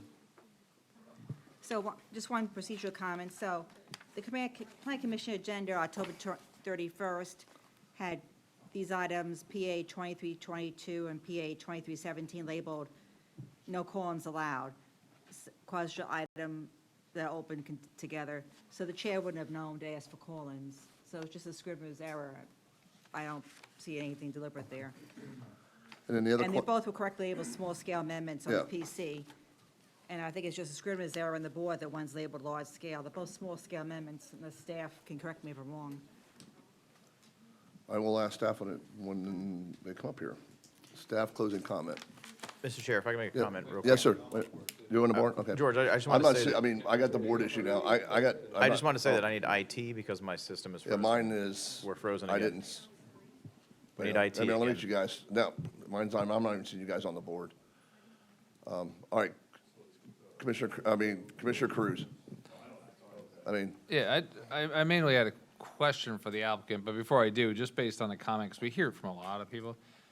I get you don't have a commissioner in District 1. It's it's extremely unfortunate you do not have a commissioner in District 1. I mean, it helps. I mean, there was one recently on a marine out in District 3, and then the district commissioner, like, single-handedly made sure we were fully informed with things we didn't know about.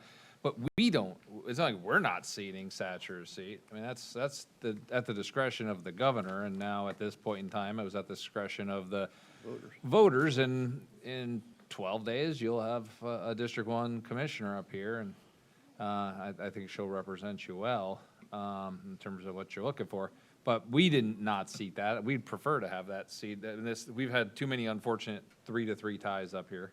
So that wasn't us doing that. But my question to the applicant, I don't even care which one. Applicant, you coming up? It's just anybody.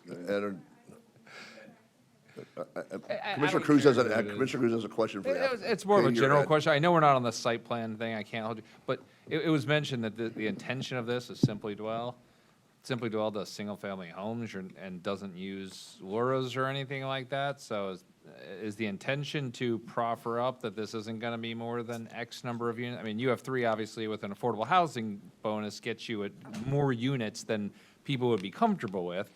You have 3 with 3 units per acre, which is kind of what you do with Simply Dwell, because they're single-family individual lot homes. I think you'd put a lot of people a little bit more at ease if there was an intention of going to the UF3 with the intention of capping at 3 units or wherever it was per acre.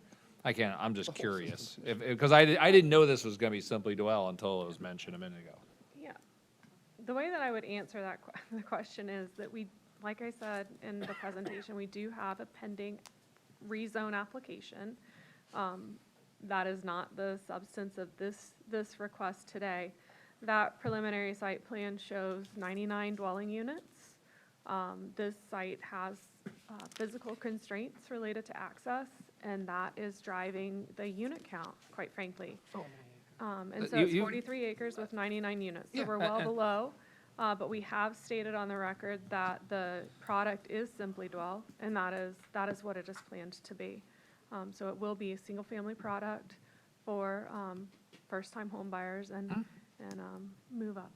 Okay. No, and that's great. That's exactly what I want. I mean, I personally, everyone knows I love the Simply Dwell product. But that's great. I mean, 99 units is less than 3 units per acre. That's less than you have 3. And let's be honest about representation. These have to get transmitted. I mean, this is going to come back.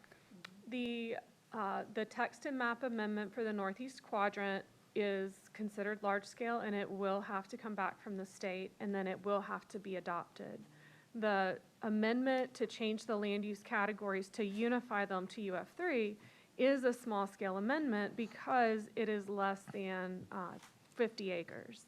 And so the comp plan amendment to change the category is small scale, and today is the vote for that. Okay, but if the large scale has to come back and a subsequent board declines it when it comes back, then the small scale would not even be applicable because we wouldn't be able to rezone it to UF3 because it would have never been removed from the quadrant.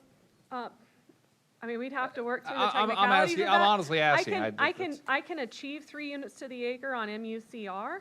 It just makes for a messy looking map. So the development right for that 23 acres, we keep that regardless. Whether the state, the state, whomever approves or doesn't approve, we keep that. It just looks messy, but we can still move forward with that land use Understood. category. I'm not against what you're even doing. I'm just making sure we're clarifying to people here and acknowledging the fact that in 2 weeks is a different board up here who's going to be looking at this a second time. So you're talking to 2 different audiences, just to put their mind at ease. I'm not against what you're trying to do. I'm not voting against it. I'm on your side on this one. But I just want to make sure we're clarifying it. Understood. Thank you, sir. Commissioner Beard. Thank you, Mr. Chair. No, I just want to make a statement that, I just want to make sure that when you guys do bring it back, that I do see those improvements. So, the reason why I'm voting the way I am is to really just, hope to see when you guys come back with the proposals that I see improvements on both those roads. Thank you, sir. And I think, Ms. Knapp, my thing's freaking out over here, so. Yes, Mr. Chair, there's been some questions about the title used in the Planning Commission agenda versus the affidavit of advertising, and think Mr. Vogler or Mrs. Labar or Denise, someone's going to respond to that? I think we should let staff address that. Or would you rather address it, Ed? My name is Ed Vogler. I'm General Counsel of Neal Communities, and we take the advertising incredibly serious, as you know. We don't make the agendas necessarily, so we don't prepare that. But we're very confident that this matter is limited to a comprehensive plan amendment. Almost all the discussion has been about the next public hearing about the zoning matter, right? And so I think it's important just to focus on that for 1 second. Chapter 163 of the Florida statutes dictates the type of process that you employ. There have been a lot of changes in 163 over the years. It used to be a major distinction between a thing known as small plan amendment and large plan amendment, largely been emasculated because the procedures in Chapter 163 have been streamlined. And this empowers local governments more under current law than it did in the past. And so we're very confident about that, and I know that we've submitted affidavits of proper procedure, and so we'd like to go forward. We recognize that somebody can complain about that, and there are ways to do that, but I haven't seen anything that suggests to me that we should not ask you to proceed. And before I complete that thought, I just want to look at the overhead camera for 1 second and just point out that the very narrow elements of this particular request. As Katie said, you've got a current MUCR, which authorizes the density that we would want. We could spread it across the site. I mean, there are a lot of strategies. So the school district piece, which is PSP1, title still vested in the school district, had planned to have their bus maintenance barn there. We entered into an agreement with them in our North River Ranch property, and we're exchanging lands so that they can have a school in North River Ranch, and we will end up with the bus barn piece. But one thing you should notice about this is every land use category around this piece is UF3. There is one small piece of Res 1 here, and that piece is owned by SMR, and there is not owned by Neal Communities. It's not part of this application. And in terms of some of the comments that were made, I think incorrectly, there's also a plan by SMR to come forward on that site for development under Res 1 without seeking a comp plan amendment. So the idea that, well, you're going to have this one and then there's going to be a rolling one to the next one, that's just not accurate. And so people can say what they want to say, but they're not accurate. As it relates to the zoning matter, Commissioner Bearden, I want to say this to you. We have presently scheduled neighborhood meetings, and we're going to have as many as we need to completely communicate to the neighbors. This is the Neal way. This is how we do it. To the extent it's optional, we elect to do it. And we have our team, and we do it every time, and we have more than one usually. And so the question of improvements to Zipperer and to 18th Avenue are going to be discussed by our team, which we've done already, and with the neighbors. Because you see, I don't think we would propose to eliminate 26 trees. There's probably a better design option. There's probably a way to evaluate safety, right? And also, let me say this, sort of in anticipation of our fun next year. You know, the way to, if you have a rural community here and a somewhat more dense a simply dwell community here, the way to preserve that rural community is to preserve it, right? Not to put a highway through there or to make it different than it is. So we'll have these discussions, and I ask you to keep an open mind about it. Of course. And, you know, we'll see. But largely, a lot of that will be driven by the neighbors. And I've not met these fine folks, but in terms of saving trees, I mean, if that's not a Neal brand, I don't know what is. And so we're going to do all of that. But very narrow, Commissioners. There's no hiding the ball here. We're seeking a comp plan amendment today, and there is no reason in the world that this comp plan shouldn't be changed, okay? I mean, just that is the classic hole in the donut right there. And that's only because the school district owns it. The only reason. And so we know we're going to come back for a zoning matter and site plan approval, and all these issues are going to be spread upon the record, and we'll deal with them fairly and sensitively. But this is the first step, and we ask you to vote yes. Thank you, sir. All right, staff closing comment. Well, I did have Denise Greer for staff, and I have been sworn. I did have a comment on Okay. the advertising. The affidavit did say small scale, and the agenda also said small scale. But the text of the advertisement regarding what was proposed was correct. Okay. All right, thank you, Ms. Greer. Okay. Staff closing comment. Yeah, I just want to reiterate what they were saying a little bit, that this does unify this area into UF3, and previously at the adoption of the comprehensive plan, I believe that it was UF3 to begin with. But that is it. All right, thank you. Applicant rebuttal, are you good? All right, thank you very much. All right. Any debate or deliberation among the board? All right, seeing none, there's been a motion on the board, moved by Commissioner Turner, seconded by Commissioner Cruz. As everyone would cast their votes at this time to move this transmittal. Takes a minute. And the motion carries 5-1. Thank you very much. All right, now we hit to number 22, item 22. Ms. Knapp's already read it into the record. There's been no ex parte, we've already got it in here, so. I know. Well, all right, there's a motion on the board for item 22. It's been moved by Commissioner Turner, second by Commissioner Ballard. Everyone cast their votes at this time. And the motion carries 5-1. You said you've had enough today, right? You waited all day. All right, we're moving into items 23 and 24. Ms. Knapp, we're going to hear them together, and we'll Yes. take motions on them separately. Ms. Knapp? Item number 23 is Plan Amendment 2403, Ordinance 2441, Moccasin Wallow Townhomes. This is providing for a privately initiated small-scale map amendment to the future land use map of the future land use element for 12.68 acres of specific real property generally located 660 feet west of the intersection of Moccasin Wallow and Ellington Gillette Road from residential 6 to residential 9 future land use classification.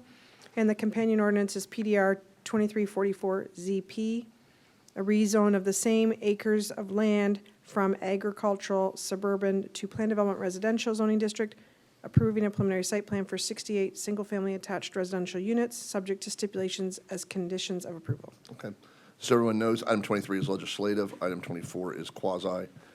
There's been no ex parte. Seeing none. Applicant, you're up. Hi, good afternoon. Linda Stewart with Morris Engineering representing the applicant, and I have been sworn. I have both presentations together, since you guys hear them together. This is for Moccasin Wallow Townhomes, located at 3105 Moccasin Wallow Road. This is the aerial indicating the location of the property on the south side of the roadway. The request is for a comprehensive plan amendment from Res 6 to Res 9, small-scale map amendment, with a rezone from A1 agricultural to planned development residential, and a preliminary site plan for a multifamily residential development containing 68 townhome dwelling units. The property is 12.68 acres. The future land use request of Res 6 allowed 6 dwelling units per acre, and to Res 9 takes us to 9 dwelling units per acre. The difference in the request would be 30 dwelling units additional. We're only asking for 8 additional units. We have 5.2 acres of wetlands, which is 41% of the property. None of those wetlands are proposed to be impacted. We do have a wetland buffer of half an acre also. We have 2 specific approval requests. One of them from LDC 401.5.A.2 for building height compatibility. When you're adjacent to single-family development, providing building heights of 3 stories or more, to not have to provide a 6-foot-high decorative wall along the western property line, as all of our buildings are located on the eastern side of the property. The western side is completely taken up with lakes and wetlands, and in order to put a wall in there, we would be disturbing wetlands in order to do so. The second request is for a standard design exception request for a 50-foot wide right-of-way required for a local street with curb and gutter to allow a 40-foot wide right-of-way and maintaining the 20-foot wide roadway section with curb and gutter and a 5-foot sidewalk on one side of the roadway. This request is also so that we don't have any impacts to the wetlands.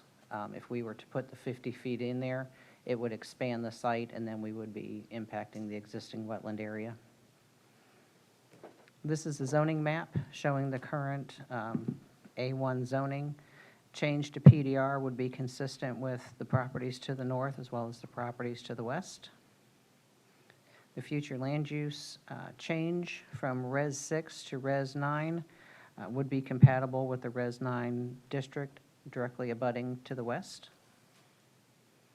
This shows the compatibility with the development trends in the area with residential uses surrounding.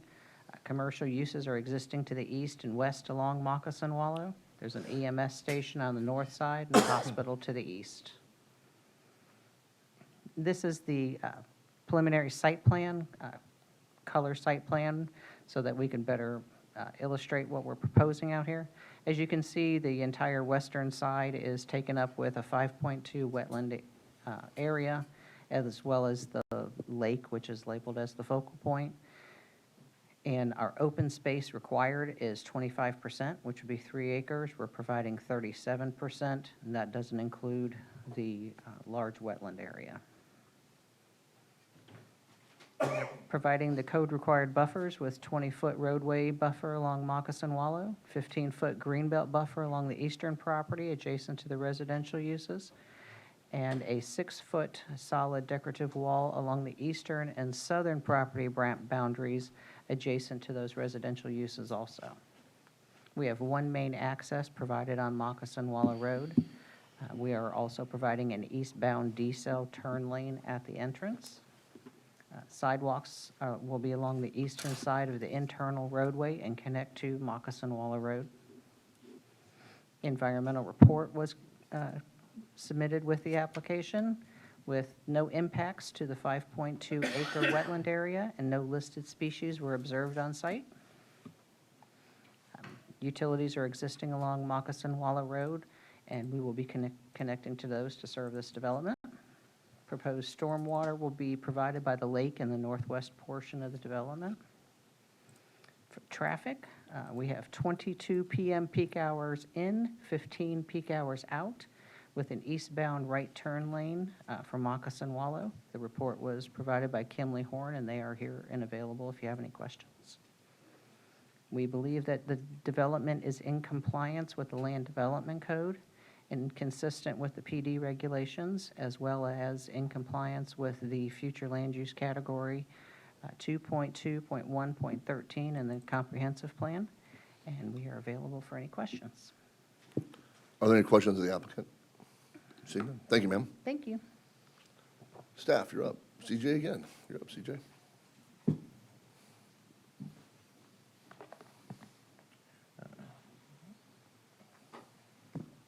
Good afternoon again. My name is CJ Mills with staff, and I have been sworn.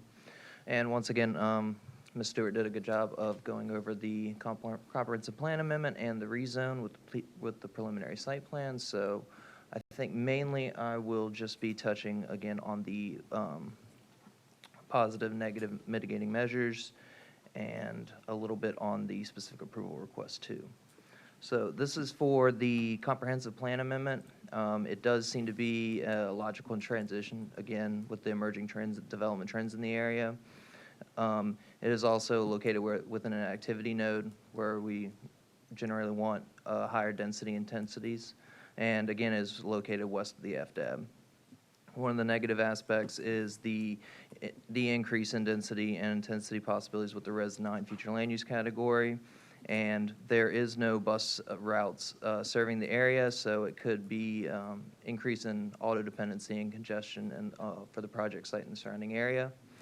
And then also one of the mitigating measures is that a detailed analysis of capacity impacts on public facilities will be required at time of future site plan. One more positive aspect is that sidewalks do currently exist on the north side of Moccasin Wallow, and there is a capital improvement project to introduce sidewalks to both sides and also have a bicycle lane. Next, I will talk about the rezone. Again, it's 8 buildings with 68 dwelling units. It's in compliance with all the land development code except for the specific approval request. And as you can see here, it's about 475 feet to the property line and then around 900 feet to the closest residence to the west. So staff is in support of the specific approval. Again, the positive aspects is that it's an area where public facilities and utilities are available. It is, again, there's the capital improvement project on Moccasin Wallow for sidewalks, lane widening, and bicycle lanes. There are no wetland impacts proposed, and there's no state or federal listed species were observed on site. One of the negative aspects is that, again, there's no bus route there. The project design could result in parking along the road due to the amount of parking proposed, which could result in traffic congestions and internal circulation problems. The proximity of the structures to Moccasin Wallow may result in adverse impacts in the form of air, light, and noise pollution, and the project does not propose any recreation area. The mitigating measures for this is the improvements to public infrastructure required, then the applicant is required to construct or pay its proportionate fair share contribution for such improvements. Also, any future development on the site will comply with the Manatee County Land Development Code. We think that adequate buffering landscaping should provide a good transition between future development of the site and adjacent residential uses. And the proposed lake/wetland areas act as passive recreation areas and serve as a community focal point to promote neighborhoods. Staff conclusion, we think it's in compliance and consistent with the comprehensive plan and the land development code, and I will be available if you have any questions. Are there any questions, CJ? Thank you. I'm on the board. You are? I mean, my board thing is messed up. Okay. Oh, there you are. You Just for the it just popped up. applicant. Go ahead. Okay. The Commissioner Beard. applicant, please. The applicant, can you please come up? Hi. Thank you so much. Sure. Quick question for you. Yes. There's been a steady theme with me. Yes, All day long. I was thinking of this case all day, listening. So my question is would the applicant, your client, be willing to wait until our road is built before he puts a shovel in the ground to develop his project? That I am not certain I can answer. We have been at this project much longer than we were at doing this project for the first project I was here for.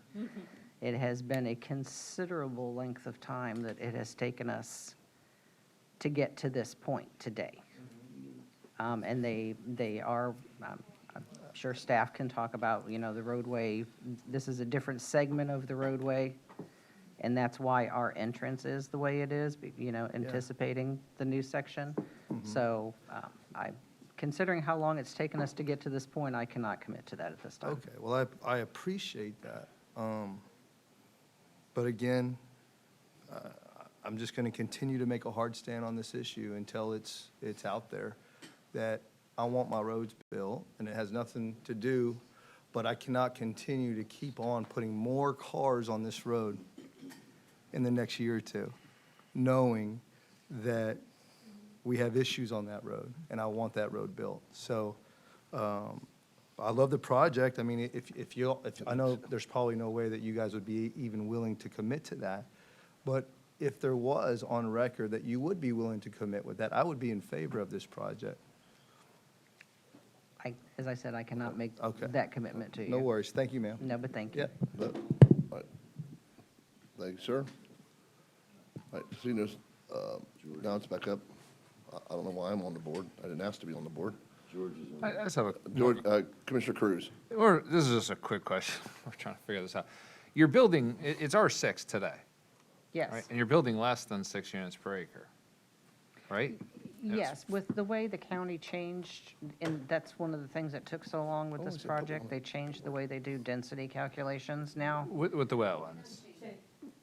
Right, so because of that, they wanted to do 68 units because of the wetland calculation in the density calculations, we had to change the comp plan to Res 9 in order to even get the 68. Understood. So what was that I'm digging through here, but I'm trying to pay attention to you, so I don't have time to go through 1,000. What was the allowable as of right density without this change? I believe it was, I don't have that in front of me either, but I'm, for some reason, 48 or something is stuck in my head, but 48, okay. in order to get to the 68, as we were going through the process, we added the comp plan amendment during the review process in order to maintain the 68. Okay, no, I'm more just trying to impart an Yeah, answer, because I you're actually I'm just, I'm trying to work with you here, Right, not no. against you. Yeah, I just don't remember what You're that actually, number is. if this was straight R6 without wetlands, you could build more units without ever coming in front of us and asking permission. You're building less than 6 units per acre here. There's just a quirk that we calculate wetlands as a percentage of regular density, so it's coming out less. So you're going up to R9 just to change the calculation to still build less. Right, because if you have So- over 20% of your site is wetlands, That's then all you I was have a going with it. deduction. Yeah. This isn't really one of these upzones we see like earlier today with thousands of new homes and hundreds of thousands of square feet. You're basically gaming the system of upzoning it just to be able to do a real calculation to get to the amount you otherwise would be allowed to build anyway. Correct. Okay, that was my only question. Thank you. All right, thank you, sir. All right, any other questions of the applicant? All right. Seeing none, thank you, ma'am. Thank you. All right. Staff closing comment? Oh, I'll get there. First time speaking today. I did open for public comment. Kara Koenig for staff. I have Sorry, been sworn. I skipped- oh, With respect to the wetland density intensity transfer, policy 2.3.1.1 hasn't changed. It's the same for this project as it is for others. The way it reads is that transfer shall be limited to wetland acreage less than or equal to 20% of the total gross project acreage. So that's the same across all projects. Okay, all right, thank you. Denise Griff for staff again, and just to clarify, the section of Moccasin Wallow west of the interstate should be completed by the end of the year, very close to the end of the year, just so you know. Thank you. All right, what I'd like to do right now, I'd like to open up for. Go ahead. Okay, go ahead. That being said, it's going to be completed by the end of the year. Would you guys be willing to wait until the end of the year to put a shovel in the ground? I don't think, I got a thumbs up, yes. Okay. okay. Thank you very much. You're welcome, thank you. All right. With that being said, thank you, Commissioner. What I'd like to do is open up for public comment. Is there anyone in the room that would like to give public comment on this item, on item 23 and 24? Is there anyone on the phone that would like to give public comment on 23? None at this time, Mr. Chair. All right, thank you. I'll close public comment. Staff, you had a closing comment, or did close comment? Applicant rebuttal, anything? Well, all right, you're good. All right. So, Mr. Chair, can staff help me with the stipulation then on what was just proffered? We're not going to issue a building permit or issue a CO? What's going to be the stipulation? Is anyone going to? Anyway, they need to go back with a final site plan. This is not immediately that they can start to build. They probably have 4 to 6 months before they can even. Yeah, they need at least 4 months to get the approval. Yeah. You can see that there's no CO. They don't, By the time we get that road built, let me finish, I'm on the board. There's no COs, there's no COs until it's completed. yeah. Okay. Yeah, I mean, that's pretty much it. All right, can we get it on the board, please? 23? All right, thank you. All right, item 23 is on the board, motion moved by Commissioner Turner, seconded by myself. All right, all those in favor of item 23, Please cast your votes at this time.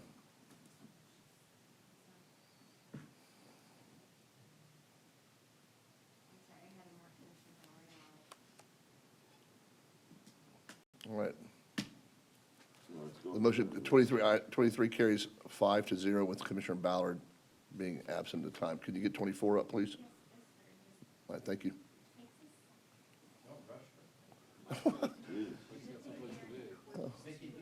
Somebody said somebody said he didn't want to be here past 5.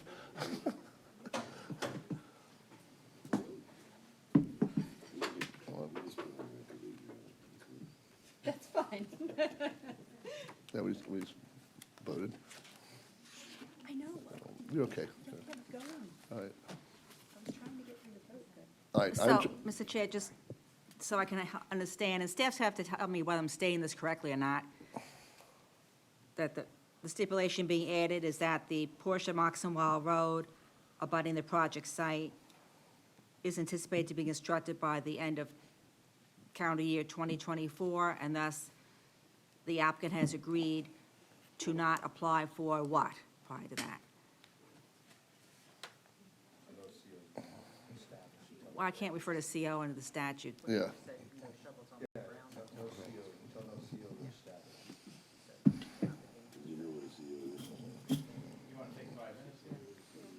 Yeah, let's take 5 minutes, if you don't mind. All right, we're going to recess for 5 minutes while we figure out how to word the motion. 24. They hit the proffer. We're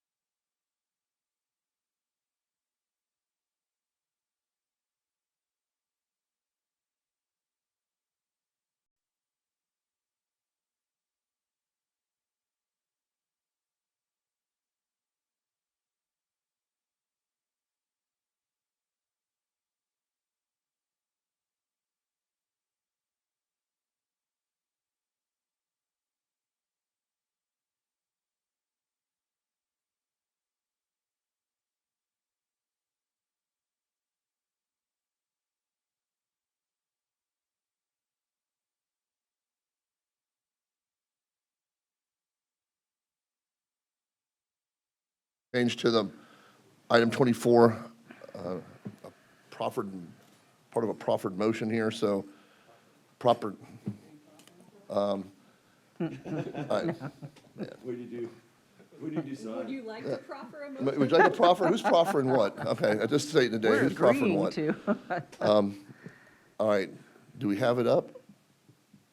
Yeah, I'm supposed to verbally state it. Okay, verbally say then. Yes, ma'am, please go ahead. Yes, on the behalf of the applicant, they agree to a stipulation that shovels will not be on the ground on this parcel until the segment of Moccasin Wallow in front of the property is completed, and they will not begin construction based on that before the end of the year. All right, Thank you so much. all right. The verbiage. Madam Attorney. So we meet, the construction will not commence until, when you say Until- shovels in the ground, you mean commence construction? Yes, Yes. ma'am. Okay. Okay. So we're adding that as a stipulation to the motion, correct? Madam Attorney? Yes. Okay. Yeah, you got, Commissioner Turner, can you agree to accept? Commissioner Cruz, you're good? All right, thank you very much. All right, item 24, the motion's been moved by Commissioner Turner and Commissioner Cruz with the additional stipulation that has been stated. If anyone can cast their votes at this time. Golly.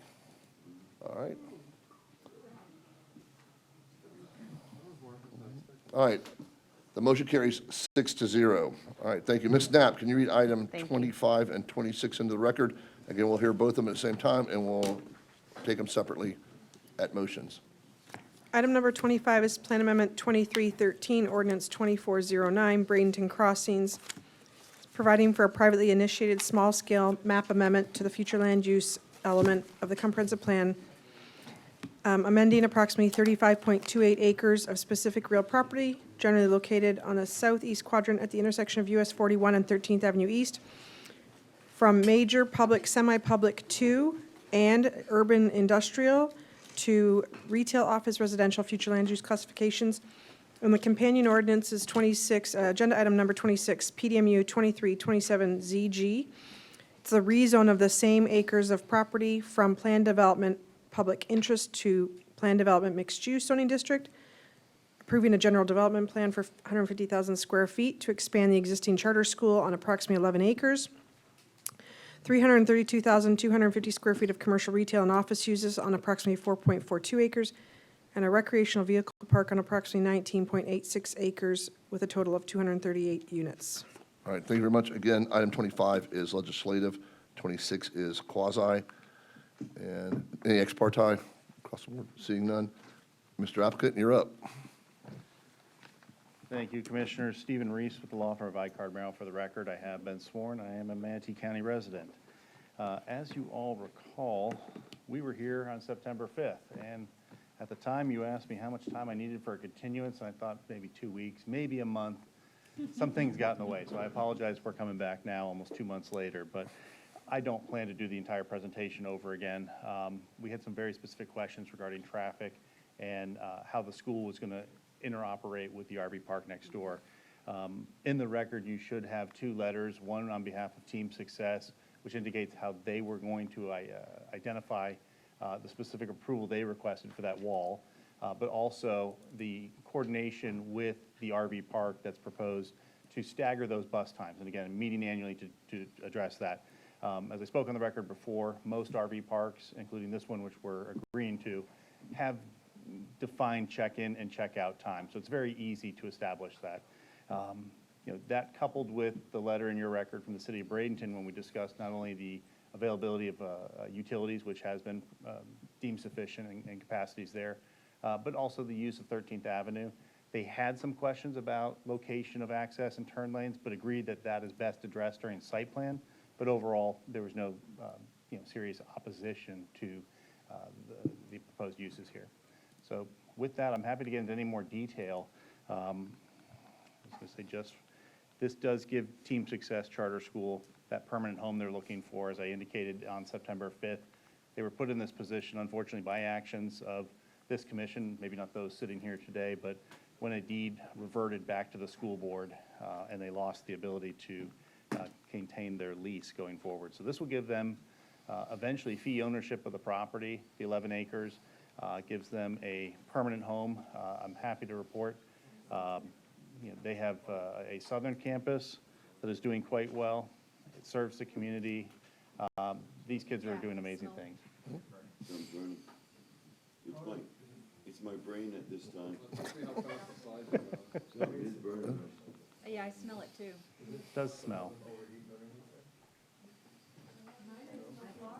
Somebody's mining Bitcoin down there.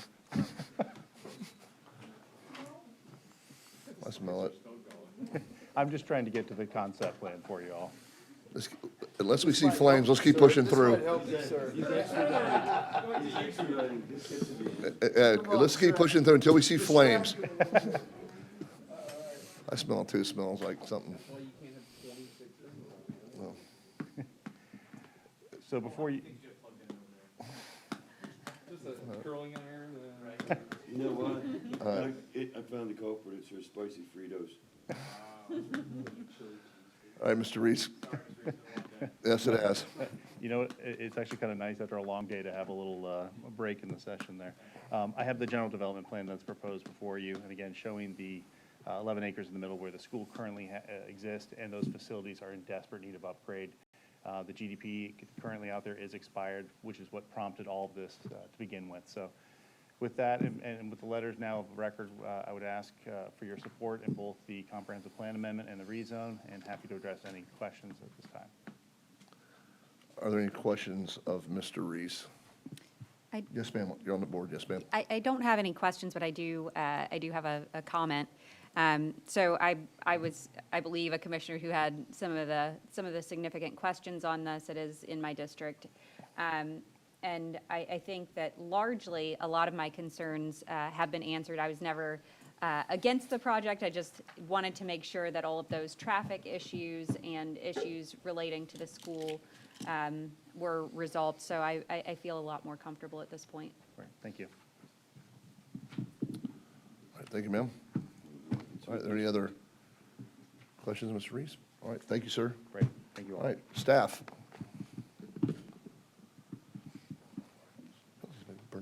Good afternoon, Laura Gonzalez with Development Services Department, and I have been sworn. I don't have any additional information, just I would like to emphasize that the two applications that being requested for approval today are the same that were presented in September. And the additional information that we have that in record is to address the board's concerns about the compatibility of the RV park and the school, and also the necessary coordination with City of Bradenton and the county and the applicant to manage issues like circulation, access, and the provision of utilities. Any question?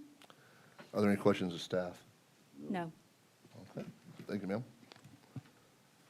All right, I'd like to open up the item for public comment. Is there any public comment on item 23? Is there anyone on the phone for item 23? No callers. Thank you. I'll close public comment. Staff, any closing argument? Applicant, you're good? All right. Any discussion or deliberation amongst the board? All right, item 25 is up. I'm looking for somebody, okay. The item's been moved by Commissioner Ballard, second by Commissioner Turner. Everyone can cast their votes at this time.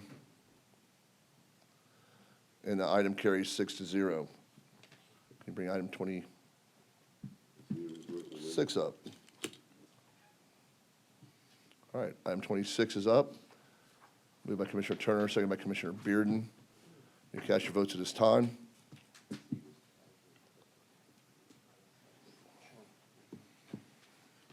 Cast your votes at this time. And that item 26 carries 6-0. That is the close of our regular scheduled meeting. Are there any comments from the county attorney? Please, no. All right. Ms. Knapp, any closing comments? No, Mr. Chair. Commissioner, do you have any items? Mike's gonna sneak into a high school prom. No commissioner, any commissioner comments? And keep them clean. Keep them clean. All right, with that, thank you. Well, first I'd like to say, I'd like to thank Commissioner Van Ostenbridge and Commissioner Turner. This is their last land use meeting. And thank you for your service to Manatee County. Thank you to the Services Board. We got a meeting Tuesday. I know, but it's your last land use. Oh, now it's land use. Land use. So, Thank God. So thank we're you for gonna all do it your. all again Oh, yes, we are. on Tuesday. And thank you very much for all your service on the land use issues. So appreciate you. Thank you very much. And we are adjourned.